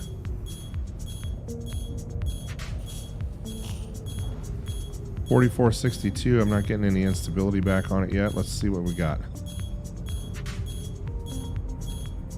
371, not worth my time. This one, on the other hand, I'm just going to go ahead and take it. And there's that wind that you guys really like. Get into VTOL mode. I'm sorry that you're going to have to listen. Let me try and land this ship real quick and see if we can get rid of that notification. Get the mining head in.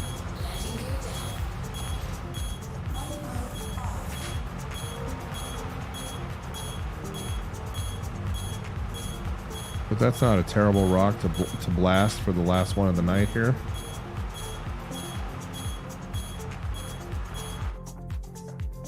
Okay.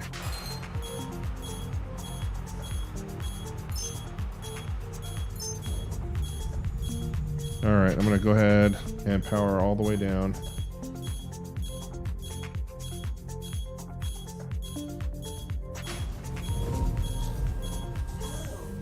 Let's see if exiting the seat will help.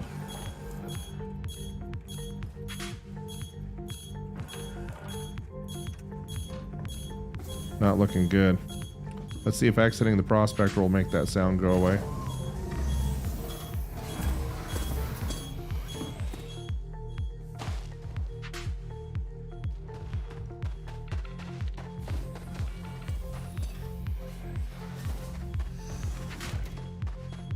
Okay, we have a survival estimate of 24 minutes. I'll go ahead and take a glamour shot in front of this rock. And it does not sound like that missile warning is going to go away, unfortunately. So I apologize to everybody on the stream for that.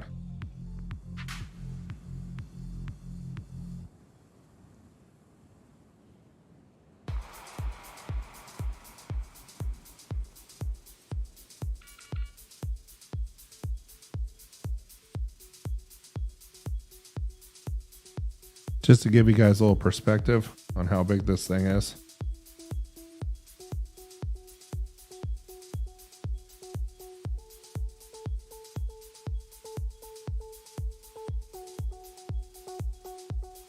All right, let's get back in here before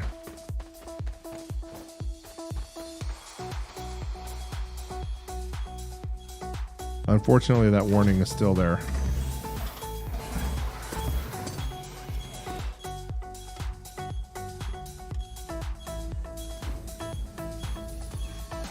When I said that Uterpy was cold and windy, I meant it. It is really cold and windy. Unfortunately, you guys are going to be listening to that beeping the whole time while I get this thing cracked. And for some reason, I'm not able to silence it. So instead, what I'm going to do, just so I don't irritate the heck out of you guys, is I'm going to turn the game sound down on the stream and turn the music up.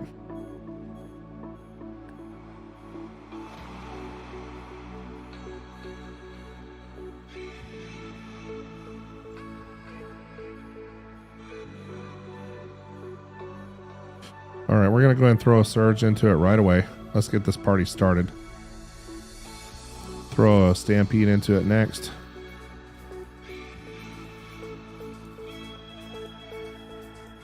I want to get this thing cracked quick.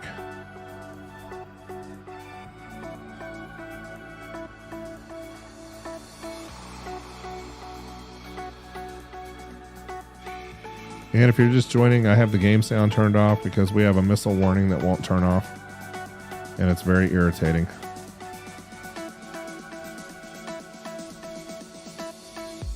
So this mass is pretty interesting. I might have to overclock just a little bit.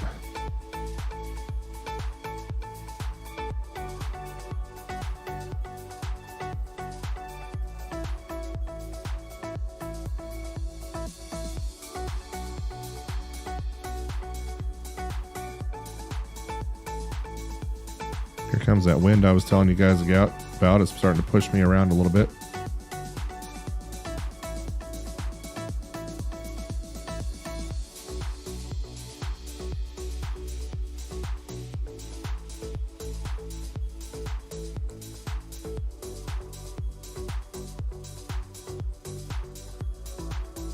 Okay, we'll just bring that energy level up, and then we'll throw a brant at it once we're in the green. And I hit that brant just a little bit too early, unfortunately.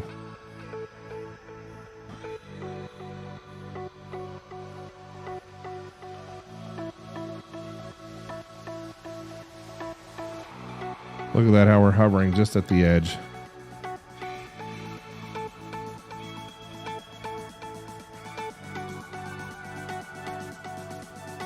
Maybe another stampede. Oops. Wind caught me.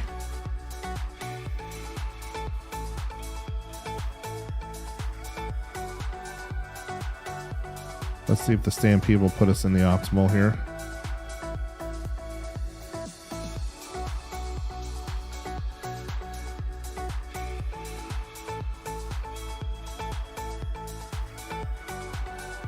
And you'll notice how my range keeps getting pushed back. Here comes the windstorm right now. I had to get into thrusters to maintain distance.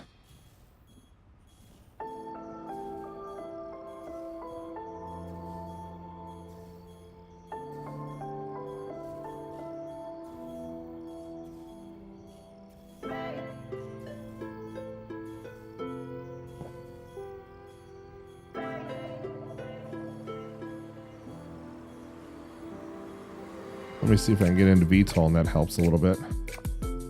That's okay. We'll throw another surge at it and get into it.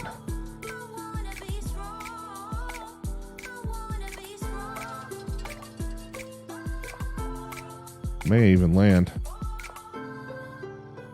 Let me get the mining head back in, make sure we got our gear down.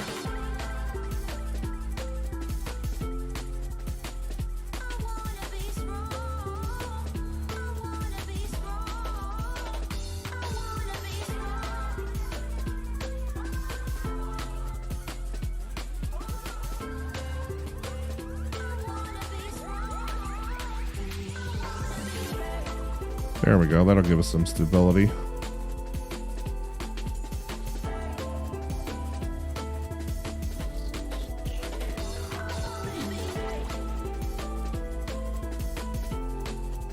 And we're on a 5964 rock, 24% Quantanium.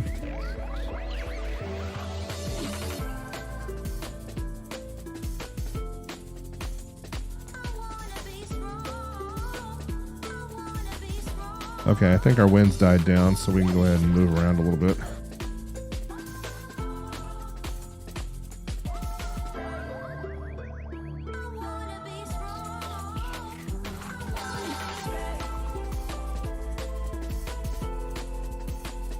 And we were in the optimal window, but then a windstorm came up and kicked us off the rock.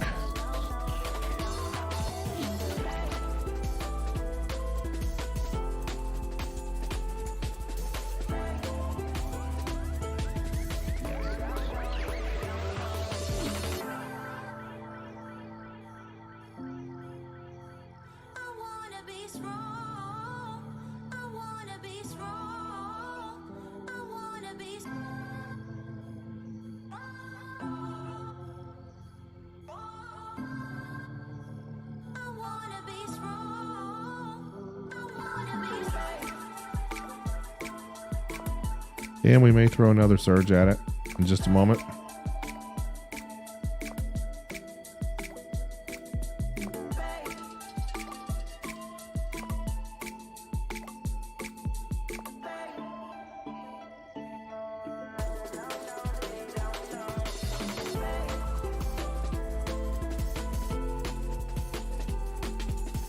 And our charge level seems to be holding right here. We're not making a lot of progress, but I'll wait a little bit longer.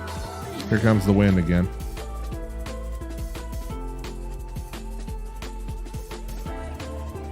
And did you guys see that somebody just came into range?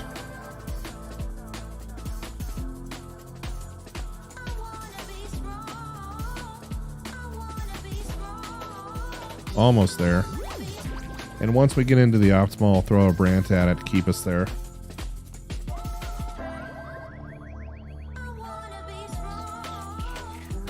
I'm hovering over Alt 1 right now, just waiting for it.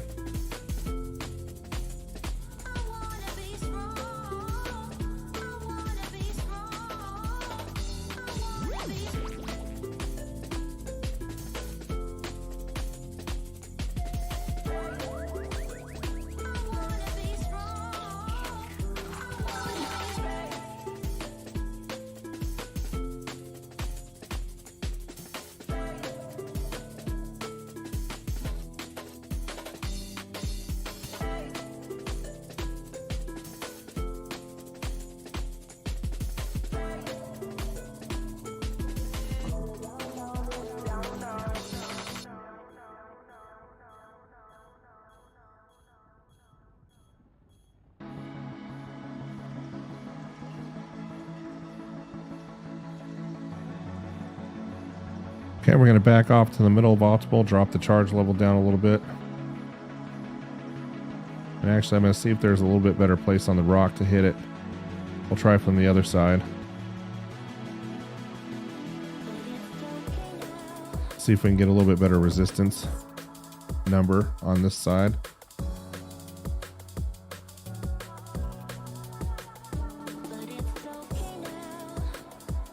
Nope, about the same.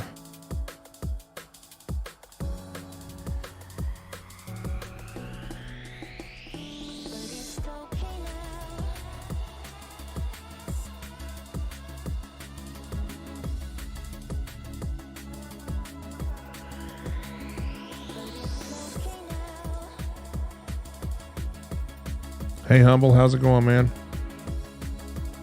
You know where I'm at. And it's not Lyria.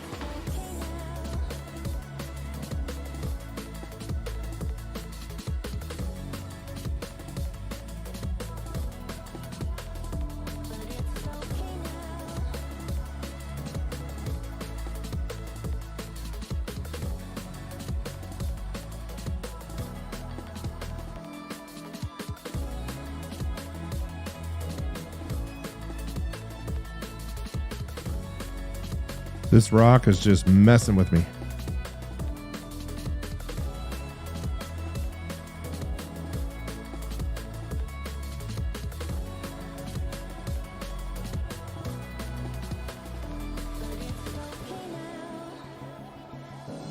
However, I may actually have a couple of Bormaxes on board.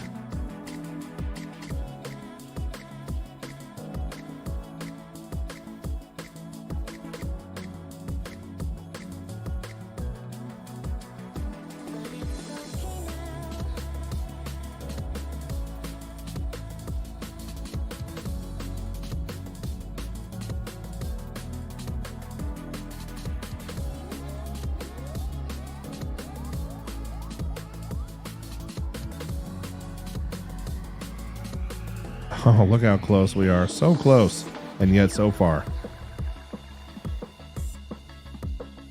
There it is.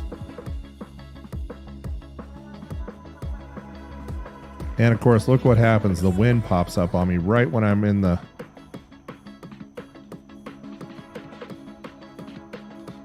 There's just no mercy. But I want to stay in that optimal no matter what. I don't want to drop out.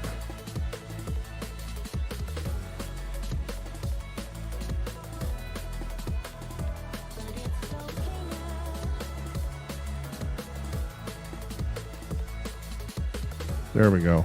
We cracked it.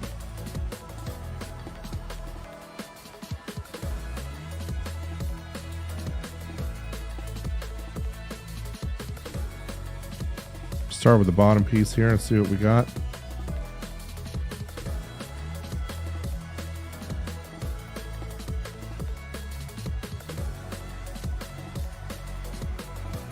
It took a while, Heathen, but we finally got it done, man.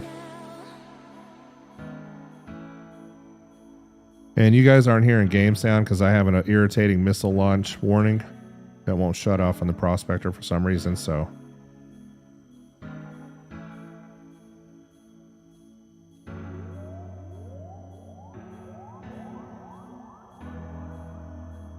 So you're just listening to me and the music at the moment.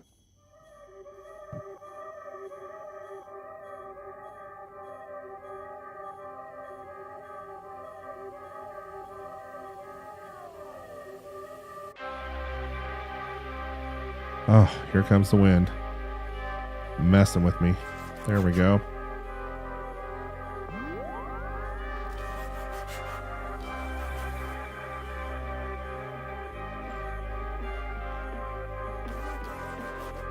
Hey, Dad BSB, glad to have you back, man. You know, it has been an interesting stream tonight. I have been shot at. Had to deal with just a gnarly windstorm. One that never stopped. You know, most of the time, as you guys have been watching me on Uterpy today, and especially even right now, like this windstorm won't last forever. It'll go away. But I was in a perpetual windstorm that just would not go away. We still managed to collect the rock, but man, we bounced the prospector off the earth or off the moon a couple of times, and it was just not good. Came back with about 180,000 AUEC after refining costs, though.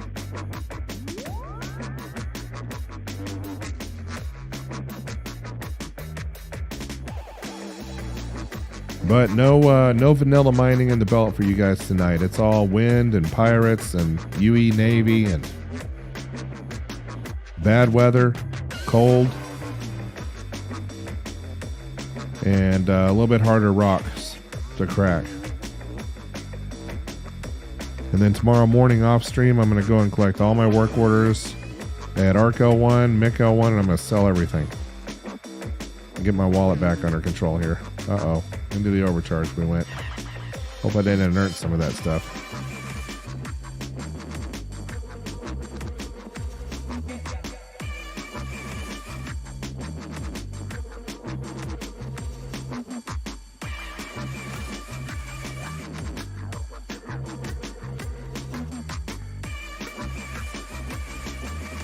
Okay, there goes that one.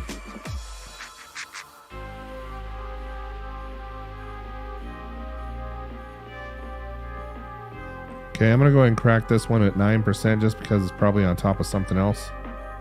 That's why I'm messing around with this one right now.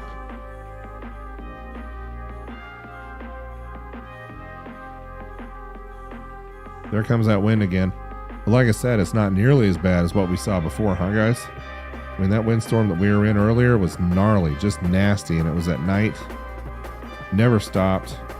Blew me all over the place, flipped me over. Made things real interesting. Okay, there goes that one. Let's take a look and see what we got here. Oh yeah, it's going to be a nice fragment right here.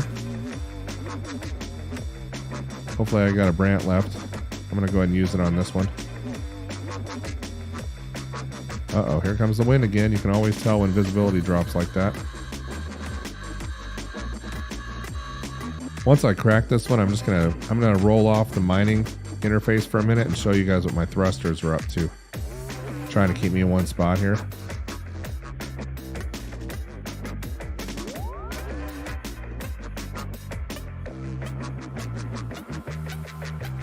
Okay, back into the Brant again.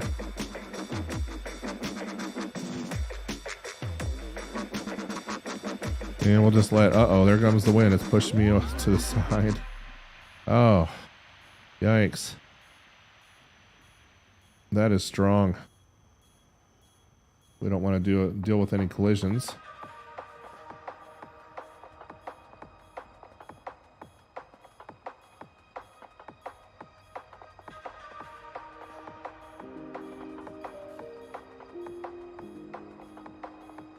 All right, let's bring the charge up again. Yeah, that wind's really messing with me now. Maybe since it's coming from that direction, we'll just deal with this shard at the moment.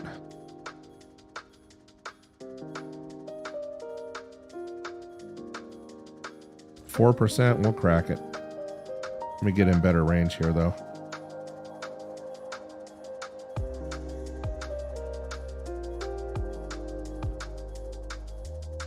Go ahead and land. Maybe. There we go. And we'll go ahead and crack this one. Even though it's 4% Quantanium, it may be in front of something else. However, if I can't get a display readout, if I can't get a scan on it, look at that.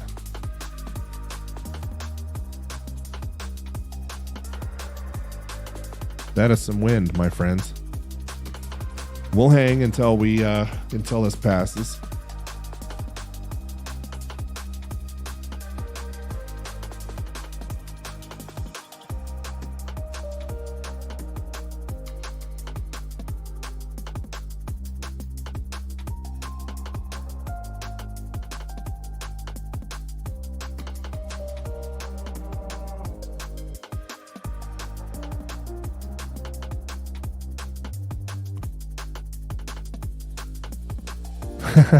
Humble saying he found a 47%er.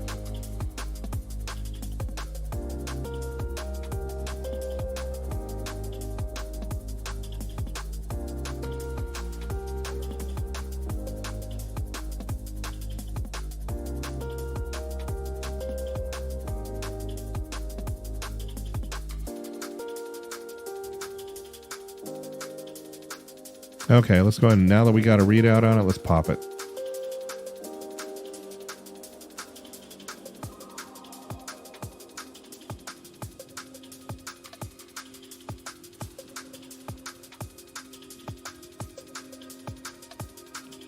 It is beautiful though. The wind effects are gorgeous. The snow melting on the windscreen of the Prospect are really nice.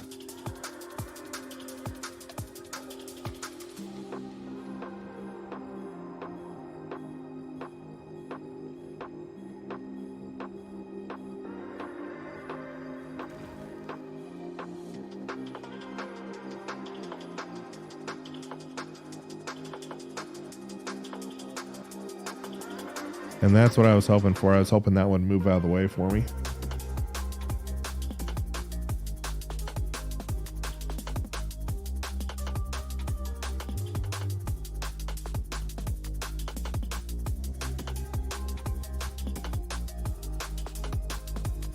Okay, let's do a little survey and see what we got here.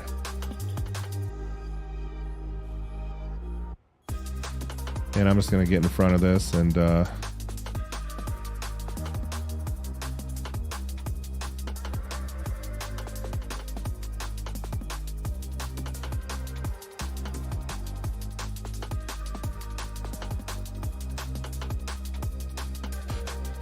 my mining head in. There's what my thrusters are doing right now.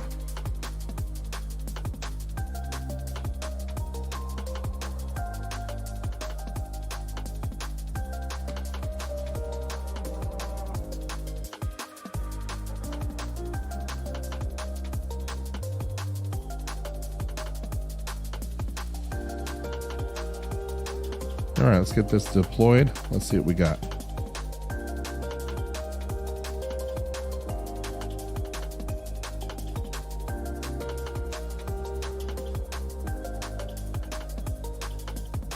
I can't tell if that's purple or orange. Now that's orange. Anytime you're not sure and you don't see a charge level going up, just stop putting energy into it right away. Maybe purple and it's just not showing up on the UI.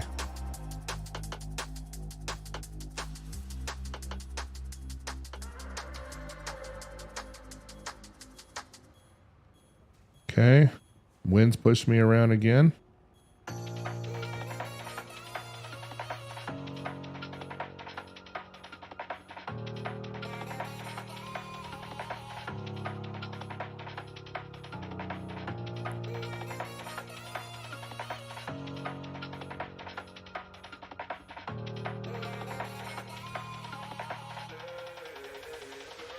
Let's try going from the top. You guys didn't come to see any belt mining, right? You wanted to see something a little different? All right, we're gonna position ourselves. I'm gonna get way out in front of this rock. Then we're gonna come down low, because apparently we ran into a windstorm that's just never gonna end. Okay, we're gonna get low to the ground here and approach that way.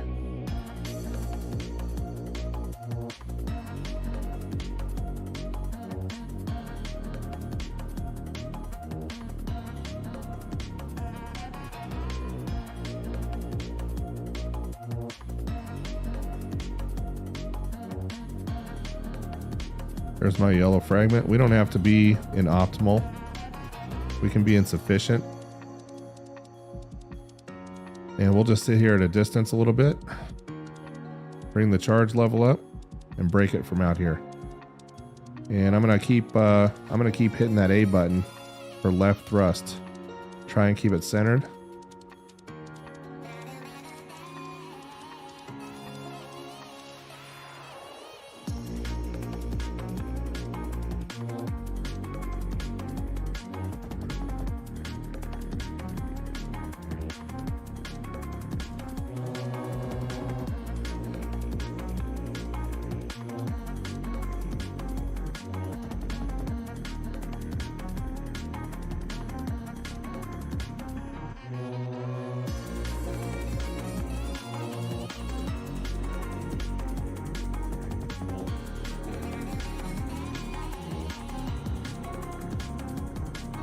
All right, and there goes that. That may be the last fragment we have on this rock, and then we'll take it home.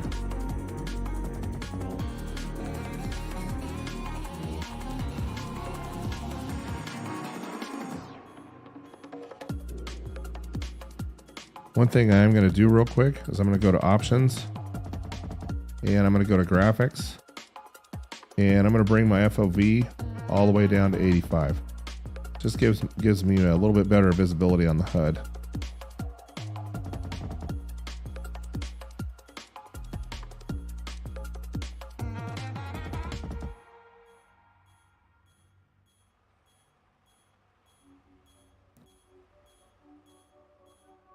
Four, 5, 3.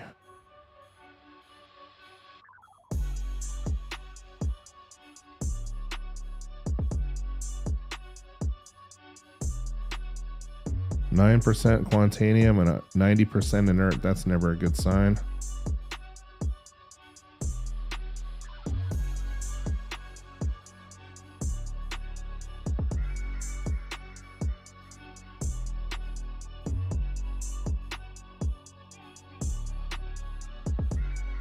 And now our windstorm dies.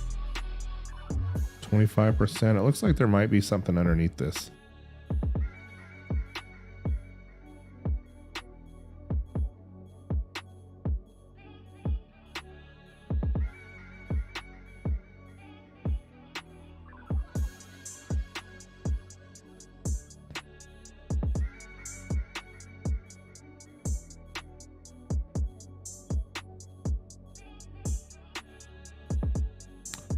Okay, we're gonna go and start collecting.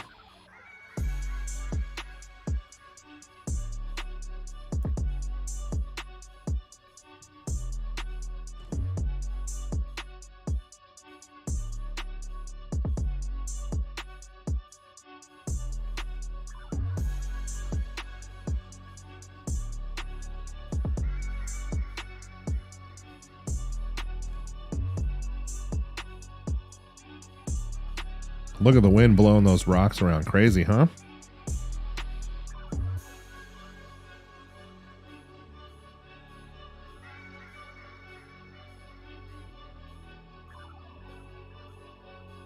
Hey, JoJo50, welcome to the stream. Good question. You know, some people just, it really comes down to personal preference. I mean, a lot of people I know that are miners use just a mouse and keyboard.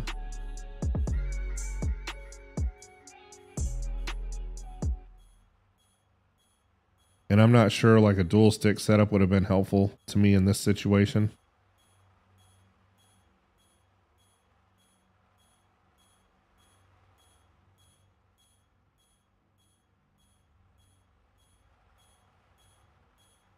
Kind of wondering why that fragment went inert. That's never good.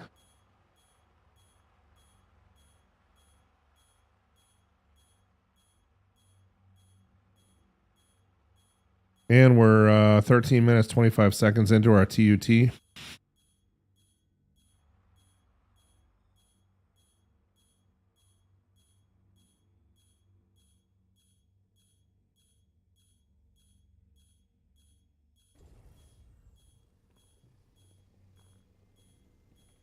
So we're going to try and walk away with about 15 on this one.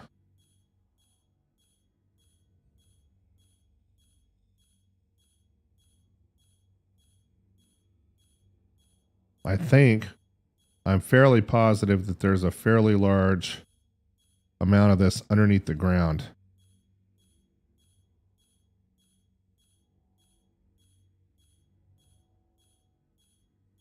That we might have not able to get into.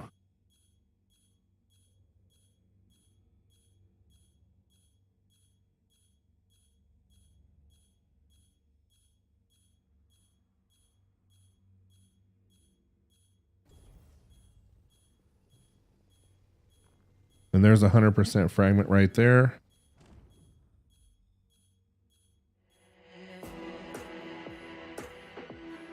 And let's just, now that we got that one out of the way, let's see if we can get a little bit different perspective here. Okay, so it looks like, yeah, it's going to be a 13 SU rock for us tonight. We'll go ahead and grab that one too, since it's 67%.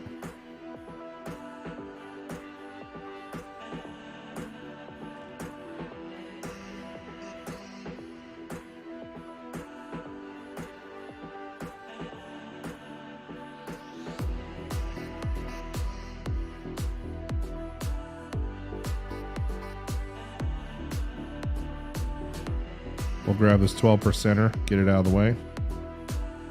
One nice thing about the mole is you can pick up a lot of garbage without having to worry about cargo, really. You have 96 SCU. Okay, we're 12 minutes into our TUC.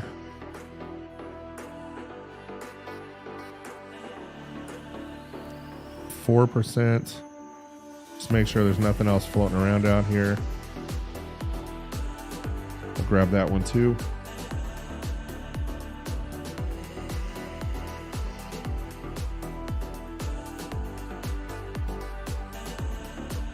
Okay, quartz. No more red stuff here.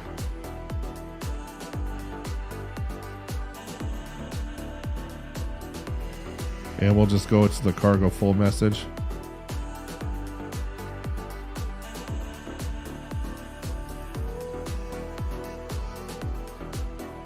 And the wind's popping up, so I'm going to call it.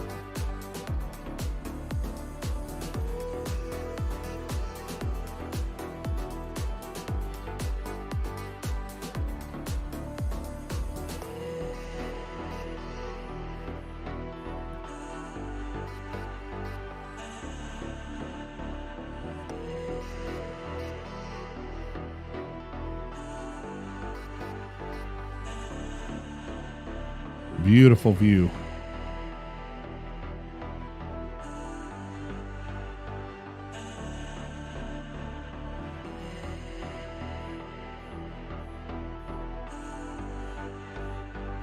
And you know, while we're here, I'm just going to throw a quick scan out here to see if there's anything that's going to come out. Yeah, there's not going to be anything else out there, so I want to definitely stay in the mountains. Don't want to get out into the flats.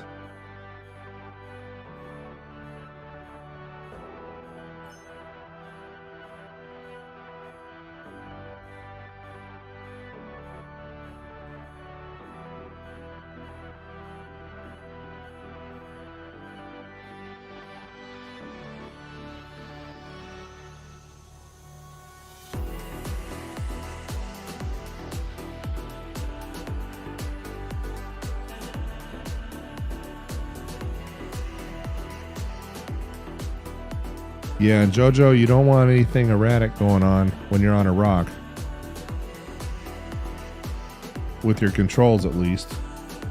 There's going to be plenty of external forces that push you around, but on your rock, you definitely don't want to.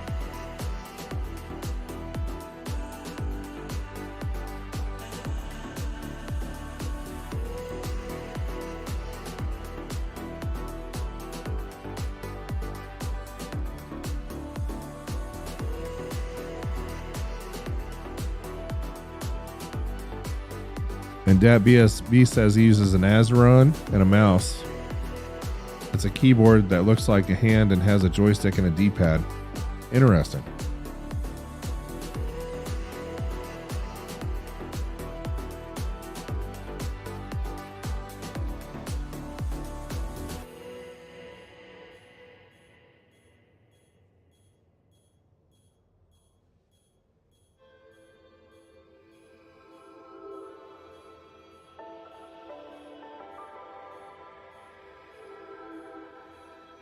All right, because we're running a VK00, we can get into our countdown timer a little bit more than we normally would.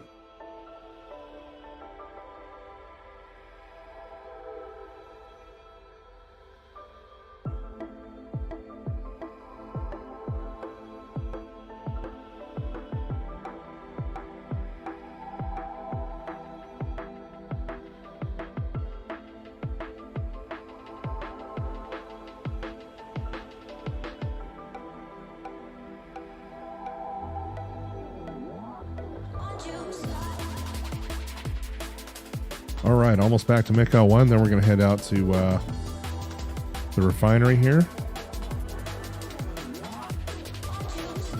Fast cooldown, fast calibration and spool on that military quantum drive. Really like it. Saves you precious moments.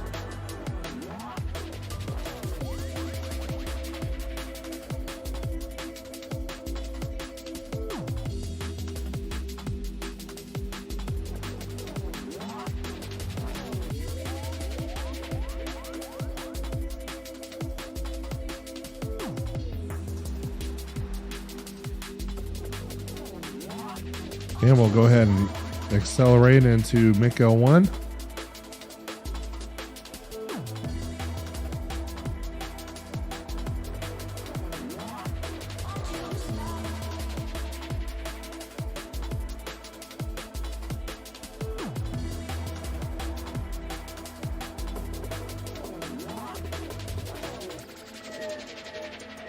Wait for that ATC notification.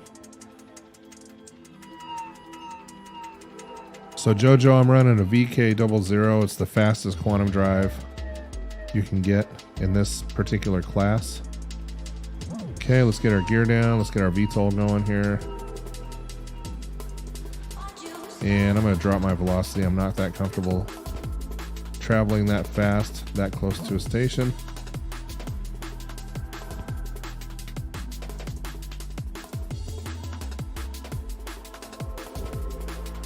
Okay, there's my volatile cargo warning, so we need to get busy here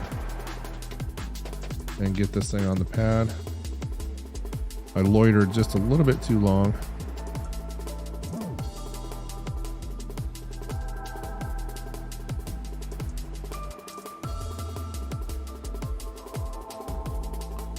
And there's no game sound for those that just joined the stream, just because we had a missile warning that would not shut off after getting messed with.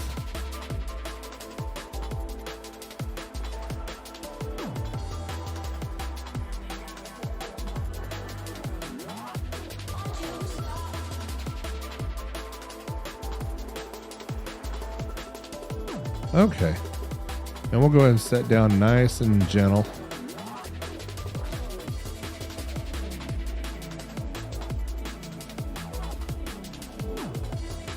And power off. And we will haul butt to the elevator here. Get our ship stored before we get into a critical.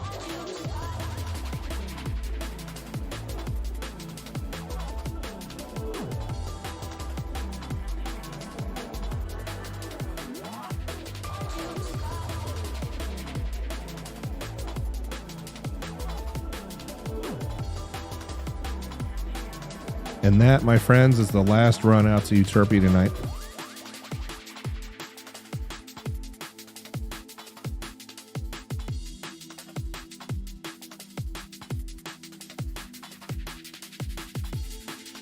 And there seems to be some thought that maybe a patch is coming soon. So if you have work orders that are outstanding, I'd highly recommend. Okay, we're storing our prospector here. highly recommend you get your work orders sold and down to market before that happens. Work orders generally do not survive a patch. So if you have a bunch of them stacked up like I do, as you'll see here in just a moment,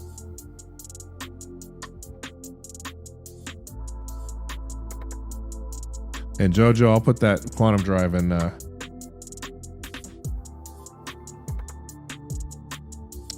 There you go. That's in chat for you. It's a great drive to have if you're making short runs. Not a great drive to have if you're making long runs. So you'll want a Voyage or something else that'll still get you two times the velocity of the standard quantum drive on the Prospector. And check it out in my Prospector outfitting video on YouTube. I walk you through all the modules, the mining head, everything. Shields, quantum drive, what my recommendations are. And but for really short trips like we're doing now out to the moon and back, the VK00 is great. All right, so we're going to be, this little rock here is probably going to be about 140. We go to Fair and Exchange here. There's two basic refining methods for Quantanium where you don't lose a lot of yield. One is Fair and Exchange, and it's 8,000, takes 10 hours. And then there's Dink's Salvation, and you get the same yield at half the price, but notice the time. It's 1 day and 6 hours for a fairly small yield. So what we're going to do is we're going to use Fair and Exchange, pay the little bit extra money, hit confirm. And then as you guys can see, I have a lot of work orders here stacked up. So 1, 2, 3, 4, 5 completed and 4 processing right now. And they're all going to be done by tomorrow. So I'm going to take them all to market. And then I have 3 more stacked up at ArcL1.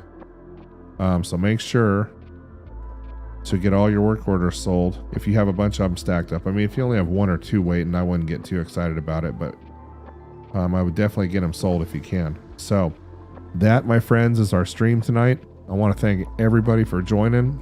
Glad to have you. Thanks for joining. Jojo, Martin, Dat BSP, Heathen, and of course, Humble Monk. Last but definitely not least. And you guys have a fantastic night. And check out the YouTube channel. Give me a thumbs up on the streams, videos, subscribe if you like my content. And we will see you again soon.